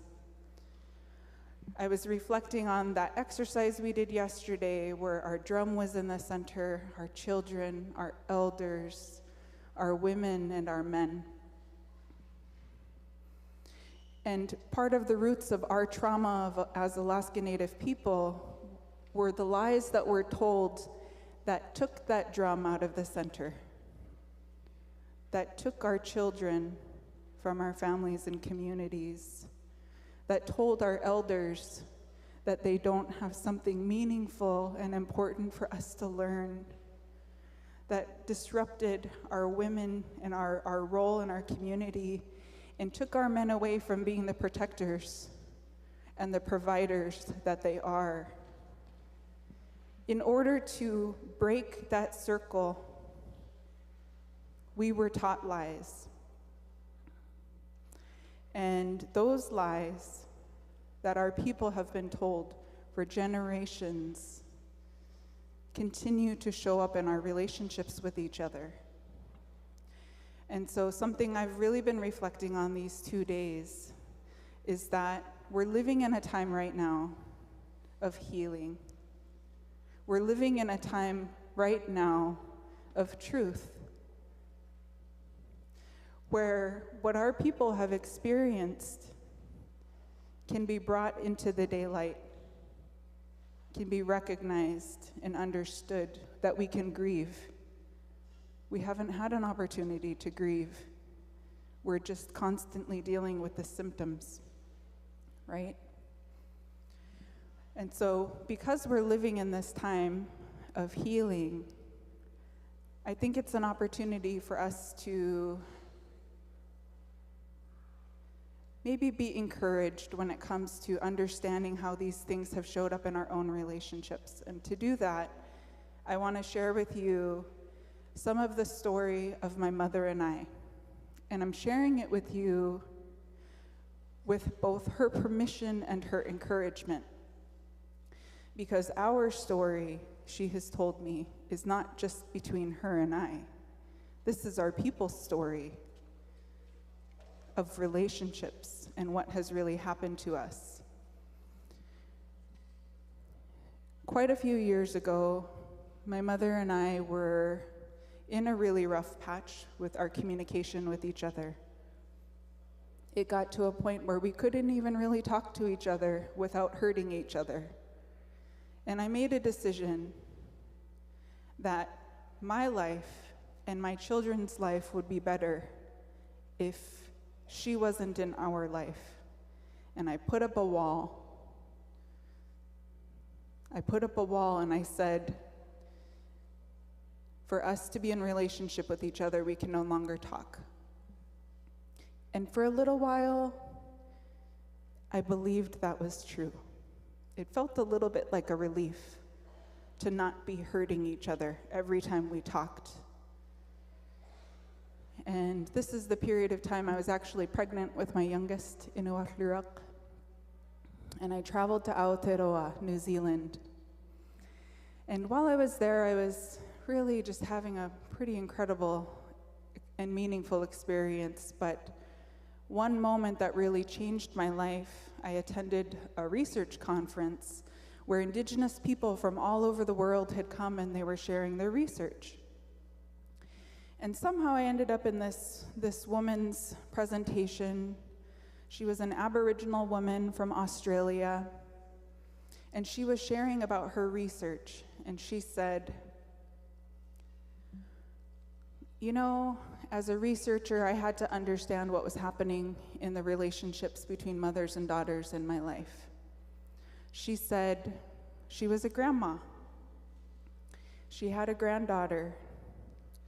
And when her granddaughter was born, she felt for the first time in her life love. When she met her granddaughter, she was completely overfilled with love and wanting to protect that little girl and to be affectionate with her, to hug her, to tell her how much she loves her. And it really surprised her because it was the first time she had felt that in her life. She didn't feel that way when she became a mom to her daughter. And as a researcher, she wanted to understand that. And so she started to go back to think about mother-daughter relationships in her family. Her mother had been part of what Australia calls the stolen generation. They're the generation where their babies, their children, were taken from their families and they were put onto slave farms and treated horribly. And they were raised as slave labor, their stolen generation. And she knew that her mother had been part of that generation, her mother and her auntie, but they never talked about it. She knew that part of her mom's story was that when her and her auntie were old enough, like 12, 14 years old, they escaped. They escaped from that farm, and they followed a fence to Sydney. This story might sound familiar to some of you because they later wrote a book which became a movie called Rabbit-Proof Fence. They escaped this farm and they made their way to Sydney, and eventually her mother and auntie put themselves through school to become nurses, and then got married, had children, raised their family and so on. So she knew that that was her mother's story. And it made her reflect on her own upbringing with her mom. And she was thinking and looking back, this feeling I have toward my granddaughter, that overwhelming love and affection and wanting to tell her how much I love her and am proud of her. I guess I never experienced that from my mom. In fact, my mom never even touched me. She wasn't affectionate with me. She didn't tell me she loved me. But you know how it is. You're raised in it, and that's normal. And that's your normal. And so that's how she was raised. And so when she became a mother, that's how she was with her daughter. Same. It was just normal. And it wasn't until her grandbaby was born that she realized something has been missing in our relationships. She realized that because her mother had been taken from her mother and grandmother and aunties at such a young age, that she hadn't been raised with that loving affection from her mom. She didn't know that protection and relationship between women because that was stolen from them. That's when she started to realize what has been stolen from them. So I'm sitting there in this auditorium all the way across the world in the South Pacific, and I'm starting to understand in a different way my relationship with my mother, who was taken to boarding school, who did not raise me with affection, who never told me she loved me and was proud of me.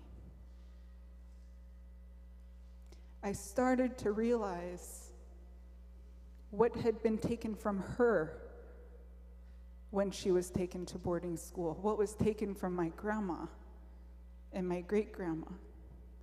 And it wasn't until I was sitting there that I started to really understand what has been taken from our people. So when I flew back from Aotearoa, I landed in LAX at Los Angeles. It happened to be my mom's birthday. I called her and I told her what I had started to realize, that this hurt that's between us doesn't belong to us. It doesn't come from us.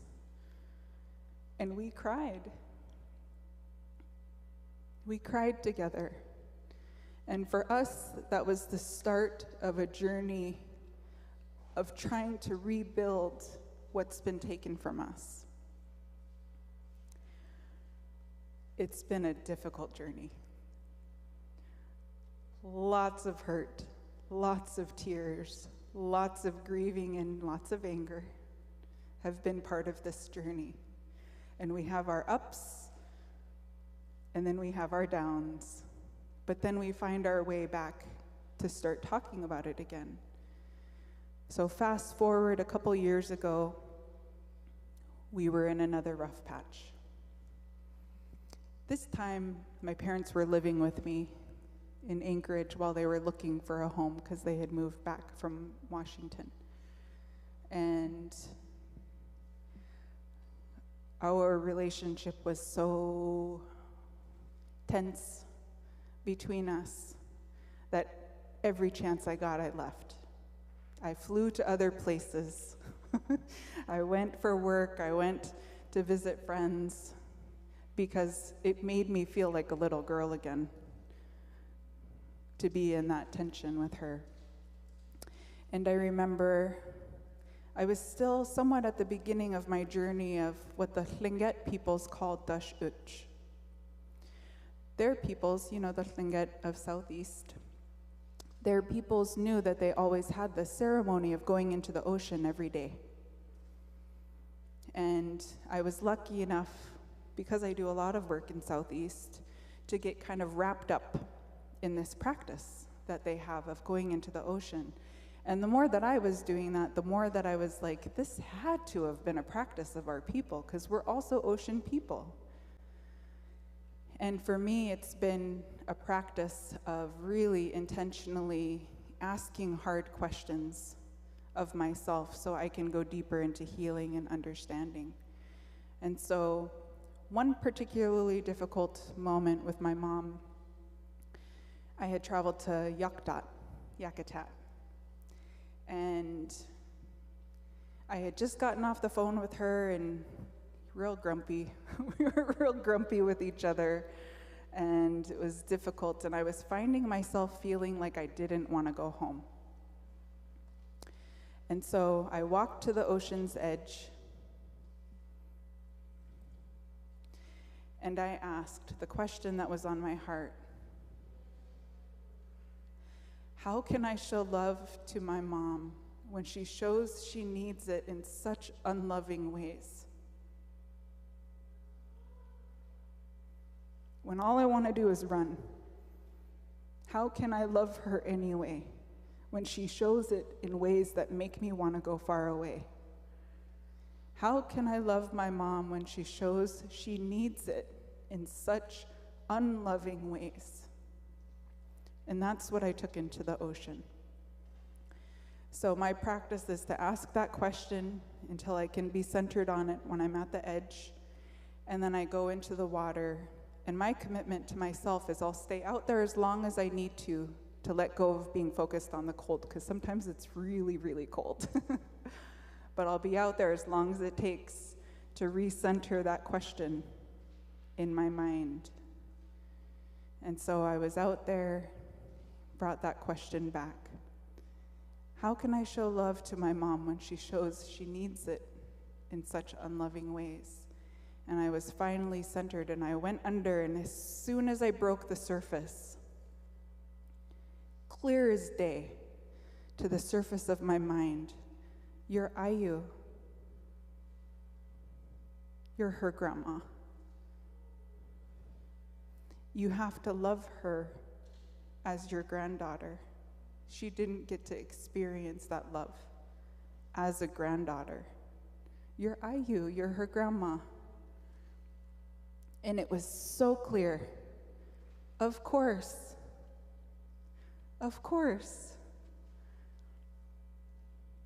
So I went home, and it was hard. I was like, okay, I heard it clear as a bell. I have to love her as my granddaughter. Why am I having a hard time? I'm really struggling. My next trip was Qasataq, Uqiquq lands. So I ask, I'm at the water's edge in Qasataq. I'm like, okay, I know I need to love her as my granddaughter, but why am I having a hard time doing that? So I go into the ocean, and boom, as soon as I come out, Ayyu was orphaned in the last pandemic. Both her mom and dad died in the last pandemic. And she was brought into the mission home in Uqiquq. And it was like, of course, Ayyu also never got to experience that love. And so I really puzzled with that. I was really sitting with that and thinking on that for months. Then a friend of mine, some of you might know him, some of his roots are from Hupere, Warren Jones, he's about my age. He had written an article where he was talking about decolonization, and he was talking about your knowledge of becoming aware. I don't remember what it's called, but how each of us are on this journey to becoming aware. Yeah? And I was reading that.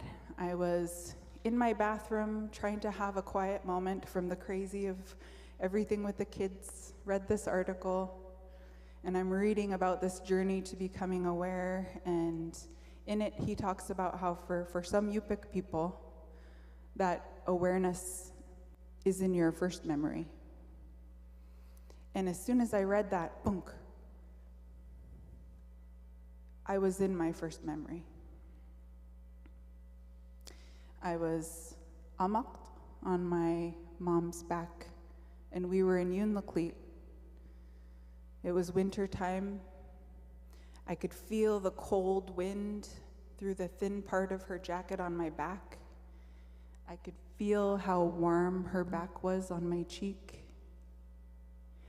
I could hear the crunch of the really cold snow every footstep she took. And those crunches, I could feel the vibration in her back. I could hear the wind howling around us, and I was there. I was on her back. And I was starting to realize, I think I'm around 2 years old. This is the time my mom told me about. This is the time she was making a plan to commit suicide. She was making a plan to go out onto the tundra in a storm so that no one would feel responsible. She was making that plan in her mind for weeks during that period of time that we were living at home. And I'm realizing as I'm on her back, this is that time. And it's not a memory. I'm in that moment with her. And I realize, this is my granddaughter, I'm Ayyu. And then immediately, no, Ayyu, Qasataq. She was Qasataq, Ayyu's mother. She's named for Ayyu's mother. And as I realized I'm Ayyu, she's Qasataq, and I'm on her back, I can feel her pain through her back. I can feel the heaviness she's carrying. And as I'm on her back, I remember there are countless Ayyus and Qasataqs before us. We've always had relationship with each other, always. We have so much strength, thousands of years of strength that are behind us. And as I'm realizing that, and I can feel her pain as I'm on her back, I start to pull all of that love that Ayyu and Qasataq have always shared for each other, forever, all the way to the beginning, that love that we've had. And I'm pulling it, and I'm pulling it, and I'm pulling it, until it feels so big. And then I move it through her back to her heart. And her walking slows. And then she keeps going again. And just as I'm starting to be like, what just happened? Mom, you've been in there forever. I'm like, whoa. My kids are knocking on my bathroom door. And I feel like I'm in a different time. And I realize I've just been somewhere else. And I'm sitting with that, and I'm like, what just happened? A couple weeks later, my mom goes to the emergency room and has to get all kinds of tests. She's okay. But we're there all day. It's her and I. They're doing all these different tests, and you guys know how it is at ANMC. You're like waiting forever in the room. So one of the times we're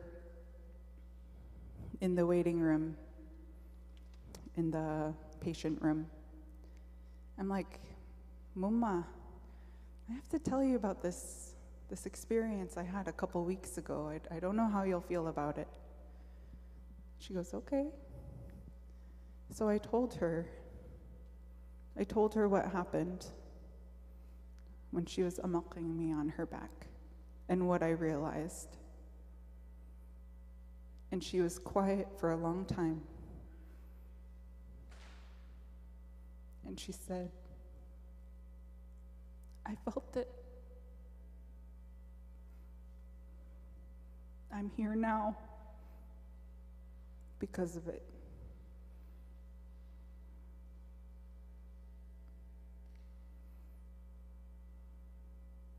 I'm sharing this with you because there is so much that's been taken from us. The most intimate, meaningful parts of what it means to be real humans with each other. But it's not too late. We're living in a time of healing right now. Each of us has a role and an opportunity to heal in our relationships. Uncle Mike Jackson from Uqiquq, he talks about the power of our healing, our traditional healing, and how we're in a time now where this healing is waking up. Our people put this medicine to sleep to protect it. But we're living in a time where it's starting to wake up. We're remembering how our plant medicines help us. We're remembering the gifts that each of us has when it comes to healing. He talks about how when our traditional healing has fully woken up, the power of that healing will be so great, so immense, so powerful. It will be as if we've been healed throughout all of time. Our job right now is to do what we can to wake up that healing. Many of you know the Uqiquq elder, Peter Jacobs Renarrating. Is that what his Uqiquq name was? From Uqiquq. He used to talk about how he would stand up and he would say, I'm an elder now, and I'm only now starting to wake up to the fact that my whole life we've been told lies about ourselves. Our whole life we've been taught a lie. We're just now starting to wake up and see that these were lies. And as we're waking up, our children are waking up too. Our children are waking up hungry. What are we going to feed them? So I'll draw upon the goodness that was shared by Mike, Duncan, and with Aussie yesterday and today.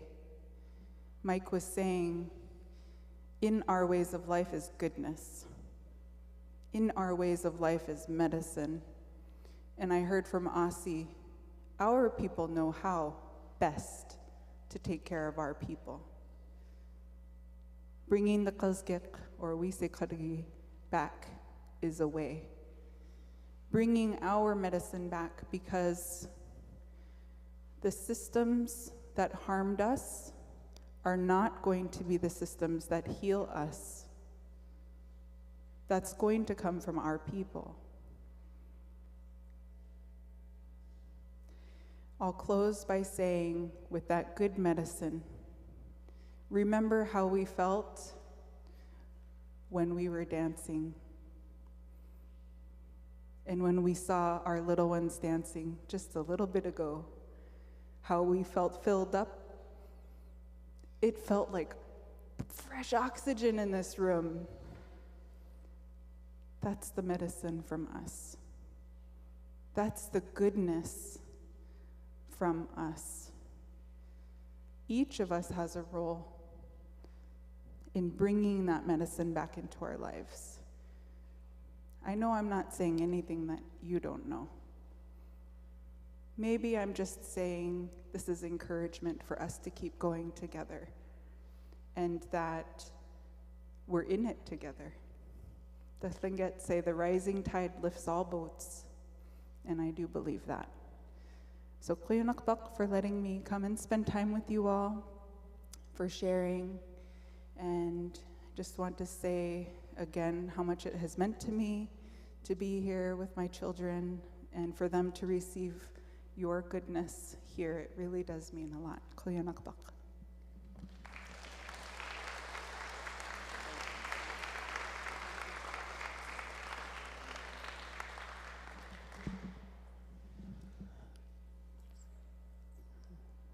I was going to make a joke about inner child, but all the living generation children, Mike Duncan is requesting that you go to the other room.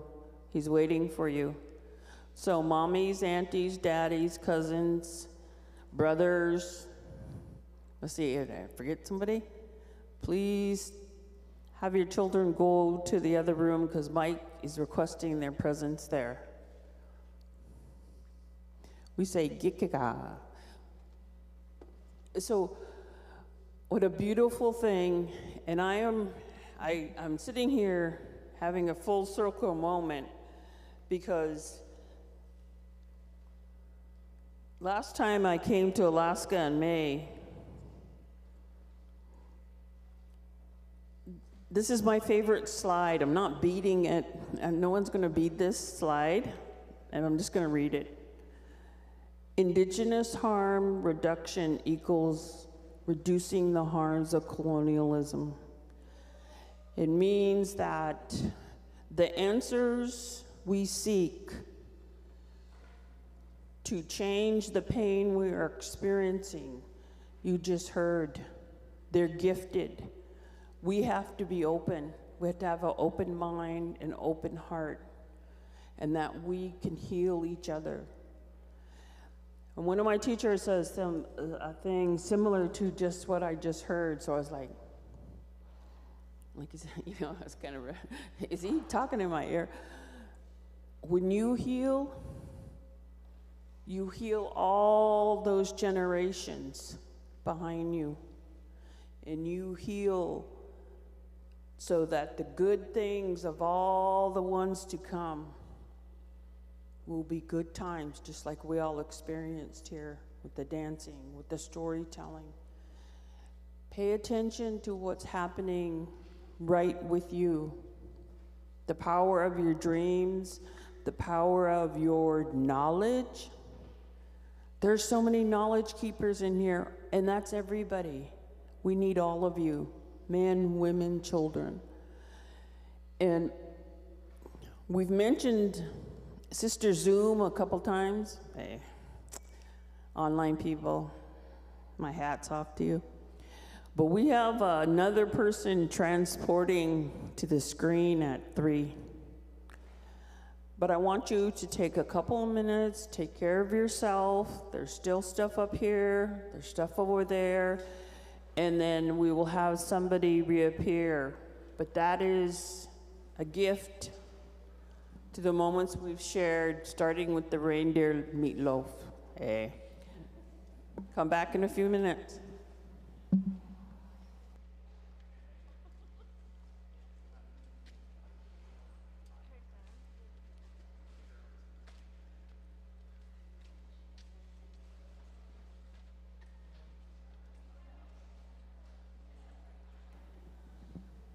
Do you want me to?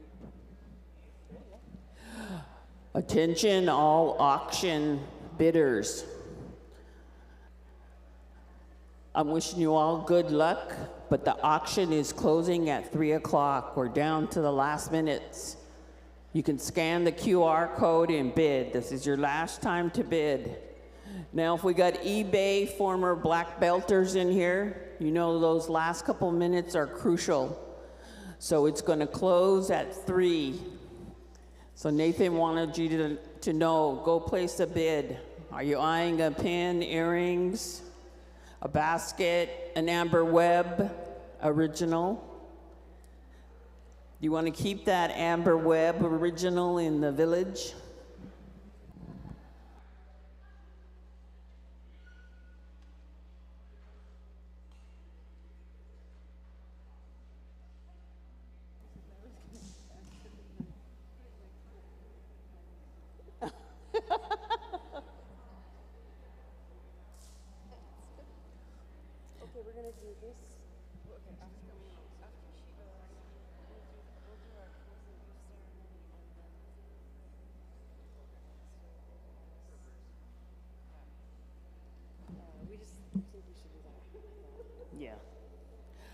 Okay, so in a couple minutes, Dr. Michelle Johnson-Jennings is going to appear via Zoom. And and it's called Revitalizing and Renarrating Indigenous Health into Tales of Thrivance. I think Ayyu already understands that, and she helped us all understand the next presentation in another way. Door prizes are coming up right quick. Must be present to win. Door prizes must be present to win. The last couple minutes. This is like a racehorse. This is like a horse race. The last couple of minutes before the auction closes, you're neck and neck with somebody. A penny separates your bid. Go over there, scan that QR code. Come in a room. Yeah. There's an evaluation reminder.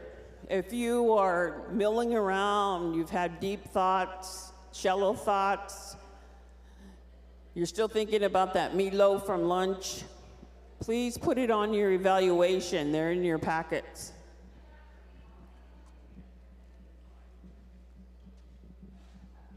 Following Dr. Johnson-Jennings' presentation, we are going to have the gifting ceremony, and then we're going to close out.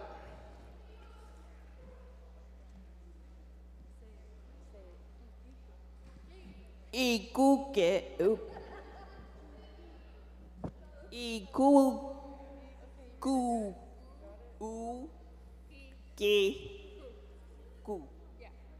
Uqiquq. Because it's in Blackfeet, if you say Gike, Kika. Kika means we've done enough, but the other one means hurry up, you've done enough. So I think those, anyway, I think it's translating to, the sacred foam platters are coming out for the rest of the lunch. Make your way over there. Fill with the sacred foam platters, otherwise known as to-go cartons.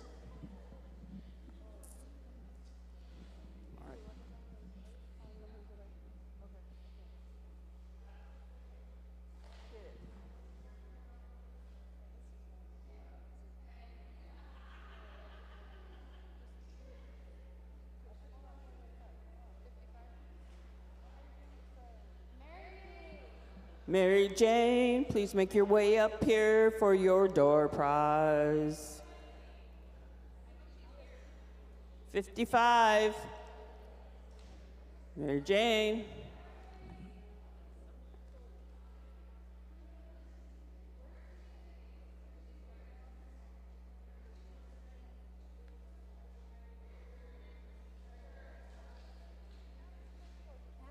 Candace, you won a prize. Candace.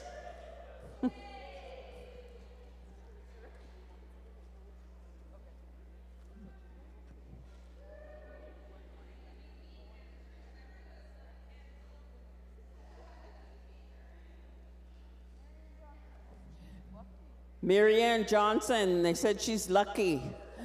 So not only will she win the rodeo from the cowboy dance, but she's going to win the bingo too, that's after. Kevin McCampsey. Ole.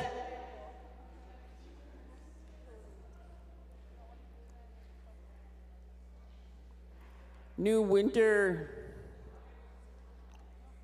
Once you put that on, you can't take that hoodie off till spring. Georgia Lexi. It's her prize.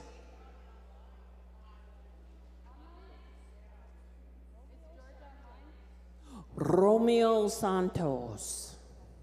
Romeo Santos. Woo!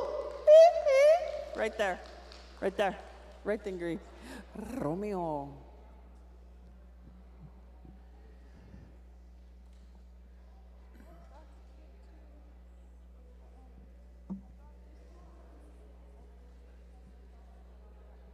259. 259.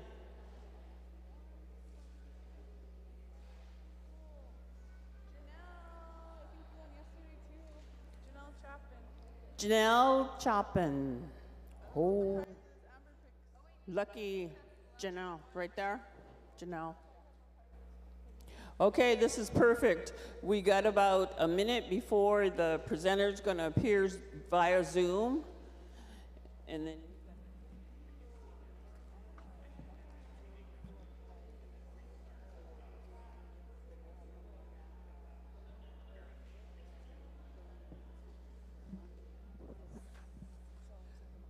yeah. Okay, so right after this presentation, which is going to start momentarily, Dr. Johnson-Jennings, right after this, we are going to do the raffle from the Native Association. So they got some really cool stuff, and then it's going to be like the gifting. So 3 o'clock, our agreed upon time for the Zoom, which we're all used to, right? So Dr. Jennings, Johnson-Jennings, Michelle.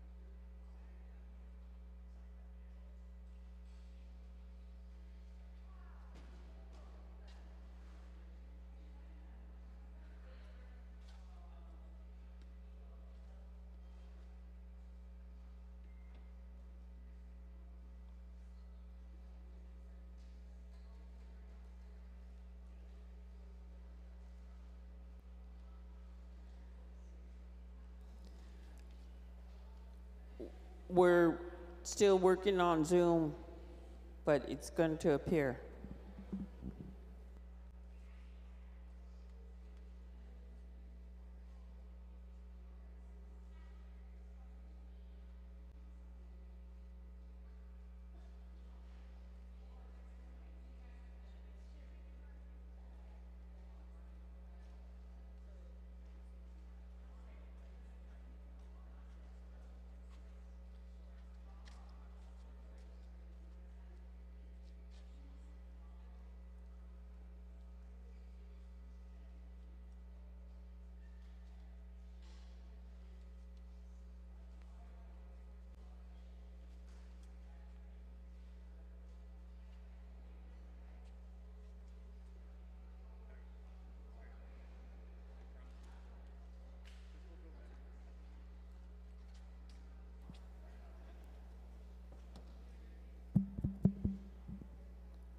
It'll be worked out shortly, but I want to remind you again that to-go containers, it's perfectly okay to now take advantage of that and fill up. Oh, here she is. Yay!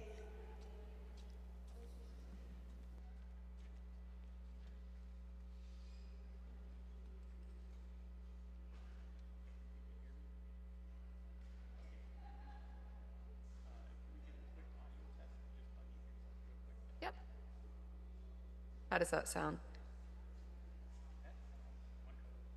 Oh, great.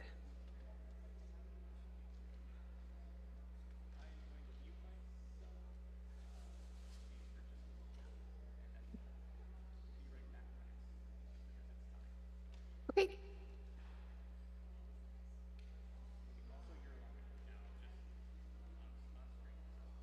Okay, great.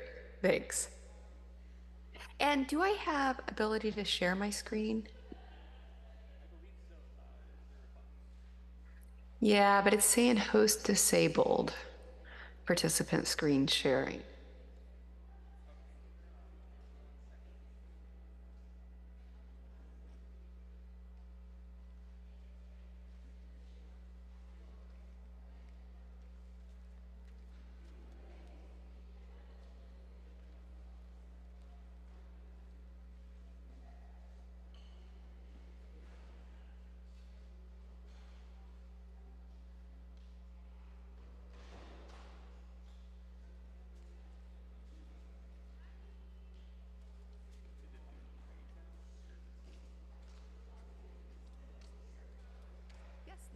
Thank you.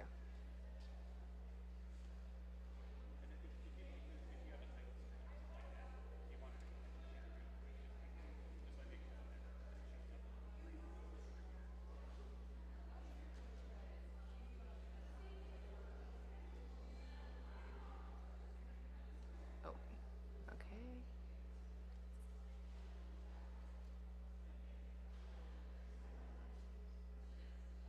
It says that something about, oh, recording, but we're not doing recording, right?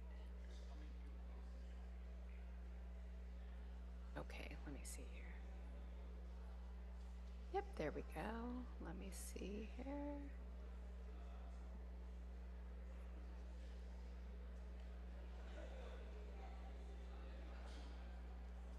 Remember to check your phones. If That show okay?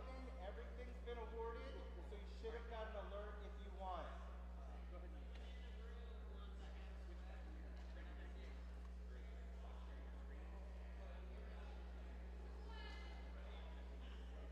Okay.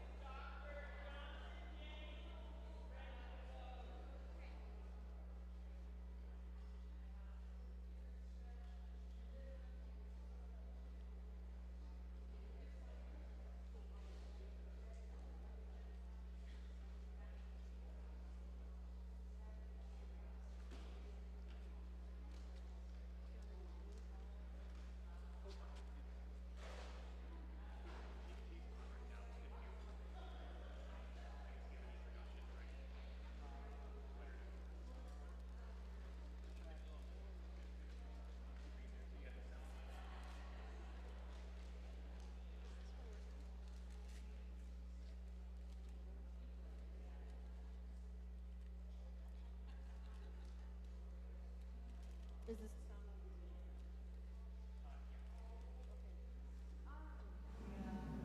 Where can she?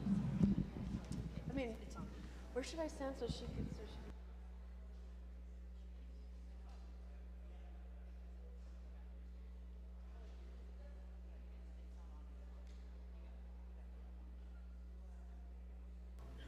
Okay.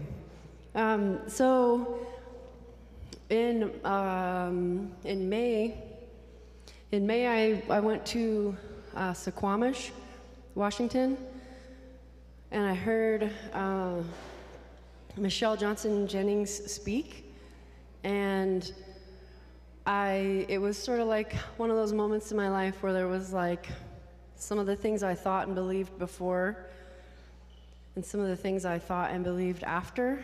So we asked her if she would speak for this, and she said yes, and we couldn't believe it. So we're all really lucky to hear her share her words, and I'm just going to let her start her presentation.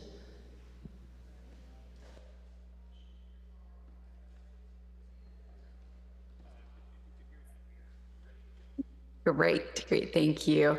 Sorry, I have just a little bit of an echo when the speaker was talking, so it was a little hard to hear, but I am all set. Can you hear me okay? Okay, wonderful. So halita sa chapayat Michelle Johnson-Jennings, mi jaina in kishapokona, chaktasia hoke. I'm here to talk to you today about revitalizing and re-narrating Indigenous health into Tales of Thrivance. And before I go too far into this, I just wanted to give my relations acknowledgement, to acknowledge that I am unfortunately not there with you today, but I am here on Snohomish territory at my home in Washington currently, and I would like to recognize not just the ancestors of these lands that I am on, but also the ancestors of where you are, and then as well as our ancestors that we carry with us and bring into the room today. Overall, I just wanted to give you a brief discussion about how I categorize re-narrating, and a couple examples of some healing interventions that I currently do with communities that support the idea of Thrivance. But before I go too far into that, too, just to tell you a little bit more about who I am, because I always think that's very important. I am Choctaw. We hail from the southeastern portion of the U.S. However, our stories go back to where we actually once occupied the West Coast somewhere, and there was a great flood, and during the flood, we took to our canoes and have stories of going to an island, overpopulating, and then traveling for many, many years across the West Coast. We went back, and the people who moved into our homelands, the tales are they weren't so friendly for us to return, and so we kept on moving. And we kept going farther south until finally we came up through the Yucatan and settled across the southeastern part of the U.S. So that's where I hail. My ancestors actually come from Alba-Oma, or the place where you gather the sacred medicines in Alabama. Some in Mississippi as well, but more in Alba-Oma. And I am a first-generation high school graduate on both my father's and mother's sides. However, I have such a wealth of knowledge and wisdom from our relatives. It's just education was never seen as a very welcoming place to our family. But with that, I was always charged with going forward, and because I love to read and I love the books and to write, I was always told I had to be a doctor of some kind, and so I became a health psychologist because I saw that as best fitting for me. But in that work, really, I work with communities and engage them on healing from the land, doing our traditional activities. You'll see in this one photo up to the right, those are some of our Choctaw youth a few years back, and those are our mountains. They're not very big in Oklahoma, but it's where we were forced removed, and they now still play stickball there. In the middle, at the top, I'm helped by one of my great grandmothers, my brothers and sisters, and then in the middle, we're all riding our bicycles. I like to say I've always been part of a gang of some kind. And even through my educational system and training and researching, I have a wonderful network, supportive network of Indigenous people who are also working with communities and really learning what they can do to help support our resilience, our revitalization, and our loving practices from our ancestors. Also in the lower right, that's my current family. I have 4 kiddos. I'm sending let's see, I'll have 3 in college as of this fall. So my eldest son will be sent up to college, and then we still have a little one at home who will be starting first grade. But all in all, I would say that I'm really a storyteller, whether I'm doing psychological interventions, healing work of some kind on the community side. We're always talking about stories and how we can tell the stories with the love of our ancestors. And so with that being said, if you'll bear with me for a few minutes, I just wanted to tell you a story of our tribe that we've carried with us for many, many years, and it's one of emergence. So a long time ago, the Choctaw people lived in the dark. And they lived in this world, and they had their sacred corn that the woman who never dies had gifted them. And, it kept us well, but we didn't have a lot of flourishing. We were a bit depressed, perhaps. And along came Falah, the raven. Okay, Falah, Falah, Falah, he cried as he came into the village and said, I found this land of light and beauty. You're going to love it. The fire is in the sky. He said, come on, Choctaws, come with me, come to these new lands. And so our 7 grandmothers met and held council, and they talked it through, saying, yes, we acknowledge we're not doing well in this world. We are a bit depressed, perhaps with a lack of vitamin D. Maybe we should move. And so they talked about this and entered a state of holo, which is our word for love as well. But it's this word that, as they fasted, they created love. And so they fasted and prayed. And finally they decided, yes, we will move to the land of light. Yes, we'll follow you, Falah. And Falah said, follow me, come on, you're gonna love it. This is great, come with me. And so they gathered the sacred bones from our mounds. They packed them up on the ancestors' back, and they put the elders in front with the children and the adults behind, and they started their march. For many, many moons, they followed Falah. And as they were getting more tired, Falah would encourage them, follow me. It's gonna be great, it's gonna be wonderful. Just follow me a little bit farther. And so as they marched, they didn't realize that these little shoshi, these little ants, were carrying our sacred corn, because in our haste to pack and to carry the bones, we have forgotten the corn and what it meant to us. And so the ants had taken it upon them to carry it for us. And we marched, and finally we reached the place to where we could enter into the world of light. And as we started going through this place, as some would say, it's a wormhole. There's still a sacred symbol we could see across Turtle Island today, showing these points to where we can go through. And when we started to go through one by one, first the children, a couple of kids went, the elders went, and the adults started getting a little impatient. Some of the mothers started to worry, hurry, tushpa, get through, because we don't know what's on the other side. It could be a trap. We don't know. Falah, who knows what Falah is thinking of? We got to get through. And so they started kind of pushing a little bit. And as another elder went through, and another child said, hurry, Mom, hurry, this is great, this is amazing. The adults started pushing a little bit more, saying, hurry, tushpa. And they started pushing and shoving, and before you know it, a little child was knocked down. And Hushtali, the Great Spirit, was watching this and said, oh, look at those Choctaws, just pushing and shoving, not even paying attention to what they're doing. They're just pushing through. And so Hushtali kept watch, and Choctaws started pushing more, and before long an elder fell down. And Hushtali said, oh, those Choctaws, look at them behaving like that. That's terrible. And then, before you know it, those Choctaws started stepping on those poor little shoshi carrying the sacred corn seed, just crushing them. And with that, Hushtali had had enough and said, oh, those Choctaws, the next person to step on a poor little ant like that becomes one. And so with that, the line got very short. The Choctaws came through, along with a lot of ant relatives, into the world today. Now, I tell you this story because, as my grandmother told me when I asked, what are the Choctaw teachings around healing and well-being? And she said, all those stories I told you, those animal stories, those stories about who we are as Choctaw people. I said, yeah. She goes, those are the stories that have the instructions for how to live well today. And so as I started thinking and reflecting, and as she's passed, doing so even more, thinking about those stories and what are the inherent teachings within those. And as I tell you the story of emergence, you know, the longer version of it for sure, you can really see that there are instructions for living well. Right? We had the 7 grandmothers who met and held council. And so our women are really revered, our elder women in particular. Our grandmothers make decisions and have throughout our history. In my family, you know, it's always my mom's house, my grandma's house. And I remember when I first met my husband, who's from a patrilineal tribe, he was like, I don't understand. Your dad lives there too. Your grandma lives there too. I'm like, yeah, but it's my mom's or my grandma's house, right? It's like they're in charge of the home.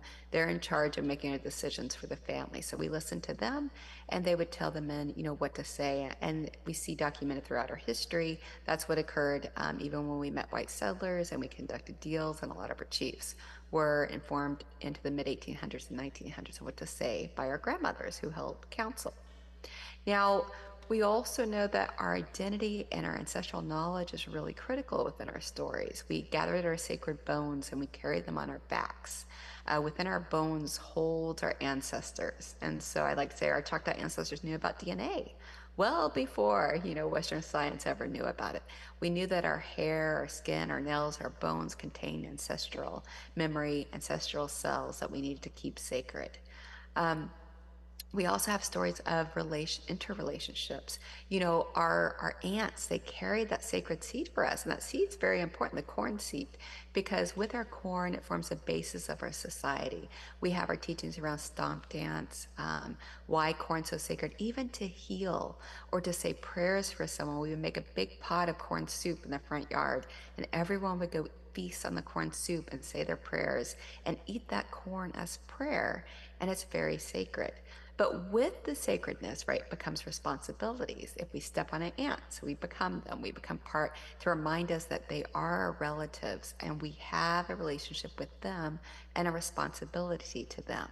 Same as with our sacred medicines. If we overeat corn, it used to be, you know, our teeth would fall out. We had stories about that, right? We have to keep that balance with our sacred medicines, with our relatives, and hold that dear to be healthy and well. And the same with tobacco. We always have stories of tobacco and using that for healing, but if we abused it, like smoking it every day or not keeping it held as sacred, it comes back to harm us. And the same again with our foods, right? And today we would say could get diabetes from eating too much sugar or other foods or eating too much of something. So relational restoration and balance has always been key for health and well-being. And we have to remember our teachings. As Choctaw people, we can't push and shove and try to knock people out of the way. Even if we're worried about ourselves or our family, we have to remember the collective and how we're taking care of them and moving through. And also, you know, our teachings require sacrifice. So our 7 grandmothers met, they fasted, they sacrificed for us to enter a sacred state, a state of love and giving thanks, holo, like thinking about past, present, and future before we make decisions and before we act. Now, within a Western colonial framework, I always have to get the caveat, I am a trained doctor of sorts. I'm a health psychologist. I have many, many years of training behind me in Western science. And so I have the bias that I've learned through there that I have to be aware of as well. And part of that is, you know, anytime I go into a clinic, so I would see patients before, during, or after, they would see their primary care provider. And as I walked in, the first thing I would ask them is not what have your ancestors gifted to you in terms of love or teaching, but even in the Indian IHS clinics that I worked in Milwaukee and other places across the states, I would ask, what have your ancestors cursed you with? Did they curse you with risk for mental health disorders? Did they curse you with diabetes risk? Did they curse you with cancer risk? I mean, the question within Western medicine is, what have your ancestors done to you instead of what have they gifted you?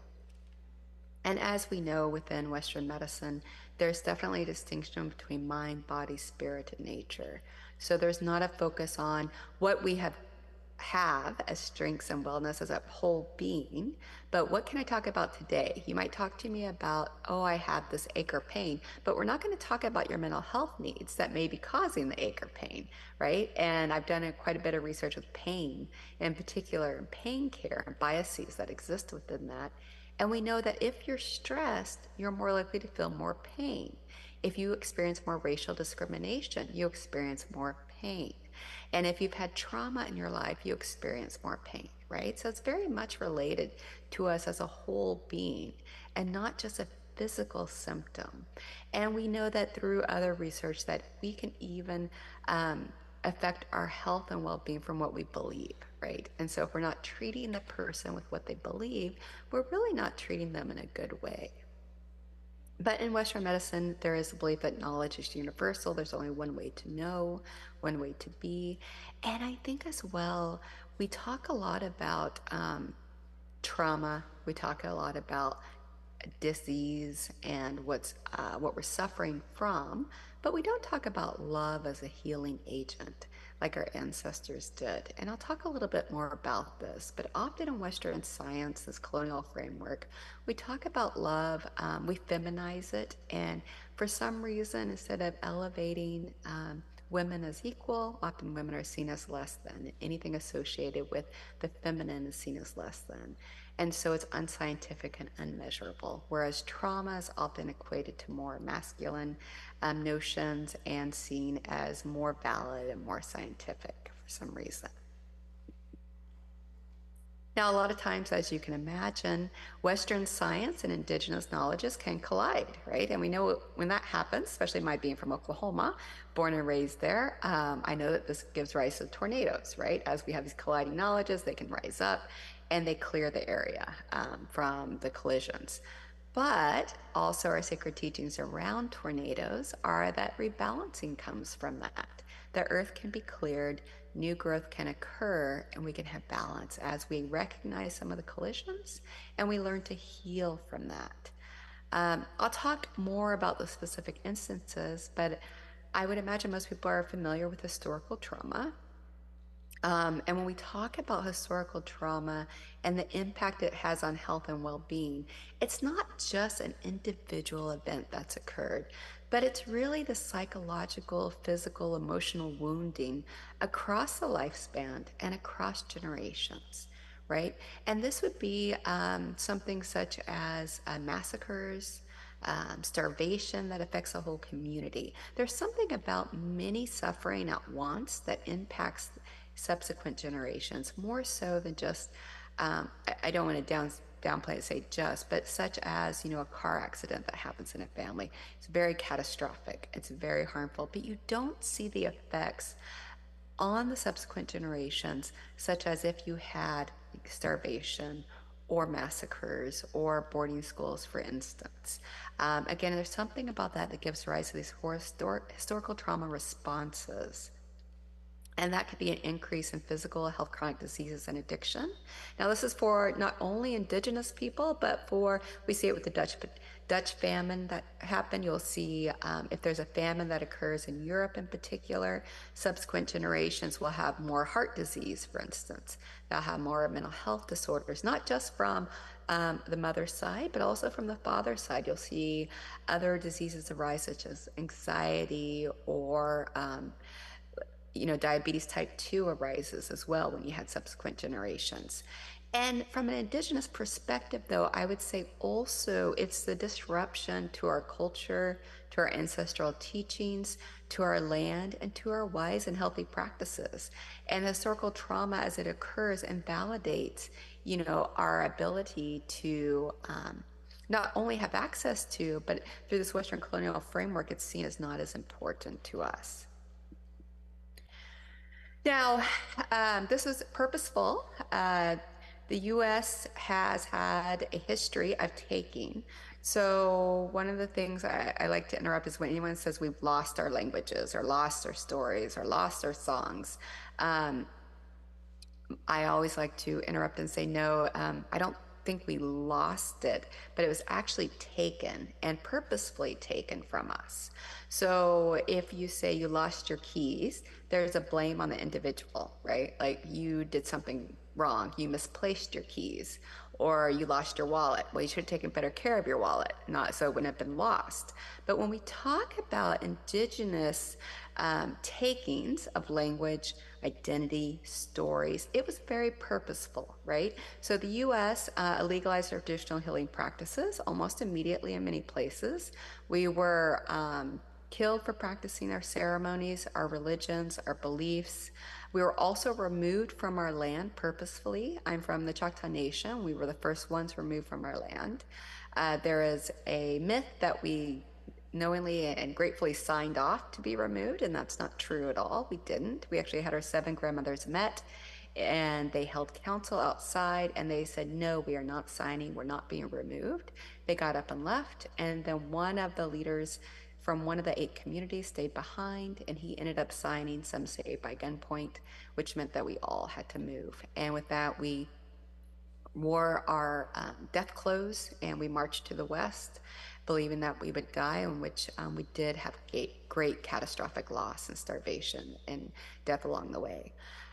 We also had the Office of Indian Affairs, we had boarding schools. There was a whole removal practice. When we were no longer a threat to the US government, it began that they started attacking our identity and trying to kill the savage and save the man, as they say.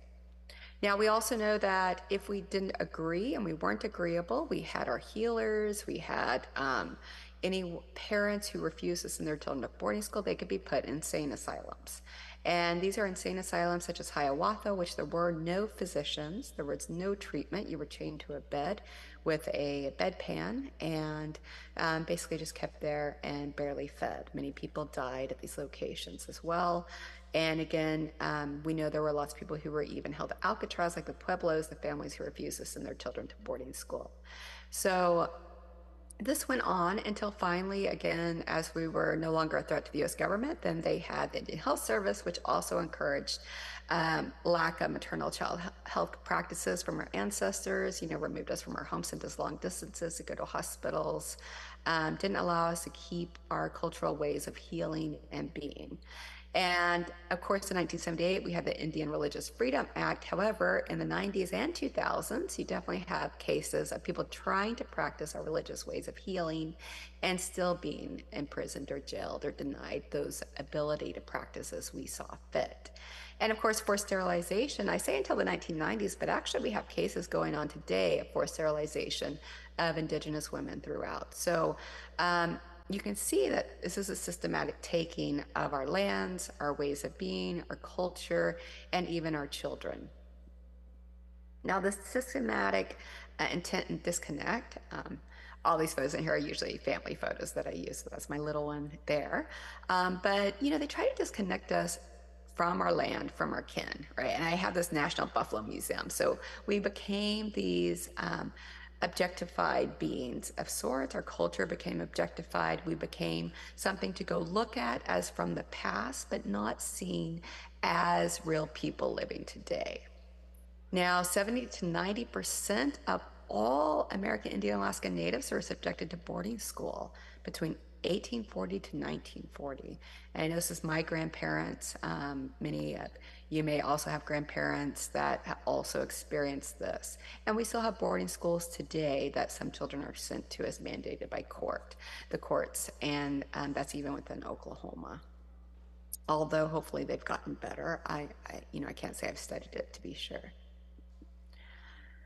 Now, we have a history. I'm a psychologist, and again, I told you that I have been trained in a very biased framework from my Indigenous teachings and ways of growing up with my family and what they know. And again, they're all very intelligent people who know so much more than I in many, many areas.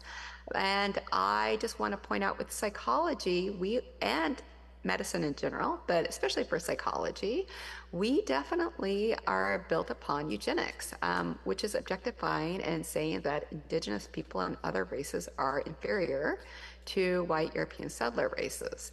And we were actually built as a area of study to validate that. So, you had 17th, 18th century, we had our body parts were used as objects and lamps and what have you, objectified gruesomely and inhumanely. And then in the 1800s to the 1900s, you really had this big push to declare us as feeble-minded. Now, this is really interesting because today, with ADHD, and even in the last couple of decades, American Indian children were labeled as having ADHD higher than any other racial group. That's recently changed. But it really comes from the idea of the feeble-mindedness test. And there's a continuous performance test that's still used today in the ADHD testing that was actually first normed on Indigenous children in boarding school. And when they did really well, they changed the test to make sure they did worse than white settler children. And so as they used this test, they were able to change it enough to be sure that we scored lower, and then started declaring us as feeble-minded, as well as the women, to justify sterilization and removal from the home.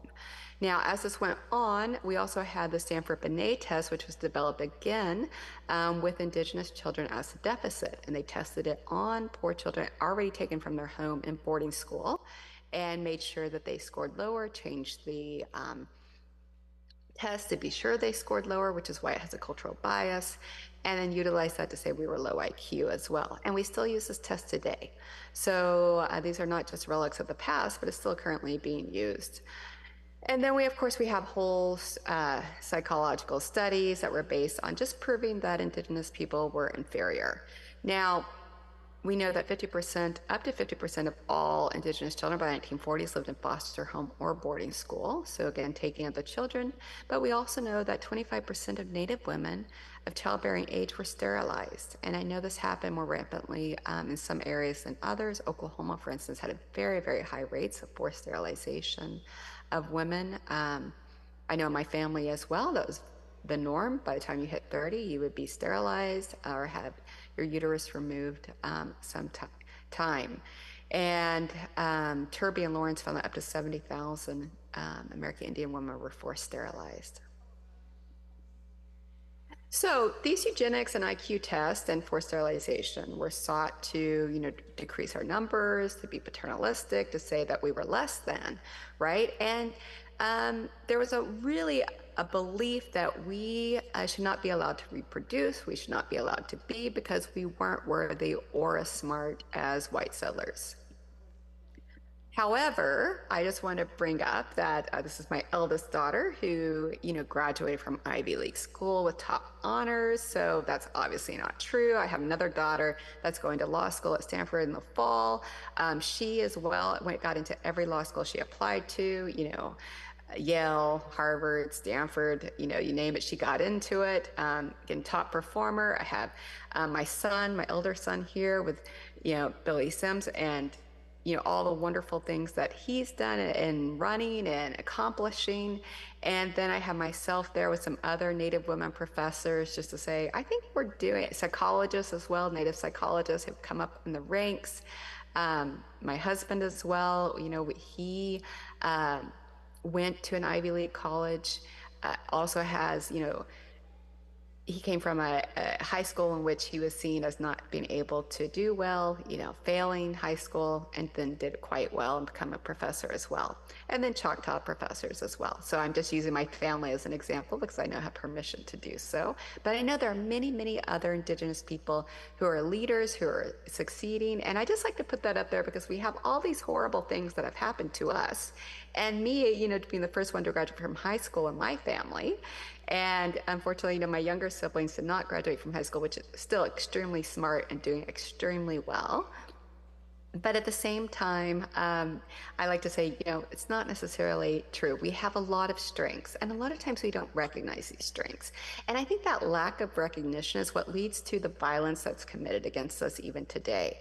And there's not enough discussion about that within the health field, within our communities, about why are we suffering? Why is it that, 90% of violent acts against Indigenous people today is committed by non-Indigenous people, mainly white settlers? Like, why is that still happening in today's time? And part of that is because there's not a recognition of who we are as people and how smart we are, how brilliant we are, how strong we are, and how resilient we are. I mean, even when I, think about what all we have accomplished, people don't recognize that. And of course, the police force doesn't recognize that. We see that we're more likely to be, unfortunately, killed by police officers than any other group. Our rates are too high to keep going. And so we really need to start addressing what's happening within society, recognizing our strengths, but also addressing the trauma. Because unfortunately, we know we have this historical trauma. We have a higher likelihood of trauma before the age of 5 because of the present conditions, and then outside trauma that can occur. And when you have these traumas occur, that puts us at risk for addictions such as smoking or opiates, or even food addiction has been re-seen as, I guess, reconfigured as a risk for some of the trauma, right? So in some of our studies, someone will say, my brother chose alcohol, but I chose food. And so that can be an addiction as well. But we know that when we have loving interactions, that we can interrupt these addictions. So a lot of people say addictions are just a symptom of trauma. It's not that someone's inherently bad, it's that they've experienced a lot of trauma in their life, but we can reduce those risks and change it through getting back to our ceremonies, getting back to our original instructions. This is seen again, in some of the epigenetic work that's being done. And basically all that means, it doesn't mean that anything's necessarily wrong with the genes, but that switches get turned on when we experience trauma. So what we see across generations is that if a grandparent or great-grandparent experience a famine, for instance, or a huge, again, think about historical trauma, a community-wide traumatic event, what we see in the resulting offspring is a higher likelihood for addictions, a higher likelihood for chronic diseases, heart disease, cancers, etc. And you can see this, right, pop up. It doesn't mean that all the children will have this, doesn't mean every child will be addicted or will have these risks, but the risk will be higher because certain genes get turned on. Basically, the body says, hey, it's a really stressful world out there, it's really harmful, so do all you can to protect yourself. And when those switches get turned on to say, be protective, there's something about that that correlates with addiction or with heart disease or other obesity, for instance, also comes up. It's not just calories in, exercise, and calories out. It's actually about there's trauma in the background with just grandparent or great-grandparent, or as our ancestors say, 7 generations back and 7 generations forward is who are affected and influenced. Now, we see this in studies. The good news is if you have a parenting, loving interaction and environment, we can change that and turn those switches off. So for instance, when 2 twins are born, they're identical, they're separated at birth, and one goes to a loving parent household and one goes to a less loving household, a more cold, they would say, household. The child by age 5 that went to the loving parents and loving, warm household no longer has the switches turned on. Right? So when they're born, they've done tests to see, yep, those switches are on. We can see that they're going to be more at risk for addiction, for instance. But then at age 5, that switch is turned off for the child that's in the loving household. Now, unfortunately for the child who's gone to the colder household, maybe they use corporal punishment or there's more yelling, for instance, in the family, something along those lines, we'll see the switches stay on, right? And so for me, that goes back to our Choctaw teachings that said, we're not ever supposed to yell at a child. As a parent, I'm not supposed to yell at them. I'm supposed to only teach them, treat them with love and teach them with love. And it would be my brother's role as an uncle, actually, to steer them in the right direction. But again, in a very loving, gentle way. And so most Indigenous groups across Turtle Island didn't use any corporal punishment. They didn't beat their children. They treated them with love. And there's lots and lots of reports of, the white settler explorers coming in and saying, oh, they spoil the children horribly. They're spoiled. They do everything for them.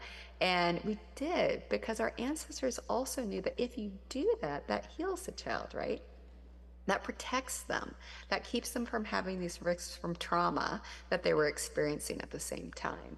And so again, it's the ancestral wisdom of how we're supposed to raise our children and what we're supposed to do for them to protect them. Now, there's also inherited memory. There's a study, so Volkow did some of the initial studies looking at love and how that affects and heals one from trauma, even historically from trauma. And then also some studies have started that look at inherited memory. And basically, you know, when they put rats in a cage and they shock them, they eat a certain food that smells like cherries, basically. What they found is that the offspring then avoid that food as well. So somehow they're like, oh, well, you know, the parents must be telling the offspring to avoid that food.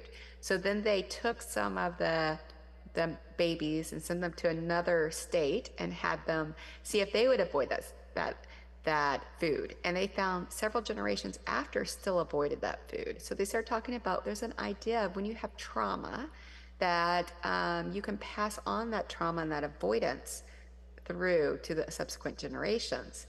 Now, the cool thing is, as our Indigenous teachings go, we can also do that with love, right? It's very powerful. It's very enduring. It heals, right? It turns off the switches. But also, if you've ever gone to a place of your ancestors and you stepped into that room and just felt this overwhelming feeling of love, that's what I would say is inherited, right? Inherited love of a place, inherited love of a food, for instance. Both love and trauma are felt deeply, and you can't really define them. Like, I've had people ask me, well, you talk about love, but what is it? And I say, well, we talk about trauma, and what is it? I mean, you can't really tell someone if they've experienced trauma or not, but you do know it when you feel it, right? You know that it impacts you, impacts your health, that it shakes you to your core, heals you to your core. And that's the same with love. You know, love and trauma are felt and affected by past, current, and future generations. And I have this image of my grandmother, and that's her firstborn there. And I think about the love she felt for him and the love that was passed on to me and passed on to my children as well. Now, we have so much wisdom in our Indigenous cultures, and Western science has taken a lot of that, and it's still taking a lot of that. 90% of Western medicines in the 1990s were found to be from our Indigenous teachings here, but now, of course, it's broadened out quite larger, and they're still taking from Indigenous cultures around the world to define and develop new antibiotics, new medicines that they can patent. Right? And the same is being done with psychedelic treatments, taking our Indigenous wisdom, how to do a psychedelic treatment, and then trying to patent and market that and then label it so they can make money from it. We have a lot of knowledges. Young, for instance, took from Siouan traditions in the Pueblos. Young freely offered that, but for some reason, it wasn't really taken to heart that, wow, you know, Indigenous people knew all about dreams, archetypes, and what happens within society at a larger level. Eric Erickson talks about adolescence. Well, Indigenous people always had, I would say, adolescence. Most tribes, I would say not all, but most that I know of, had teenagehood. You know, they would encourage teenagers to date. We had actually the birth control medicine, and that's where the birth control pill came from, was our Indigenous culture. So we had plants that you could take every month, and we knew how to have birth control, and that's not often discussed, or when we're not given credit that it was taken from our wisdom. Of course, Maslow's hierarchy of needs came from Blackfeet ways of being, but Maslow got it wrong, but the Blackfeet Nation is coming back and trying to reclaim their knowledge and say, look, he got it wrong. It's actually this way instead of that way. And he was seen as being with us. Even today, you'll have many psychologists writing articles declaring that that's not true. There's no way that Blackfeet would have known this. But meanwhile, this, you know, Maslow went out there at the same time that we had over 200 either Indigenous lawyers, PhDs in the late 1800s, early 1900s, right? We had all of these intelligent people lobbying on Capitol Hill, trying to pass laws for our rights and well-being, and meeting as a society, 200, meeting as a society with advanced degrees, fighting for Indigenous rights. And that's not often discussed. Instead, in all of the writings that I've read in psychology, it's often we're described as savages still, we're described as gullible or not intelligent people, instead of recognizing all the greatness that we bring to the table with our knowledges and our ways of being. And our ability to get a degree if we wanted a degree, right? But that doesn't mean it's the end-all be-all either.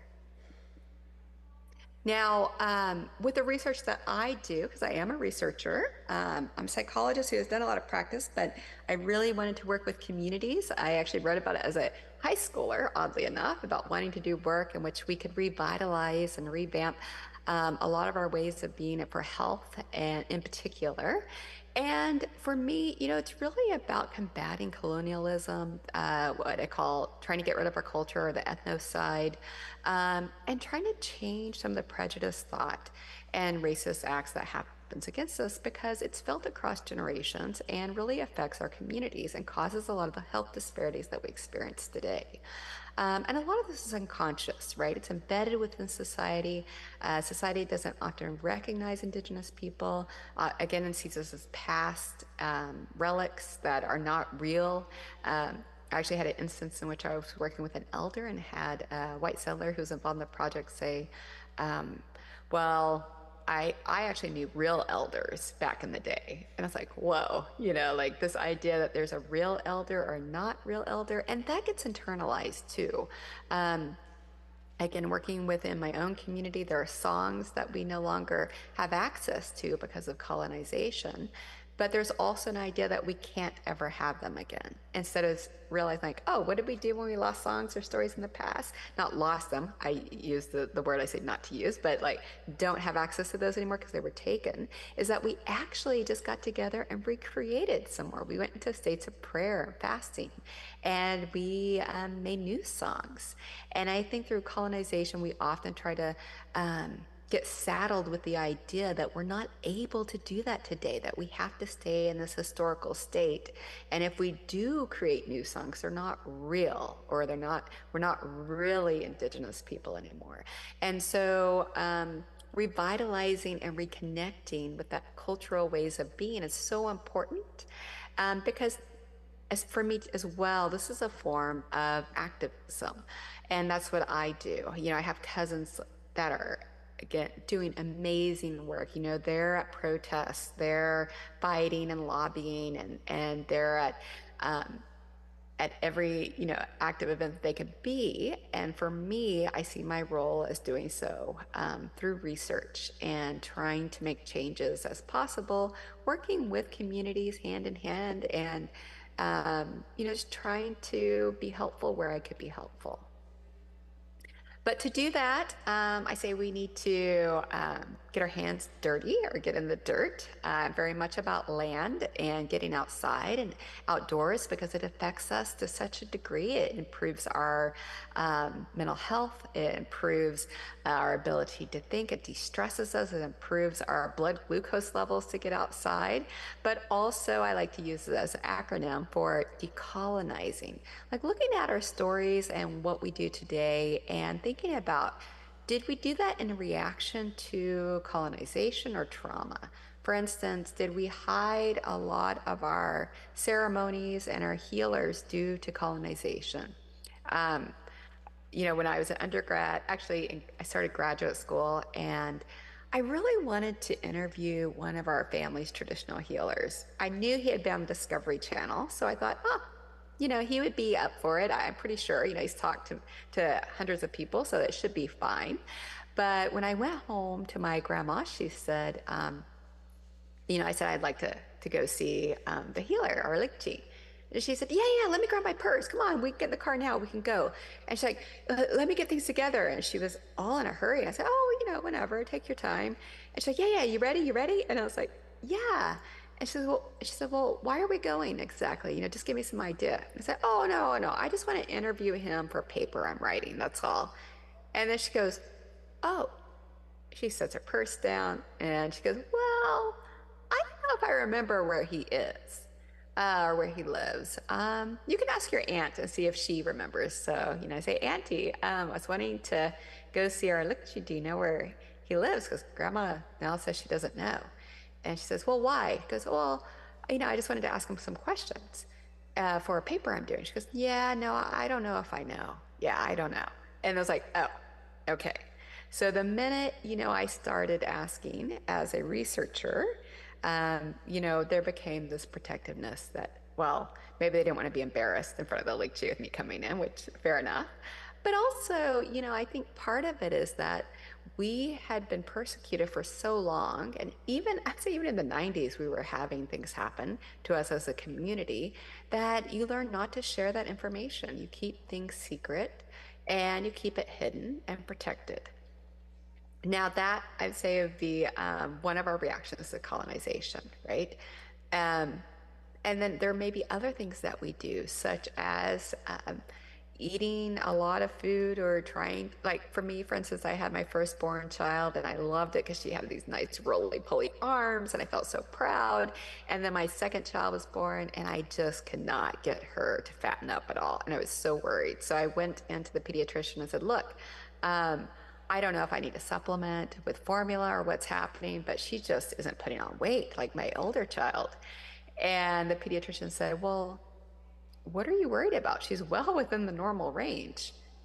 And the first thing that popped up for me was, well, if we have to starve, she won't make it. And then I was like, whoa, that's a really weird thought. Here I am. I know I'm not going to starve. My parents get commodities. If I needed food, I could always go and get commodities. I knew I always had access to food. But in my mind, I was very fearful if my child wasn't large enough, she would starve. And so for me, that was something I needed to decolonize, to think about what's a healthy weight for her. Should I be worried and, stressing out about this, or is this just a reaction to trauma? And it really was for me a reaction to trauma. And so looking at that and, where do we go as communities? And now there may be other things that we do, and we may have adapted, and it may not be as healthy for us to do that, but we do it in reaction to trauma. So decolonizing is about looking at what we do today. How do we treat people? Do we yell at our children or teach them, that it's a harsh world in reaction to trauma, as opposed to thinking about would we like to change that to a state of healing and love like our ancestors had taught us, right? And that's where we need to indigenize at the same time. So we decolonize and we indigenize. Like, what are our ancestral teachings? What are our original instructions? Why were we taught to do that? What does that mean to us? And as one of my elders told me, don't ever do anything unless you know the meaning behind it. Don't do a teaching. Don't do, a prayer unless you really have thought about it and prayed on it yourself to know what it means, right? And so that's part of getting back to revitalizing, right? Like, why are we engaged in this act, in this behavior? And is it something that we can revitalize? Is it something new we want to do? I've worked with Indigenous women who were loving eating healthy and exercising, and they said, hummus, we've reclaimed it, it's indigenous now. So that's part of their revitalizing, right? So you go to the res where they lived, and they said hummus is part of our food source now, because they all loved it and promoted it among their families. And said, great, it's part of revitalizing our healthy ways. We can take and use whatever we want, just like we do with beadwork. And the beads came, we decided, our ancestors said, hey, that looks good to me. We're going to use it and take it as our own, in our own way. And when we do that, we can really begin to thrive. And I call it Thrivance. My colleagues and I have discussed this. Survivance, it is good. It's about, surviving and asserting presence. But when you think about Thrivance, it's what we're doing today, right? We're growing from our ancestral knowledges and wisdom, and we're having these helpful practices and well-being, but we're in a state that we can assert and say, hey, we can thrive today. We can do what we want. We can recognize our gifts, our strengths, and we can be who we want to be. And, as we think about it as, again, I'm a researcher, but even as healthcare practitioners, people working in communities, I think, being able to give voice to that, being able to let people speak against colonialism, but also give voice to what communities want to do today, how they want to revitalize, how they want to thrive in their own way. They want to include hummus as part of the traditional foods. Include hummus in your ceremonial foods. That's great. Whatever a community wants to do, because we're not dead cultures, right? We're living and we're active, and we have a lot that we can reclaim and take back. At the same time, we can indigenize and we can have control over what that is. We can declare something indigenous if we use it and it benefits us and it matches with our ancestral teachings and ways of being. But also we can narrate that, right? And so this is also what I do. I work with communities and re-narrating stories of trauma. So instead of centering the trauma and focusing on that, for instance, my tribe who was force removed, that trauma has lived within my family.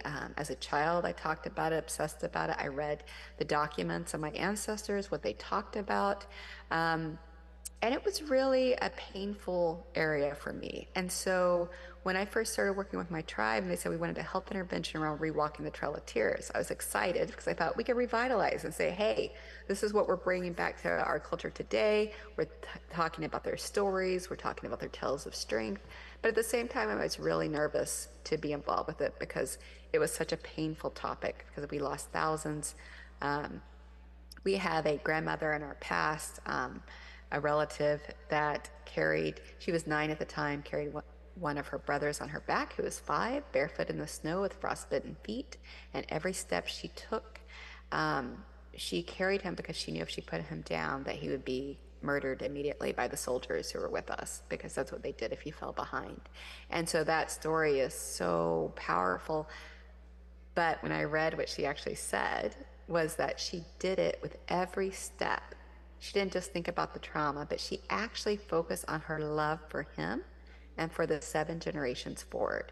And so as Indigenous communities, my community said we wanted to rewalk the Trail of Tears with the women. And as we read this narrative in the spot that she was, we read about how she prayed for those 7 generations and loved them so much. That love was what carried her through to keep stepping and marching on the trail. And as we think about that, it's the love, right? It's not the trauma. And when we let Indigenous communities be in control of those narratives, we can stop centering on the trauma, and it says center on that ancestral love that gives us strength. It gives us this, not only the strength to carry on, but the responsibility to those generations who loved us so much. And as I count forward, that 7th generation from the Trail of Tears are my children. And so I've been able to tell them, your grandmother, one of your grandmothers, right, loved you so, so much that that love got her through to the Trail of Tears before you were ever even thought of, before you were ever created, right? And so that love is where we can really heal. And those narratives, instead of focusing on the trauma, we can focus on that strength and resilience, can carry us forward to indigenize, to empower us, to make us feel responsible, but also to validate that we can do this today, right? If our ancestors did that, we can keep going and create healthy societies today and continue that. And we can do that especially with youth. I do a lot of projects with youth. Can't really see this photo anymore. It's getting grainy, but that's an image. Someone drew a eagle feather on the walk sign with a staff. And so, as Indigenous people, we can re-narrate. We can take these signs that are on the road and make them Indigenous. We can, this is one of the projects that my daughter was in, but she talks about the spirit within her. She can talk about her ancestors. She can talk about their strengths and how that's healing for her as well. And we can really do this through reconnecting to the land. I think land is really important. When you look at our ceremonies, you look at our healing, we always go outside on the land most of the time, right? That's so important for us as Indigenous people. And it's so important as well because I think our ancestors were such great scientists. They were elders, they were scientists, they knew so, so much. And then Western science is just catching up. We're just, seeing Western science say, oh, guess what? If you go outside, it removes you from your daily stressors. It also induces these chemical changes in your brain. If you touch the earth while you're gardening, it actually resets the chemicals as well, and you feel much better. You get these good feeling hormones flowing, but you're also increasing your immunity. You're increasing your blood glucose levels decrease as well. But we also remember our ancestral ways of being. So we think getting outside is a really good way to get back in touch with those stories, to tell stories on the land, to understand what they really mean from our ancestral viewpoints. And we're also more likely to have long-term change. So actually, if you were all outside right now while I was talking, you'd be more likely to remember what I said than being indoors. There's just something about it that really gets us back and keeps us grounded. Now, I work with Indigenous nations across Canada, Aotearoa, New Zealand, and the US as well, and going outside on the land and figuring out how we can be healthy, get back in touch with those ancestral teachings, and re-narrate those stories of trauma into hope and resilience. So when we look at situations through a different lens as psychologists, we often do this in narrative therapy. We talk about the strengths of the individual, we talk about how they got through something that was hard, and then when you're done with therapy, you're able to look back and say, wow, you know, actually what I did was really powerful, even though it was really hurtful at the time.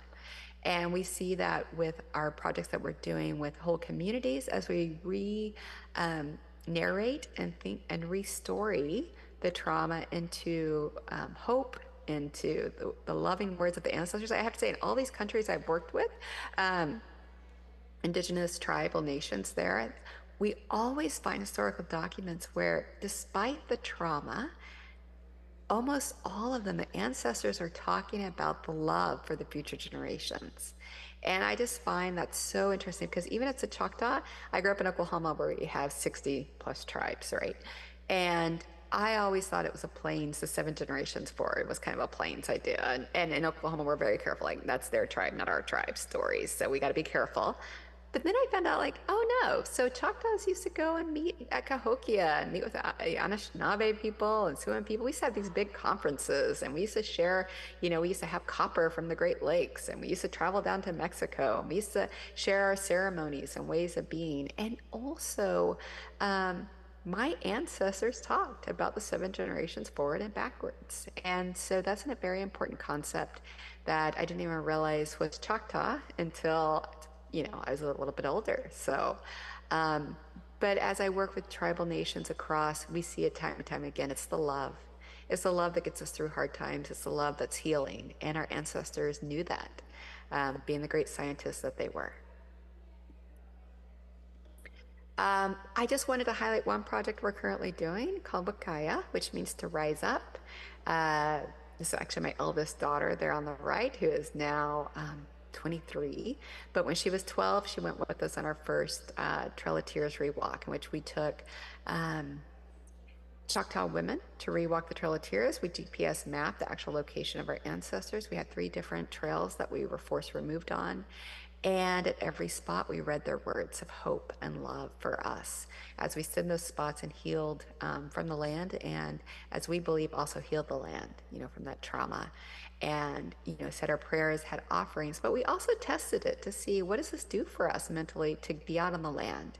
And what does it do for us in terms of addiction, intent to use, and also just our mental health and physical health and well-being. Do we increase exercise and do we eat healthier? Do we feel that responsibility to the future generations?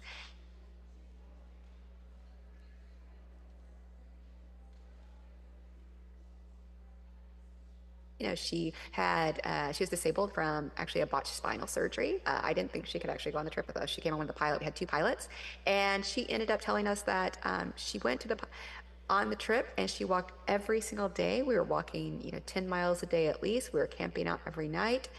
And I would try to encourage her not to, just because I knew her back injury. And she said, no, my ancestors did this for me. I've got to do this.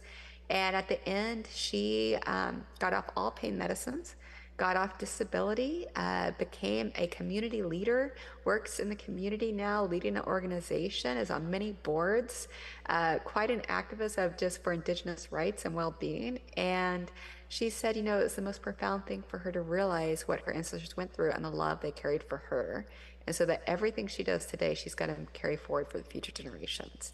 And then my daughter, who went on the first walk as well, really helped inform our curriculum with the reflection. So she met with other interviewers. I wasn't allowed to be around, but she said, you know, one of the things I found out was to heal the past generations is to be healthy myself today. And so I have a responsibility. And so we developed a curriculum around this in which we focus on how do we become good ancestors today? Because every one of us right now is an ancestor in the making.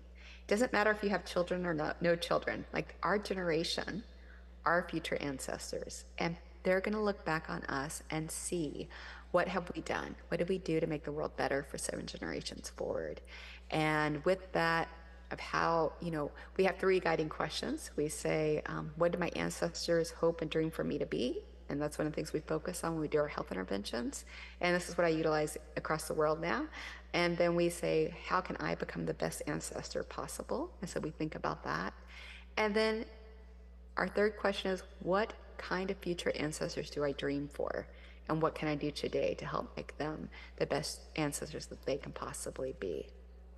And with that, we now have a current project in which we're working with Choctaw youth. We're going to have 144 meet twice a week outside. So we're really emphasizing being outside, being outdoors, and how this can really improve our health and well-being, but also reconnect us to our ancestral ways, our teachings.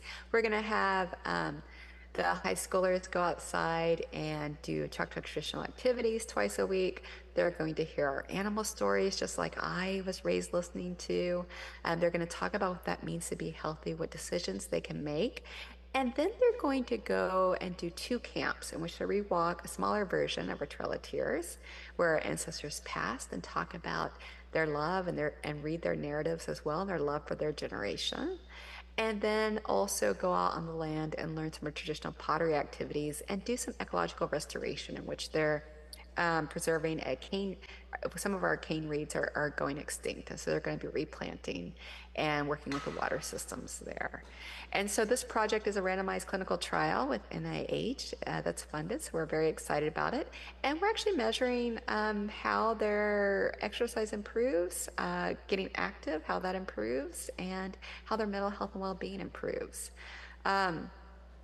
Basically, it's about learning our responsibility to the land and to our ancestors. This is one of the trees along the Trail of Tears in which our ancestors passed by. And so our kids who've gone before really love to hug the tree because they know their ancestors walked by or nearby that location and when that tree was younger. And this is some examples of us out on the trails with the ladies, and then when we took a pilot of some of the youth who went out on the trail with us. We walk these trails out. Most of it goes through Arkansas, is the longest part of it, Mississippi, Arkansas, into Oklahoma. So we walk a lot of back roads. We can't walk, of course, where there's private property, but we have pretty long stretches in which we can walk along the way. And along the day, we reflect on our ancestors' stories, our ancestors' teachings, and we have themes for each day that we're out.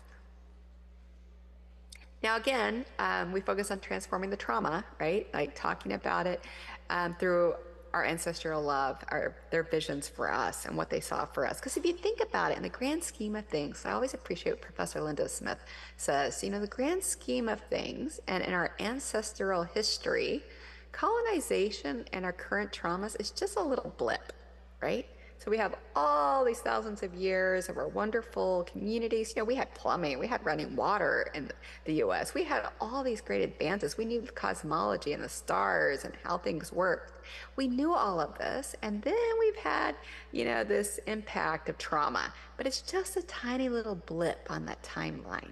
And so we have plenty to draw from to get back on track to where we're going. And that love is a big part of it.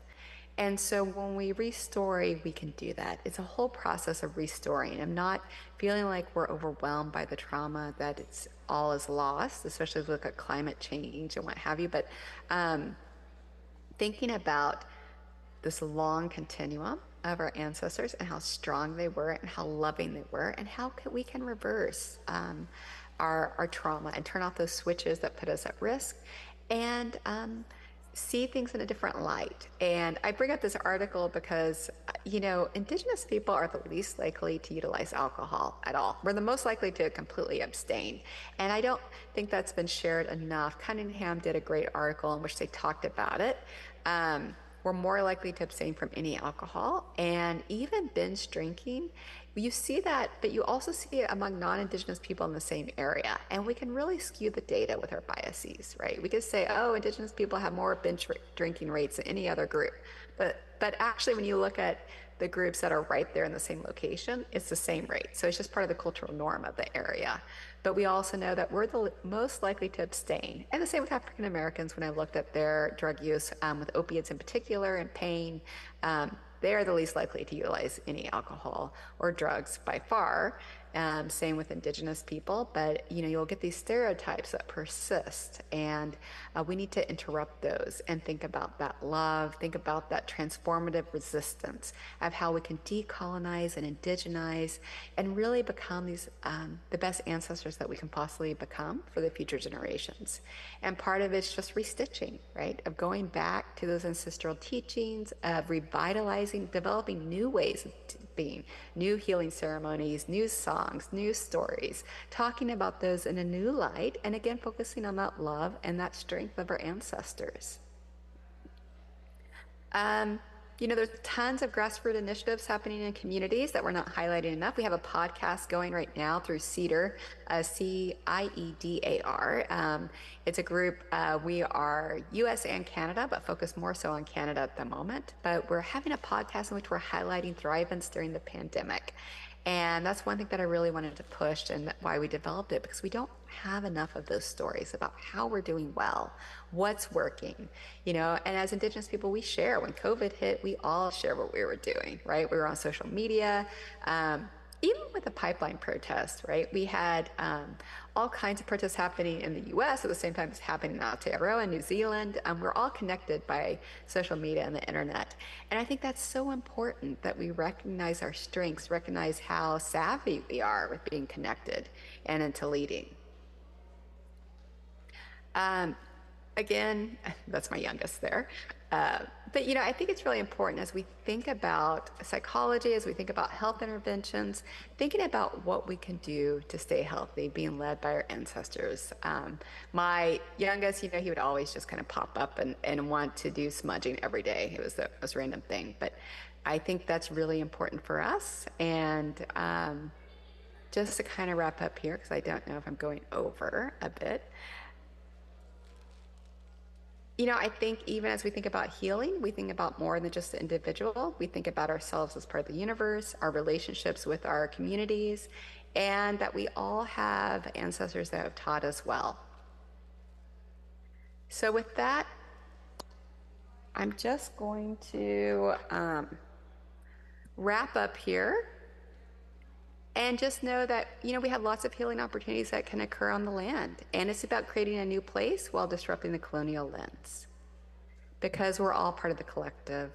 And everything that we do creates ripples that will be felt by all, over time. So thank you. And I'm happy to answer any questions if we have time.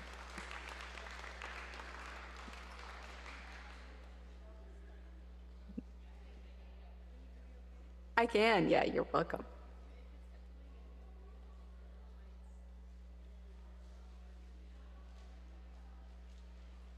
No, you sound okay right now. Does that sound okay? Great.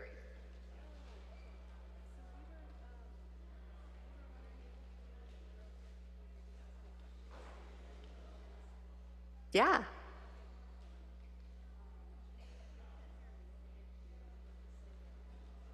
Oh, yes, yeah. So if you have any questions, I'm happy to answer any. Feel free.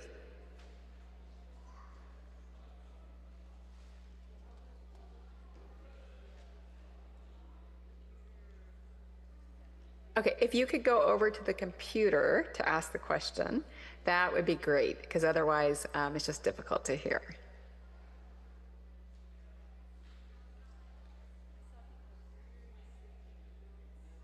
Oh, good.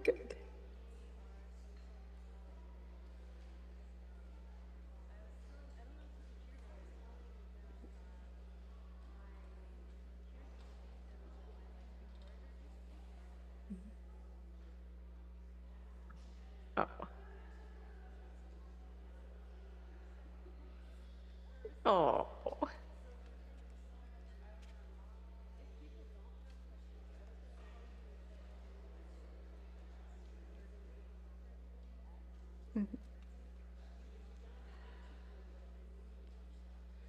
Oh, great. I will do that.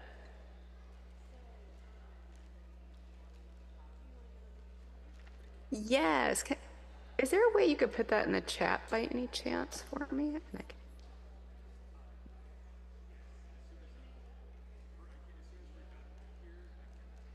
Okay. Okay. Great.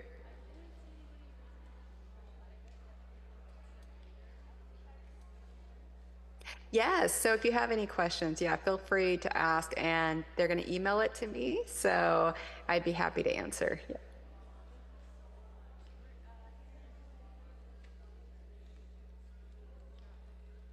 Great. Awesome. Thank you. You're welcome. It's my pleasure. Sorry I couldn't be there in person, but happy I was able to join in.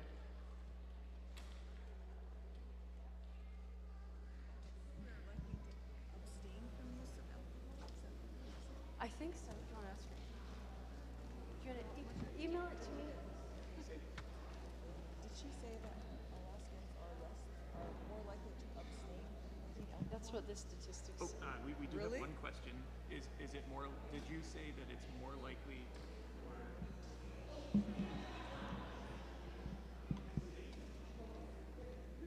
Yes. So that's across the board for American Indian Alaska Natives, more likely to abstain from alcohol than white settler populations. It's true. And, you know, when you get into the specifics, you can actually see some differences with other substances for sure. Opiate use is not as low, I mean, it's lower than some, but opiate use did go up a little bit for Indigenous women. So it just depends how you look at the data. I mean, you can narrate data and you can play with it and you can make it fit many different ways if you have a bias per se, right? So, but when we start looking at it more minutely and looking at it more broadly and geographically, we see that some things hold up. I mean, but across the board, you know, Indigenous people do not use alcohol as much as other groups. I would say African Americans are similar, though. They also do not use alcohol. And all right, I'm gonna take you off of the projector and Okay. we'll be on our way here. All right. So when I thank you. Okay, could we have it's gonna make that sound. Could we have Mike Duncan and his Cesario and Love and Christina Love and everybody that came here to present, you guys, Deanna and Tim, Dustin. If we called you and we were like, hey, will you fly here? Can you come up here? All of you guys. And we set up these chairs for you. I'm actually gonna pull your guys' table back just a little bit.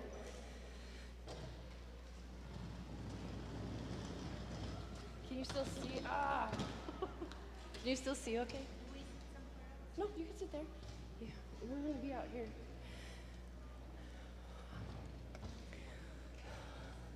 You guys, who's missing? There you go. Oh, you guys are missing. You guys, Stevie and Becky, Clarissa, JJ and Kim, you guys all come up too, please. It's okay if you didn't fly here. You live here. Is Becky here? She's what? Oh, she's on the phone? Becky. I know. Well, is everybody here? Well, we need Aussie to do something else. He can't come up here.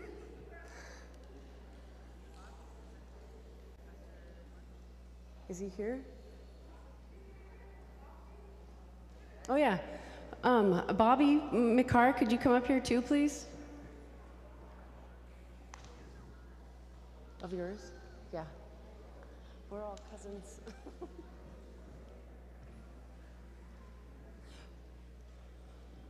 Okay.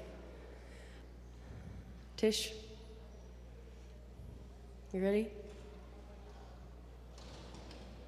You want to have a seat? You can sit up here with everybody. Yeah.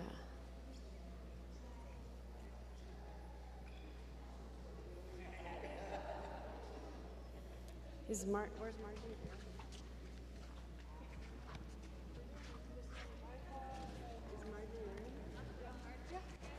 Kevin.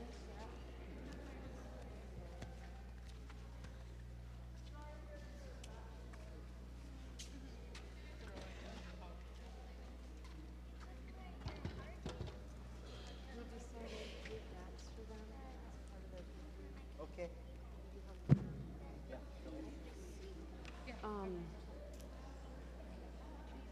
You just tell us what to dance. So we wanted to thank you guys for being here. Even if you live here, we're very thankful that you came and spoke, shared, and we're gonna Uqiquq for you guys, and we have some gifts.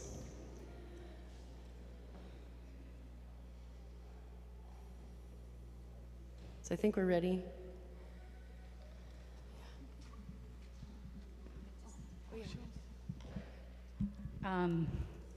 The song that I would like for us to perform for you guys is Daiga. This song it means a whole lot because when I first saw this song in St. Mary's, all the elders were sitting. All the dancers were behind the elders. There was no room for the drummers, so they sat where they were in the audience, and all of them everybody was dancing and drumming in unison. And that's what I want for Bristol Bay, for all of us, all Alaskans. So, Daiga. Yeah.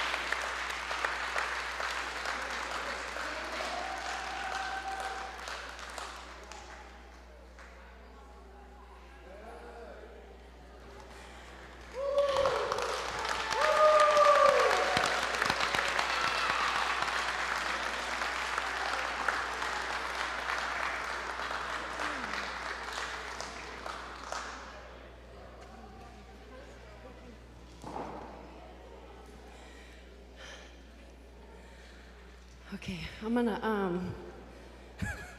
gonna stand here and sweat for a minute. Okay.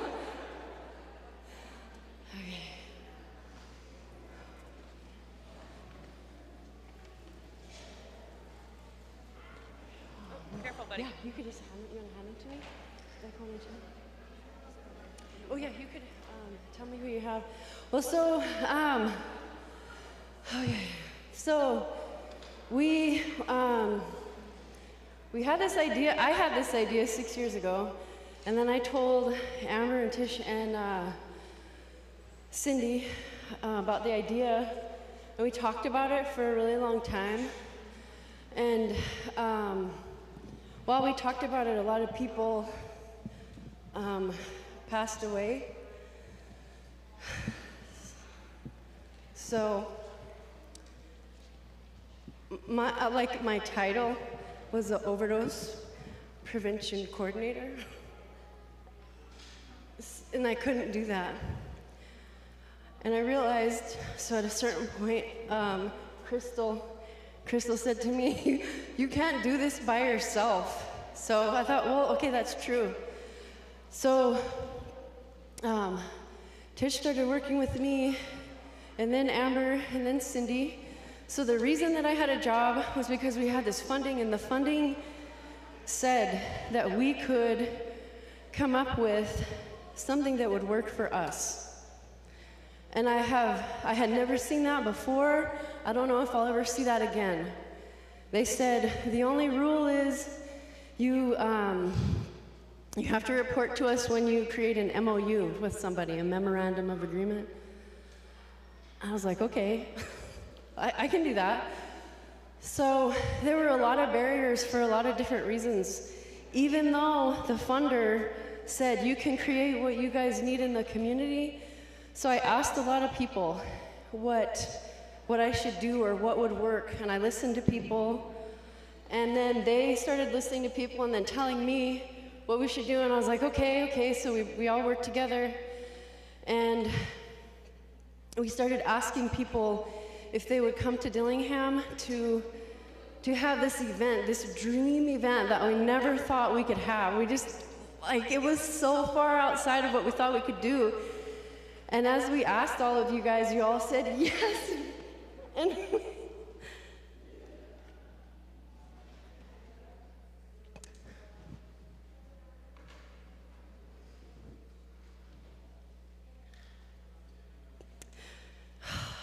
I always cry when I'm doing this, but when you said yes, I think we all felt so honored. Like, the people that lived here said yes, the people that came from other places, and we knew who you were. We knew what you were doing. You were doing such important work, and we were so happy that you all said you were willing to come here. And so then we were like, oh my God, we got to get all this stuff done, and we started working really hard. And then I had to go to Anchorage for an appointment, and so these guys came up with this brilliant plan to pray over medicines that they have picked. And we had, I want you to tell them about the gifts that you brought, yeah. Okay. So Tish, actually, who is a frequent shopper of Brian Abraham, who's a renowned artist in our area, was like, Brian said, yes, too. So your gifts are all made by Brian Abraham of Uqiquq, who we love, and who makes things for people and gives a lot of things to people just because he loves them. I've seen him do this. Like, he'll look at somebody and he'll say, you need this. And he'll give it to them, he'll look at it, and he'll be like, yes, this is the one you need. And so when we picked these, we picked each item in here based on that. Some of you locals, we ran out of medicine, so we'll have to get you medicine later. But you live here, so it's okay. So anyway, I'm gonna go ahead and hand these out.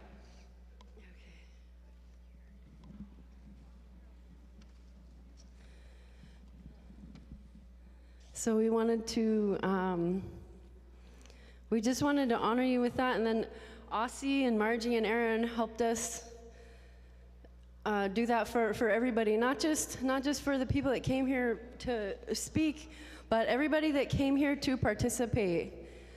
The children that were here, the elders that were here, JJC, Chris Meng let Northwest Strategies use a truck. Otherwise, we would have been picking them up and dropping them off. Abayu let Ayyu use her car. Where's the UTBB, United Tribes of Bristol Bay staff? No, this is for them. So the United Tribes of Bristol Bay staff, they helped us so much, so much. You guys have to come up here, yeah, we have stuff for you. And then we also wanted to thank the school staff, and just like from the bottom of my heart, I can't tell you how just grateful and proud for my friends that have come, the people that flew here just to participate and listen. Michelle Johnson-Jennings to end the conference talking about how brilliant we are and how much love we have to give to each other. And so we wanted to end with that and give the gifts to all of you. And then we're gonna have an Uqiquq. Do you want to explain what that is? Does anybody here from the Kuskokwim want to explain it better than me? You? You want to explain what an Uqiquq is? Because I don't. I can explain it, but no. Yeah, I just say. I'm sorry. Uqiquq is usually reserved for a special occasion, like when they do their first catch or their first, like when I got my first seal. My mom went on automatic command mode and told my two siblings to go to one store and you two go to the other store, and she made on the announcement that my baby had caught his first seal, so we are gonna do a giveaway. So I was on cloud 9 for that day. I felt like I was like the dude for the entire town. It's a big to-do. But it's also a celebration for an event like this, so it's a giveaway. They give away to show that we are grateful for the catch or an event like this that's momentous.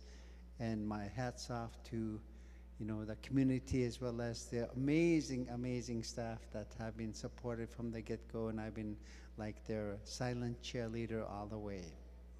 So, and for that event, this is a cause for celebration by giving stuff away.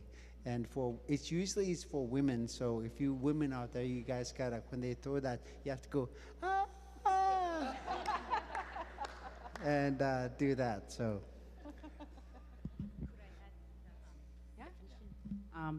The other definition that Uqiquq has is, long time ago when you first caught something, you gave it to an elder, and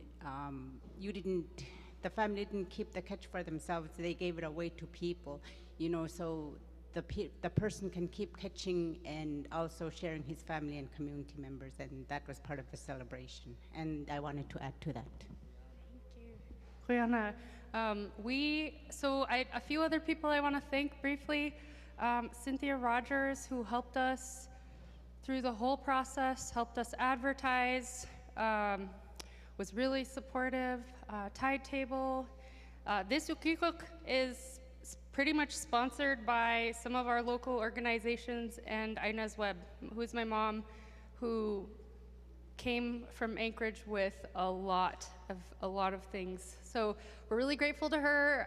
Thank you to Natalie Dull, who's supported us through all of our projects. And I think there's probably like so many other, UTBB for managing our registration and for picking up any slack, who helped us plan this and lended support and told us like, that won't work, this will work, when we were like, we're gonna do this, and they were like, don't do that.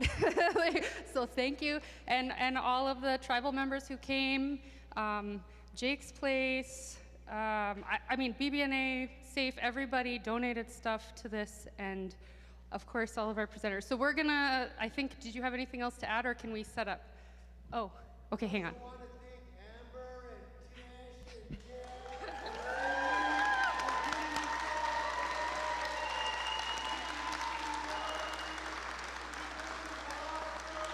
I'm like, oh, it feels so weird.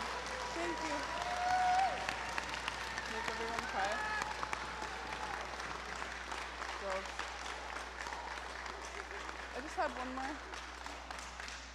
Thank you guys. I have nothing like really exciting long to say, but in UTB helping us, Alana saved us with ordering coffee for both days because our brains were not there and we were trying to make those things back there work. And of course they didn't want to, so all the coffee was thanks to Alana's great skills. Thank you.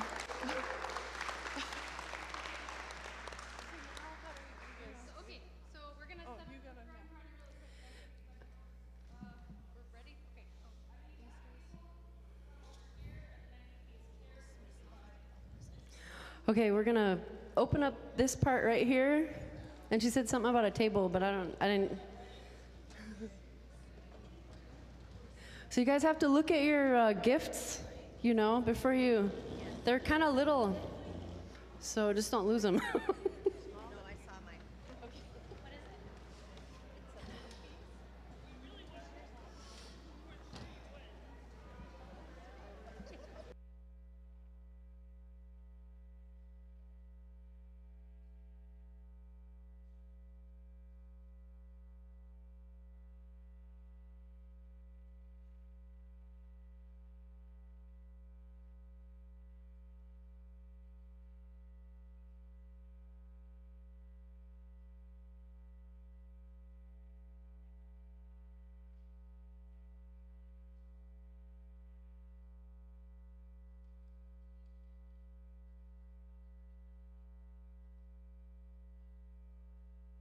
We have one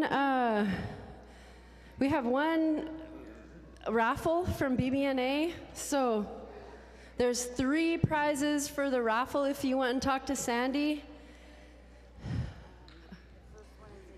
So this is for the Yeti. Wow, this is heavy. This is like. So this is the Yeti cup. This is the BBNA raffle if you talk to Sandy. She's gonna pull a name out.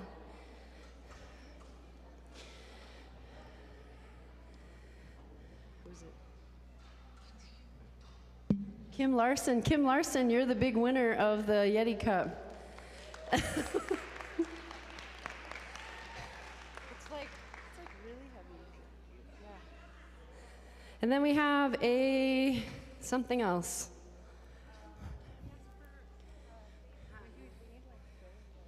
Okay. Let's finish this. So there's a hat and a t-shirt, men's program hat and t-shirt.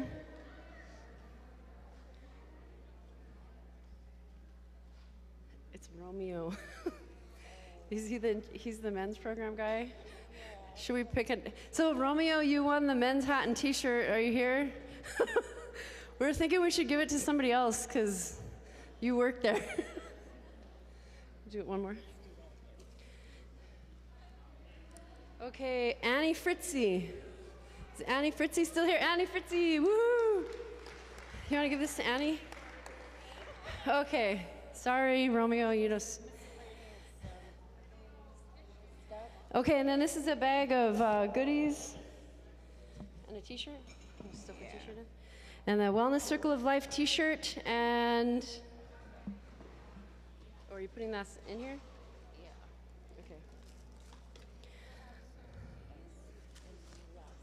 Okay. Okay, so this is going to Tim Easterly.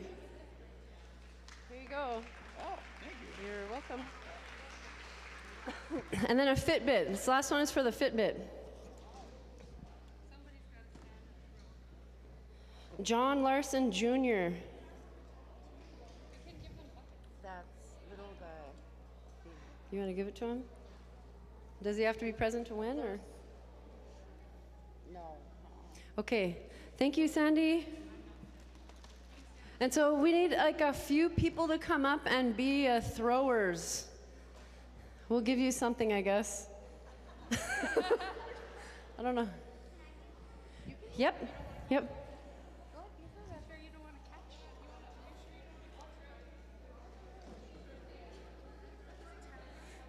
You want to throw? Okay. Okay, so if you guys want to participate and you want to catch stuff, you got to come up here in this open spot. Bring a bag. These kids. The kids are like, it's us. Maybe. No, I haven't looked at my phone. So get in there. You could push a little bit. You guys too. Okay.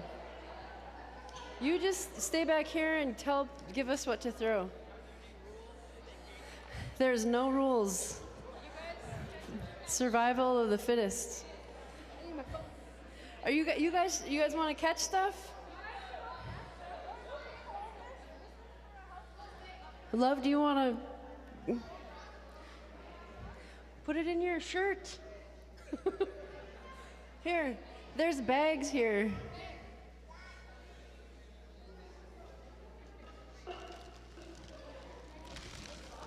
Here, use this one. This is my stuff. Here, have this one. Okay, there's some stuff in it.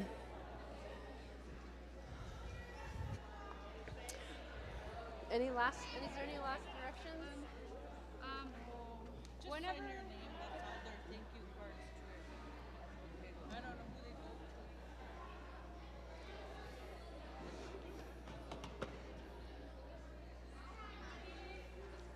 to. So, okay, we're gonna start. Go. Woo! Oh, sorry. I'm gonna throw one at a time. Get in there.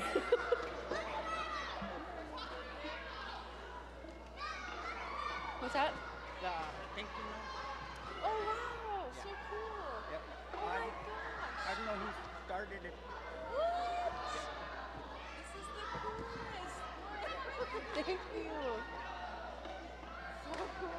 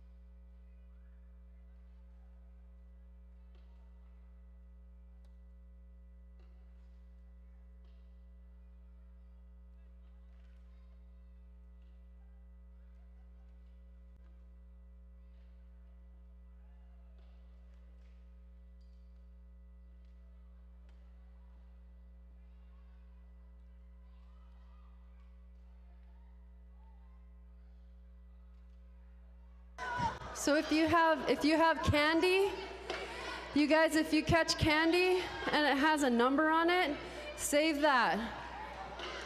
We have bigger prizes for the candy with numbers. Words. Oh, it's got words. Okay, I didn't. You got to make sure that find the ones with the stickers.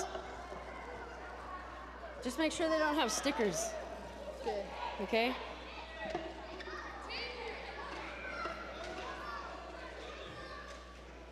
There's no.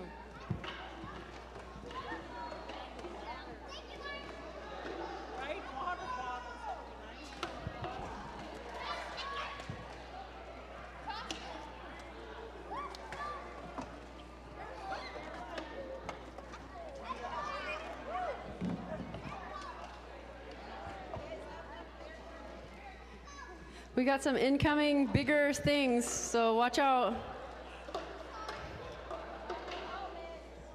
Here it comes.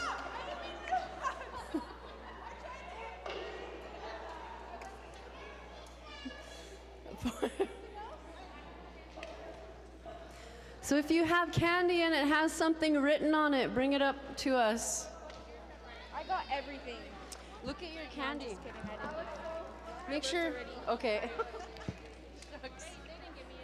Darn it.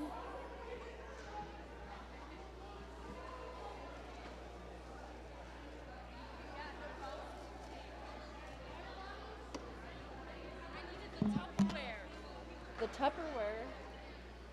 Which Tupperware? Oh, we didn't throw the cheeses out. For an extra fun, write a word or something. We got the bowl. Dang it. Those are cool. Oh, okay. Amber. Oh, okay. That's Amber? I don't know what that stands for.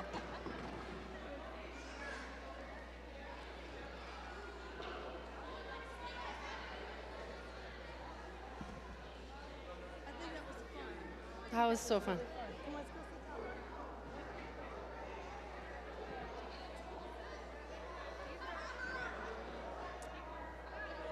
Did you see it? Did you see the end? Which part did you, when did you?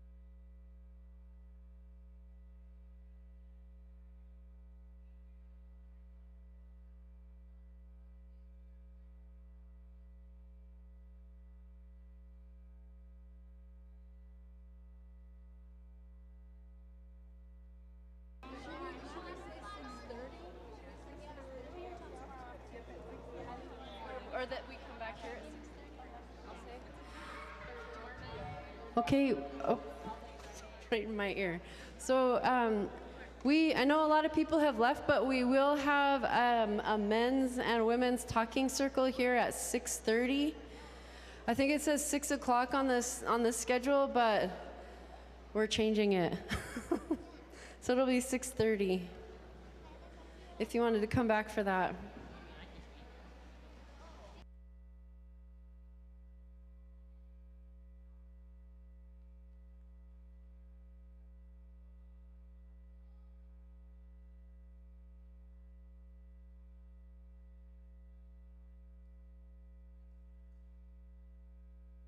Okay. Do you know?